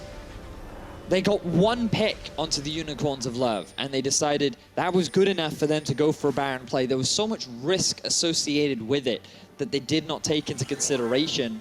And it was everything that the Unicorns needed to set up for what is now an extremely strong team fight comp. That Twitch is 6-1 and 4. His damage is unanswerable for H2K because who's going to be diving onto that backline? Sure, Odo comes in, but then he's just getting hooked away every time he gets close. And the thing we have to remember about that Baron too is that Unleashed Power, the Syndra ultimate, maybe your one get out of jail free card when it comes to this late game scaling Twitch, a way to eliminate him wasn't available, wasn't enough in a fight.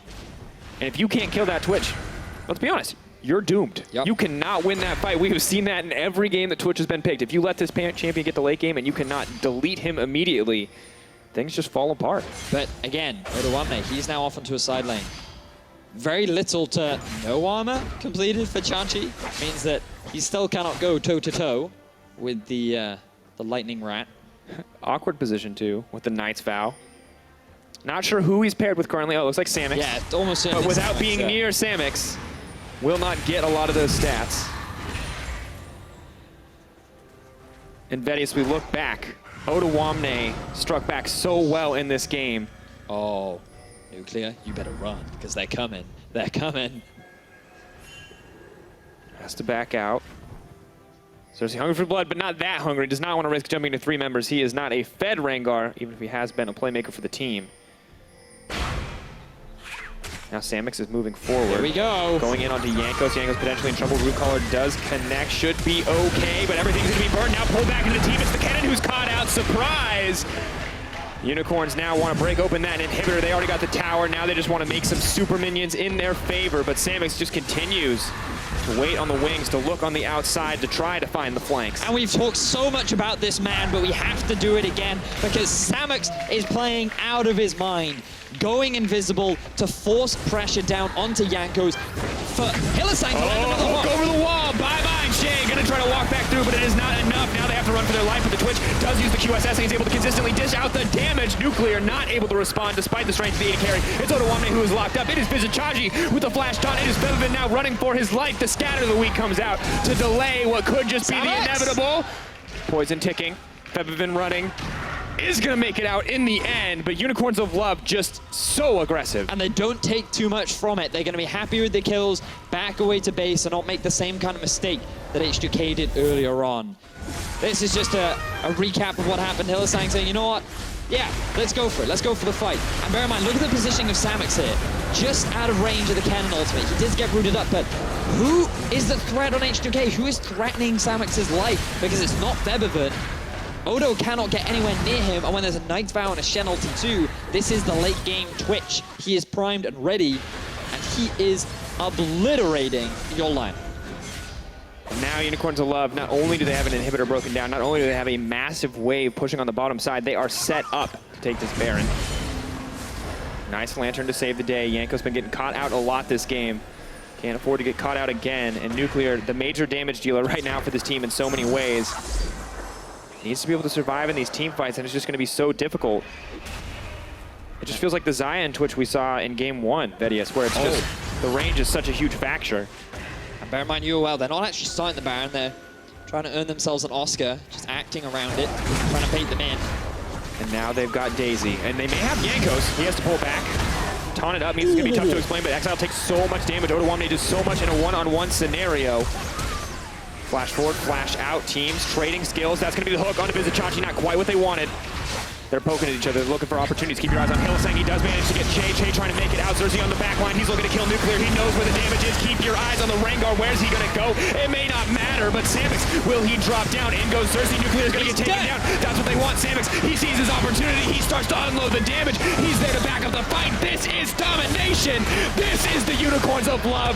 They're going to take the fight. They're going to take the ace, and they may just take the series. Unicorns of Love, they only lose their mid laner, but they're going to gain so much more as they make their way to the top of Group B and dismantle H2K. And we look at that last fight, it was beautiful execution, it was patience. They find the hook, they find the flank, and just when the timing is right, Samix starts to dish out the damage. He starts to clean up the fight, and it is redemption for Exile. It is the win coming in for Unicorns of Love, and at the end of the day, they are uncontested at the top of Group B. Just a funeral pyre for Che as they burn down the base. They make it look all too easy. That's the win for Unicorns of Love.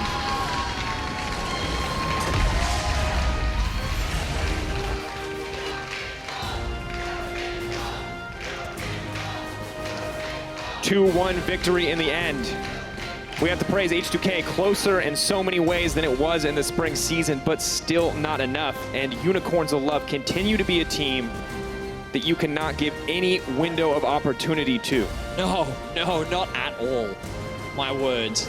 H2K, this game was so in their control. They had like a 4 or 5K gold lead at one point when Oda was dismantling Chachi. Cannon on the side lane was just becoming a monster. That mid lane, Febiven, was 2-0-0. He got 2 solo kills down onto Exile. Everything was looking good until it just came down to the Baron and the Unicorns, they stampede. And it's just such a fantastic performance for the team. I mean, we have to give some credit to H2K as well. We had great performances in Game 1 and Game 3 coming in for Oda Wamde, but when it mattered most, in Game 3, when it came down to those crucial decision-makings, it was single missteps from H2K. And we saw mistakes from Unicorns in that game as well, but their mistakes were in the early game. They could take those risks. They could find opportunities to come back, but when it came to the Baron, H2K taking the big gambles, and it does not pay off. Unicorns of Love, undefeated in series so far, 6-1 in games. This really was a battle of the AD carries. You know, we hyped up the top lane matchup. MVP of last split versus arguably the second best, or at least in spring, top laner. You have Jankos versus Cersei, you had Febiven versus Exile. So much hype was surrounding the top half that not a huge amount of attention came down to the bottom lane, but then it was really nuclear. 8-2-4 in that final game. He was playing out of his mind, doing his best to keep his team's hopes alive, but Samix is... And he's on a Twitch. He's on a Twitch. Not only is Samix playing incredibly well, you could even say that they're playing comparably. You're just, at that point, you're limited by your champion. You do not have the range of a Twitch. You do not have the team fight presence of a Twitch. And look, for Samix, man, that's a happy birthday, if I've ever seen one. That has to feel good. An intense 3-game series, but you win it in the end, and it's on your back that the team is carrying. Yeah, it was certainly a hard-fought series for both teams. Very, very enjoyable. This is exactly what we wanted, and perhaps maybe not the upset in the same way that it was for Fnatic and G2, but regardless, it was such a great series, and we saw so many great plays too from both sides. And we like to see kind of the parity in these groups between top teams, and there were Game 1 was H2K, let's be good, cleaning up. Game 2, UOL cleaning up, and Game 3 was so close. These are the levels that we want to see from our top teams, this parity, these insane series that just feel so close. Yeah, it was super, super fun. Still a little skeptical of the Blitzcrank. I mean, it definitely had its moments, landed some good hooks, and what I liked most about it was when Hilasang was able to hook away the cannon from the carries. I think that was the most valuable use of it, where he effectively became the sacrificial lamb. But I still would have preferred a Tom Kench, just me. I'll stop rambling. Such a nitpicker. Yeah, I am a little... They get the win. They do get the win. They land so many clutch hooks. That was a game of hooks, if we're honest. We look back, like Shay hooked so many people, got so many leads for H2K. At the same time, Hill was saying, yeah, he whiffed a couple, but when it counted in those late game team fights, that cannon never touched that Twitch. Yep. And now we have Fnatic atop of Group A with 3-0, and we have UOL atop of Group B with 3-0 as well. So both the groups shaping up very nicely. Excited for next week, which will be the final week of within group play, and then we get cross group. Yeah, right now we know who's the best in each group. Yeah. Now we're going to find out who's the best in Europe, who can actually go toe-to-toe in so many of these different circumstances. H2K, H2K VG2, 2 more of the heavy macro teams versus Fnatic and UOL. Like, there's a lot of exciting matchups I'm to come. so ready for Fnatic versus Unicorns of Love. Let's be honest, that is going to be just an absolutely insane matchup. It's going to be a bloodbath. I mean, we had, I think it was 23 kills to 18 in that one. A lot of kills. Yeah, definitely a lot of kills. Well, Unicorns of Love got an impressive win against H2K. Let's send it over to Pyra, who is ready with the Unicorns of Love bot lane and the birthday boy. Thank you very much, gentlemen. First of all, I want to say something very important. Happy birthday, Samix! Thank you very much. Is this the present you wanted, 2-1 on the series? Yes, when I woke up, I was like really looking forward to play H2K and to win for my birthday, so I'm really happy. Awesome. Well, you have one more present. I'm happy to announce you're also player of the series. How do you feel about that? Well, now I'm even more happy. There we go.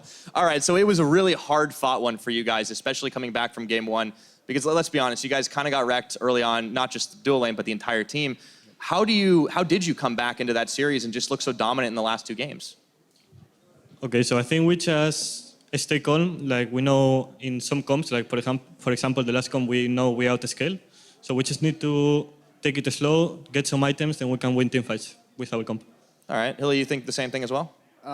Yeah, I think once they didn't have summoners, we could abuse a bit more and not scale too much. We were a bit like, okay, we keep back and we can outscale them and win. But I think we could have like maybe punish them a bit more because against Blitzcrank, one hook is one kill if they don't have summoners. So I was a bit sad that I couldn't show up there. But other than that, at least we won the game. And I think it was fine after laning phase. We kind of played to our best.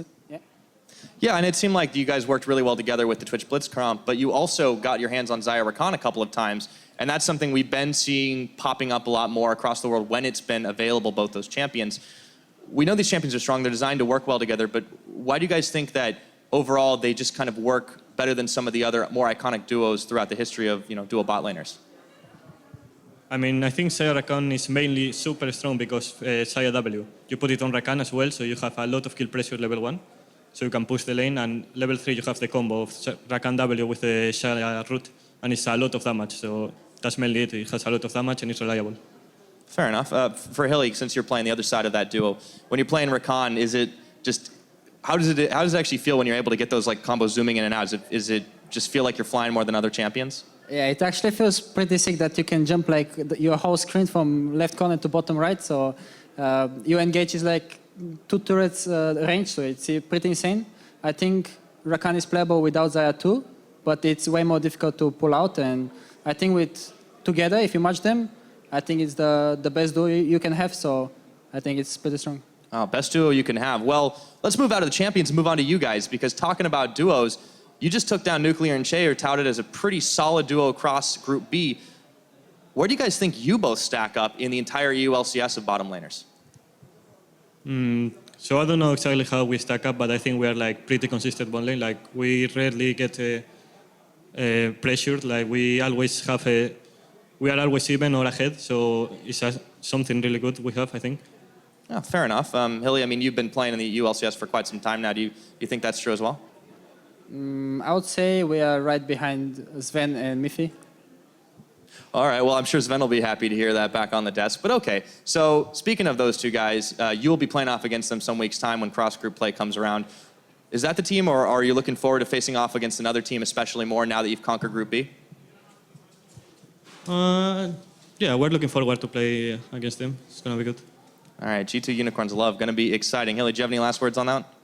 Yes, definitely G2. This was the team that gave us the most trouble, and we are the most inconsistent team that we faced. So I really want to win them once and forever. So yeah, looking forward to play them again. Once and forever. Well, Unicorn series, especially against G2, are always exciting. So once again, congratulations on your win, gentlemen, and happy birthday, Samix. Thank you. All right, well, that's it for us. We're going to go ahead and send it off to Shox and the crew for the post-game lobby.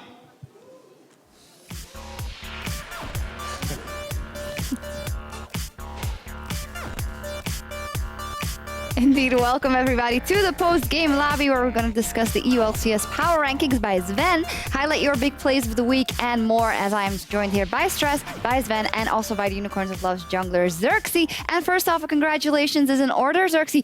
What a victory versus H2K. It seemed like a tough one. That was a rough series. That was an intense series. Yeah, I think it was the same like last split. I think we won the first game and then the second game we lost. So it's pretty much like the last split. How difficult was it playing up against that Zac in game 1 that Jankos brought out? Okay, so before the game, I was quite confident. And then in-game, it was actually difficult. Yeah. Were you tilted? No. No, never tilt. Let's take a look at some of the replays from that match. Unicorns of Love, in the end, coming out victorious, rather 2-1. A strong comeback to take back the series, or take the series rather, against H2K. And well, there's a lot to talk about. We already analyzed a lot of the former games, so maybe let's ask Xerxes about the of the specifics of it, because game 1 in the end, even Visit Chachi and Exile, they were just having a rough game. So how was the communication after that? I think we messed up around level 3 or 4 and Zac got a kill. And I don't think I played good either. I don't have my laners. So Zac was kind of free to do like whatever he wanted to do, and that's how he got fed. We saw a lot of emphasis on Xayah Rakan, Sven. Was it the champion picks that helped Samox and Hylissang look very strong in the early games, or do you think they're a formidable duo? I mean, I think they're a good duo. They're very good at playing aggressive, first of all. I think Xayah Rakan is a very good duo together. They have much playmaking, they have good laning phase, they don't really have any weaknesses overall, they have good scaling as well, so I think they played good on it. I think Samox's Twitch was very, very good as well. He had high DPS every team fight. He had, I think, only 5 deaths in the entire series. I think Samox overall was very consistent in the series. Hylissang was a bit up and down. Like, he has moments where, like, what's he doing here? Why is he dying, like, randomly on Blitzcrank? But I think overall, as a duo, they played very well today. Yeah, it is quite interesting. Am I correct in assuming that Twitch is one of those hard champions to play, especially know when you have to come out in team fights and how you have to play it? So that's kind of a testament to being a good AD carry, or?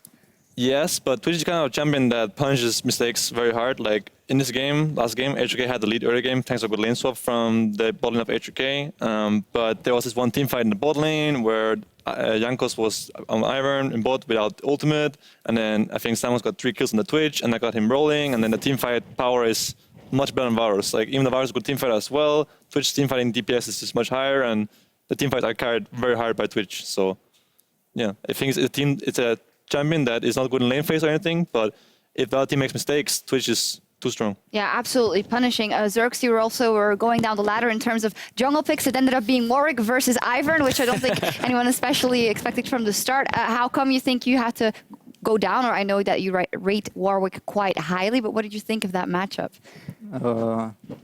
I don't play Warwick against Ivern. Or you're I talked about the last game, yeah? The last game? Yeah. Wait, it was Warwick versus Ivern? No, it was Rengar versus... Oh, my bad. Yeah, I was messed up. I mean, it's an old matchup from last split, and both junglers got nerfed. So I think that Ivern has the upper hand because he outscales Rengar, but I think Rengar has pressure early and mid game. Sorry, I was completely confused. It was such an interesting series. That, it was the Kazakhs we saw the Warwick into. Exactly. But you seem to be the only jungler that's still bringing out the Warwick. I don't know. I just love Warwick. I think I think the champion does really fine against those early junglers. Like Kazakhs, at least Lee Sin. And then you pair it with the Xayah, the Rakan, you get somebody already CC'd. Well. So it was pretty easy to play. Yeah, it did seem like a pretty deadly combo. I want to take a step back and kind of look at what does this mean, because I feel like we're going to talk about Fnatic versus G2 later, and obviously we have kind of the idea that G2 isn't on full strength yet, so maybe we don't take that for 100%, even though Fnatic was strong. But in this one, the Unicorns of Love versus H2K, it seems like it was two teams who are completely on top of their game already, because you guys came into the split seemingly super prepared in practice. The same goes for H2K, so how much confidence does that give you going further? I think right now we are really confident, even though we don't play at our best, because I'm pretty sure, and I know we can play much better than this, but we are happy that we are on the top of our group right now. If we look at areas of improvement then for H2K or Unicorns of Love, again, H2K didn't manage to beat the Unicorns of Love. So what do you think it came down to, Stress? Well, for H2K, there were some suspect skirmishes that they were taking when they weren't far ahead. Game 1, I think, was a good example of how they closed out with a lead and took solid fights. On the other side, for Unicorns, the thing I need them to shore up is Exile not overextending in the early game, taking 1v1s in a Vlad versus Syndra matchup and dying a couple of times. Like, these are mistakes he knows how not to make, but for whatever reason in today's series, he was making them a lot, and that gave a lot of windows over to H2K. Sven, what do you think? I think that in the second game, the biggest mistake of H2K was giving the Xayah Rakan combo to Unicorns for free. They could have picked Thresh Xayah or banned one of them or something like that, but they didn't pick any of them, and Thresh Kalista wasn't worth it compared to Xayah Rakan, and they kind of just, it was just not worth it to draft. And then in the third game, they have 3 pushing lanes in that game. They have a Ken split pusher, but they can't really use the split push so easily against Rengar and Twitch together, so they couldn't really play that comp to the perfection. And even though they got the early game lead, they messed up the bot lane team fight where Samus got 3 kills, and then they could never find the split pushing win condition anymore. And in team fights, they can't win. So I think they messed up their composition and their win condition a little bit. And Unicorns punished one team fight, and then they just couldn't win anymore. Yeah, it does sound like you, and over the course of the 3 games when we were analyzing, you were thinking that the draft needed a couple of more changes from the side of H2K after that very good draft in game 1. Yeah, well, at least after the second game where I lost to Xayah Rakan, they banned out the Rakan, I think it was, and they kind of split the duo a little bit. You only need one ban to kind of mess up the duo, so that was a good ban by them.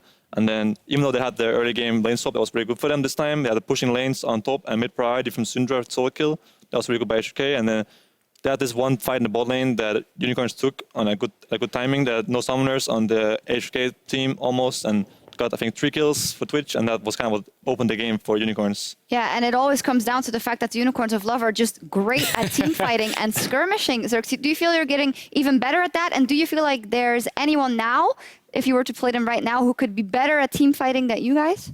To be completely fair, like whenever I see on Twitter or Reddit, like everyone is praising our team fight, and I'm not even aware that we are that good at team fighting. To be completely fair. So maybe can you give you some insight in? Do you feel like when you're making calls in a team fight, or that you're always going for the right target? Do you feel like that's on the same page when you're in a game? It comes pretty natural from everyone. Like everyone understands what they need to do in the team fight, what's our condition in a team fight, and we just play around it.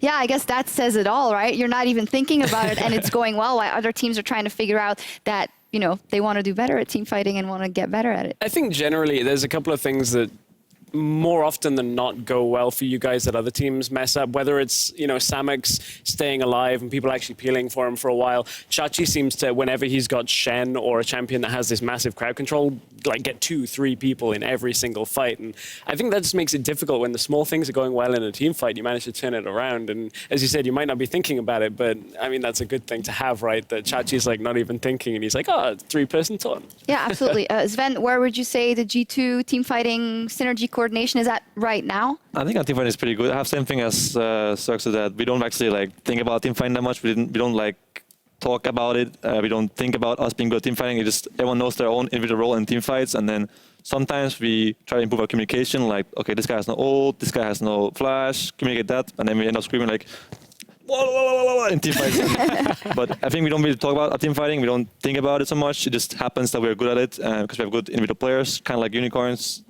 Everyone just plays their own champion and plays it well. Yeah, team fighting on point, and the reason I ask it is because obviously we know that you guys are still trying to get back to your super form, and we want to look back on the Thursday match, Fnatic versus G2, facing off in a Clash of Kings, absolute thriller of a series, and in the end, you guys just fell short, and well, that combo again.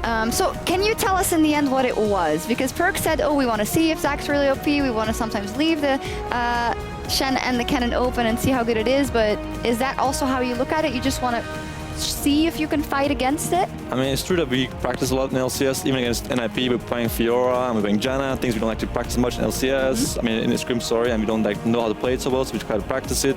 Against Fnatic, I think we didn't really know how OP was Zach, how OP was like, how good is everything, you know? So we're just kind of just figuring out on the fly in the LCS games how good things actually are, and then after one game we're like, okay, let's not play Zach again, and let's just figure it out next game. So were the Reddit detectives and Deficio who jumped on the hype train right that you were purposefully letting Shen and Kennen through just to see how OP I mean, it's true that it's his best AD carry, and Soas is much better on champions like Shen and Gary that can TP bot lane, has good lane phase and they can TP bot, but we don't really ban these things because they're good at it, because they're the only team that plays it. It's just like, if you can, we should be able to beat them without having to ban those champions, because we wouldn't ban it against anyone else for that matter. So I don't think we banned it because we want to practice against it necessarily, but we shouldn't have to ban it just for that reason.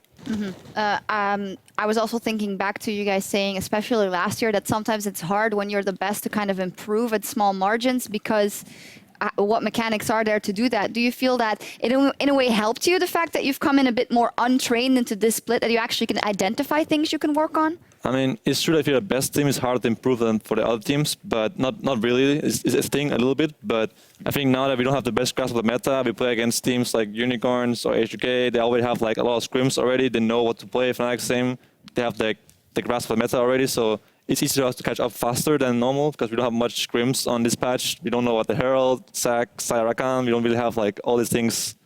Like, we don't know exactly what is good and what is not good, so it helps to catch up faster, I agree. One player that I want to look at for the Fnatic side of things is this a player that came in a similar time to you, Broxer. Now, what are your thoughts on him in the few games you've seen from Summer? I think he has been doing really good so far. He seems like to fit the team perfectly, and they have, all of them have team synergy. Yeah, when I look at Fnatic, even last split, a lot of teams were saying, oh, in scrims they're great, they're going to be a great team, and it never really came out. And now Fnatic is at the top of the standings in Group A and looking in a great form. So how much of that is kind of the beginning of the split and other teams finding their form, or how much is this what was already there now being able to be translated onto stage, Sven? I don't know about Fnatic being the best scrim partner. For us, it has always been Unicorns. This split has been good scrim partner. H2K was good scrim partner. They're good macro. They play serious. They try to like improve as a team. They don't try to like make it a scrim game of a full animal game like you guys always do. Splyce always been a good scrim partner as well. I think last split we scrimmed mainly those 3 teams. They were all good scrim partners, and they're good practice, I think. So I think some teams play different in scrims than do on stage. Some players are better, some players are worse. But overall, I think most teams play kind of the same in scrims. So it translates. If you go back 2 years and somebody said to me, Unicorns are one of the best scrim partners. No disrespect, you guys now are obviously a very different team. Unicorns used to scrim people and just go Cassiopeia, Yorick in every game. And every single team would say, we don't want to scrim against that. That gives us no practice. Xerxes like, why are you like, I wasn't part of that. Right. But I think that's just a testament to the growth of the organization. And now, as you say, the serious scrim partners that you can actually rely on to give you good practice. I mean, you guys are good practice anyways. They fight a lot in scrims, so you have to like test yourself if you can resist fighting and making the game like a 45 kill game, because that's what happens usually, and then you end up losing at some point or you're winning like randomly. So it's good practice to like test your like self-control to fight all the time. So yeah. Yeah. Xerxes, who's your favorite scrim partner? I would say G2. All right, fantastic. All right, let's take a look at what the standings look like going into the final week of the first round robin, because after that, we see the mix-up teams and they will be playing each other.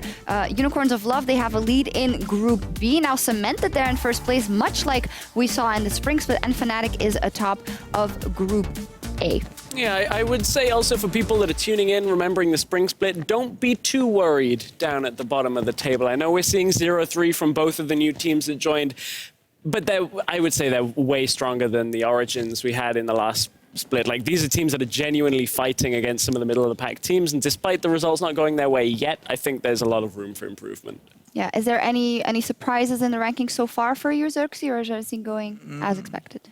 I think it went as expected. With the Unicorns of Love #1 in Group A, obviously. Well, based on the first few weeks of summer, we also have this split is really promising to be a close race for the top of the European LCS. And we also asked Sven for power rankings coming out of week 2. So let's take a look. We put all the teams together and had the full 10. You scribbled them up for us. And in the S tier, we find Fnatic, G2 Esports, Unicorns of Love, and H2K. Then Splyce and Misfits Gaming, Vitality in a tier of their own. And under that, Roccat, the Ninjas in Pajamas, and the Monkeys. And of course, I immediately want to go to that Vitality B tier for you, because to us it's been quite, the question if they were ever going to rise, but you seem to believe that they can rise above. I don't know if they can rise above Misfits and Splyce. I thought they were going to be better than they are right now, but they seem to be not as good as I thought they were. Even when they get early game leads, like they were games against Splyce, Joko gets first blood in both games, Nidok has 4 kills on the Fizz against Syndra, nothing happens, teamfight lost, and then the game is over. Yeah. They had everything going for them, and just collapsed at some point. Joko has 2 kills in 3 minutes against Splyce in the second game, and still nothing happens in the game. They just don't seem, they can find the leads, but they can't find anything else than the lead, right? Mm-hmm. So they are in their own tier. I think they can still beat Roccat, Ninjas, and Pajamas and Mysterious Monkeys, but they can't beat anyone else on that as of right now, at least. So, yeah, that's where they are. Xerxes, is there anything that stands out to you that you would have drastically put somewhere else?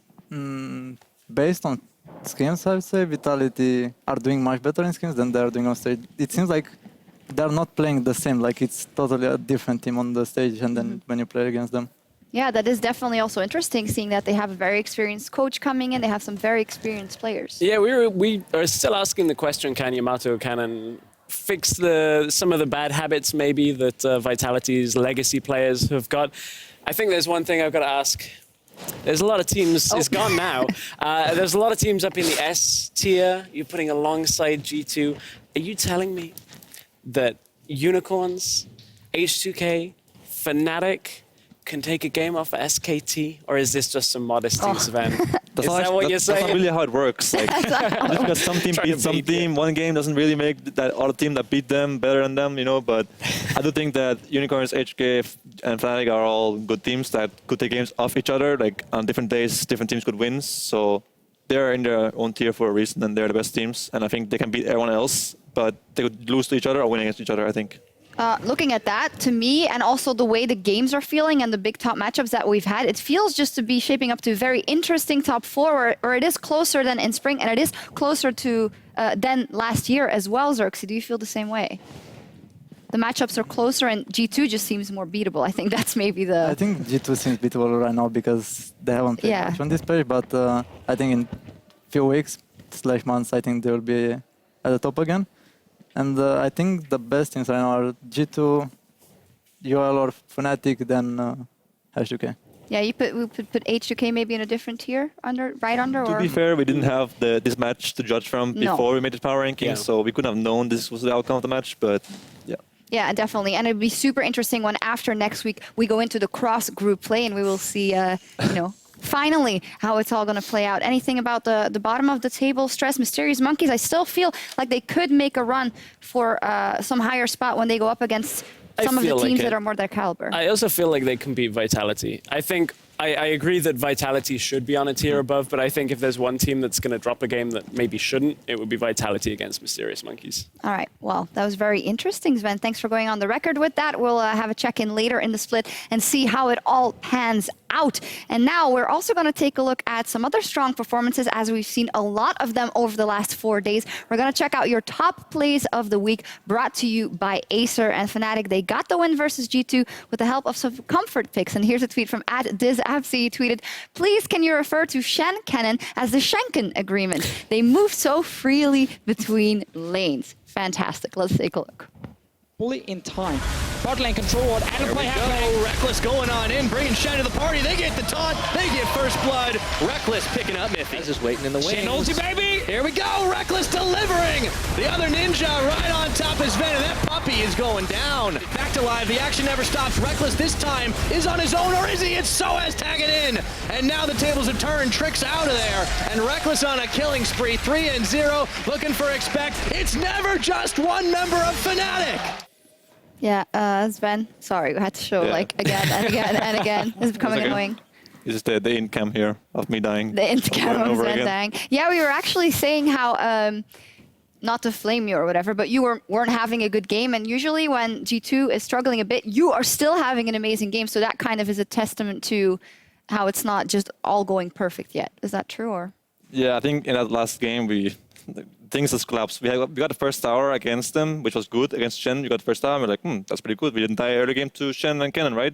And then at some point, Lee Sin just walked bot to our lane, and he just laned in the tower, and we're like, guys, what do we do here? Do we force a fight? No, we're on TP, they have Shen ult. Okay, so what do we do? And then we couldn't really find anything to do in this game, and we just slowly lost, and we were like, And then the entire Shen Cannon thing happens. Once you lose your towers, you can't really go anywhere alone as Kopmo, and I think my pick was really bad in this series. I should have not picked Kopmo. I should have picked Twitch in the first game as well. I picked the second game and I got banned third game. I think our picks were off and our play was off, but yeah. Yeah, but still very close, so, I mean, silver lining, no? Nah, I was kind of running it down in game 3. I was like 0-5-0 or something like this. It was really horrible. A match to forget quickly. So let's move on to another play. We were speaking about Vitality earlier, and Shook, he came up big earlier this week against Misfits Gaming, and at LOLXLama said, Shook be like, thank you for the Baron, Misfits. You guys are being nice. Too nice, actually. Oh, where This is is risky. Just his punch. Hook goes forward. Decent damage onto Hansama.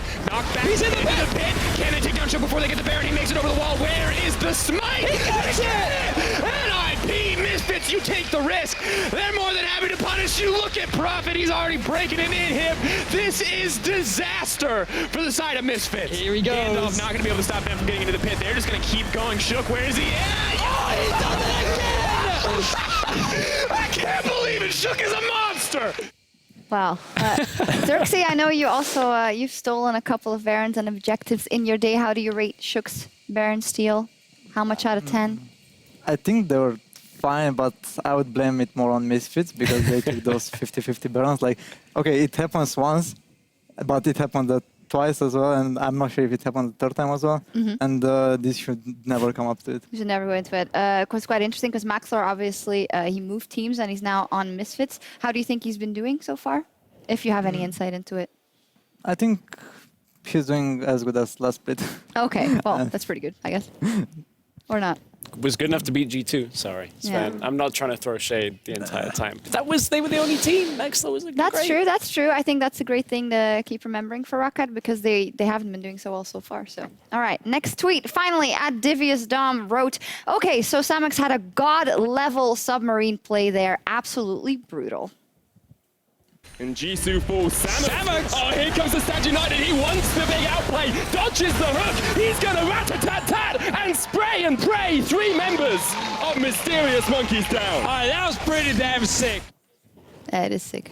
Yeah, flashing the hook, then Chachi comes in. There's another one of those times where Chachi only got 2 out of 3 on that one. But still, it was enough for Samex easily to clean up. A couple of crits go in there just to make sure he can get the kills. But that looks impressive. Whenever one Twitch just takes 3 people out. It's also nice to just, we were asking the question as analysts before, Xerxes, Unicorns of Love already did so well in the spring split, so where can you improve? Because you were the rookie of the split, obviously on top of your game. Chachi was the MVP of the split, and now it seems that Samex seems to be someone that can level up as well. Do you notice anything in like the way, is he becoming more confident? Has he always been this confident? Has nothing really changed? Is it just coming out? What do you think it is? I think Samex has always been this consistent player, like, and solid. And, you know, he's not losing your game, but I can say he's not caring, but he has some games where he's caring. He's overall really solid, and I don't think he had like any highlights so far. So that's why right now he has highlight reel. Or is it because you just had an amazing performance, or if it's Chachi would always carry, or Exile would have, so he kind of didn't have a place to shine,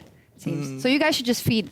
We will try that next week. Yeah, we'll try that, and then let Samex carry. All right, let's take a look at the matchups for the last week of the first round robin. Next week, that is Vitality versus Mysterious Monkeys, Rocket versus Fnatic. Kick everything off. Let's see what are the Misfits versus G2 could actually be quite an interesting matchup as well. Splyce, very interesting. that it could be close, you know.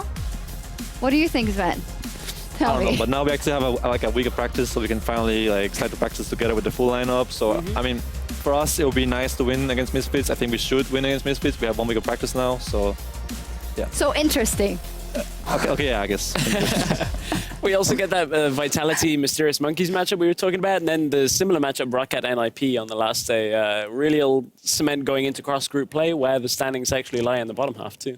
Yeah, definitely. So very interesting there. That's Splyce. I'm really excited to see Splyce actually hitting the Rift versus you guys, because they did have a great performance today. We had Senkux with his first player of the series of the entire year on Aurelion Sol. So they're definitely coming out to get you guys. How do you feel about that matchup next week? I think they're playing really good, and we actually played them a few days, and we learned a lot from them. So I think it's going to be an interesting game. Yeah. Are you guys, Sven and Xerxes, looking forward to the cross-group play? Yeah, but I'm playing against Unicorns first, which I'll play against someone else first, because we need more practice maybe for the Unicorns. They're the best team in Group B by far, so I would prefer if I could play Unicorns like a bit later, like week 6 maybe. But I feel like it's gonna be exciting to play against Unicorns and H2K. So yeah. Definitely will be. Xerxes, excited for cross-group play. Just want to skip next week. I'm looking forward to play against G2 and Fnatic. Yeah, I'm super hyped for the top 4 It's so hype. Yeah. It's not even the top 4. Like last cross group, some of the most high-profile games. Remember Origin versus Rocket, that 74-minute game? Not for the same reasons, right? But I think it's also going to be interesting to see, Nip versus Mysterious Monkeys, that kind of thing. But yeah, I mean, when you look at it, G2 Unicorns, that's like, you put that as the main event almost of the entire split. Yeah, well, strong words, but I think you're right. It will be a very interesting matchup. Well, for that will do us from here. It has been a rough one for me, hasn't it? That will do it from us here in week 2. Thank you guys very much for joining me in the post-game lobby, and you, of course, as well. Stress, and we will be back for another week of action in the EULCS on Thursday. See you then. Need a win. They want to silence some of those critics, but the Monkeys are hungry, and not for bananas. They want to get a W on the board. Does it start right here, right now? Let's find out. Kick was available. Flash followed kick, and instantly Justice punch. Now Mysterious Monkeys have found that they can go right back in. Troji locked in the pit. Do they have the damage to finish anyone off? But Wonder comes around the backside. Mickey X is gonna take down Jisoo. I got listen. I got here. I just ulted. Nice, listen. Nice. Cut. Senkux knows he's sniffing him out. This is so. If he just kills him passively, oh my word. It's a battle of the celestial beings, and unfortunately, Senkuks is way too strong. All they got to do is eyes on the Nexus as the Shockwave pulls in two. Mickey X looks to fall. No, he's going to stay safe. They send the big comment out, and they're going to take down the Nexus, and Splyce makes sure the monkeys are history. Here in game one, Unicorns love chance coming in strong. They're starting up on the red side. It's H2K on the blue. That's the chain CC. Let's bounce back into that creep wave, baby. Visit Chachi taken down yet again. Forward, Febiven can start the fight off, but the Twitch is doing so much damage from the backside, you can't forget about him. Samix not ignored this time. He gets deleted instantly. Weaver's wall comes out, trying to dish it out with the threaded volley, but he cannot connect to the damage. Jay running for his life. Exile's in trouble. There's the Ren. And Unicorns of Love get everything. They get the Baron, they get the fight, and Febiven is going to die as well. Oh, this is a fight for the Unicorns of Love. One good damage comes in from the Vladimir, but the ult has been used by the cannon. He does get taken down in the end. Twitch is on the backside trying to dish out the damage, but Nuclear is just as strong right now, and he's looking to take out Visit Chachi. The arrow comes in, big forward, wants to get a little bit more Hillsec, trying to find the hook. Yes, Samix dishing out so much damage. That's 2 kills. Baron resetting, but Unicorns of Love, they've got it in their sight. That's what they want. Samix, he sees his opportunity. He starts to unload the damage. He's there to back up the fight. This is domination. This is the Unicorns of Love, and at the end of the day, they are uncontested at the top of Group B. Just the funeral pyre for Che as they burn down the base. They make it look all too easy. That's the win for Unicorns of Love.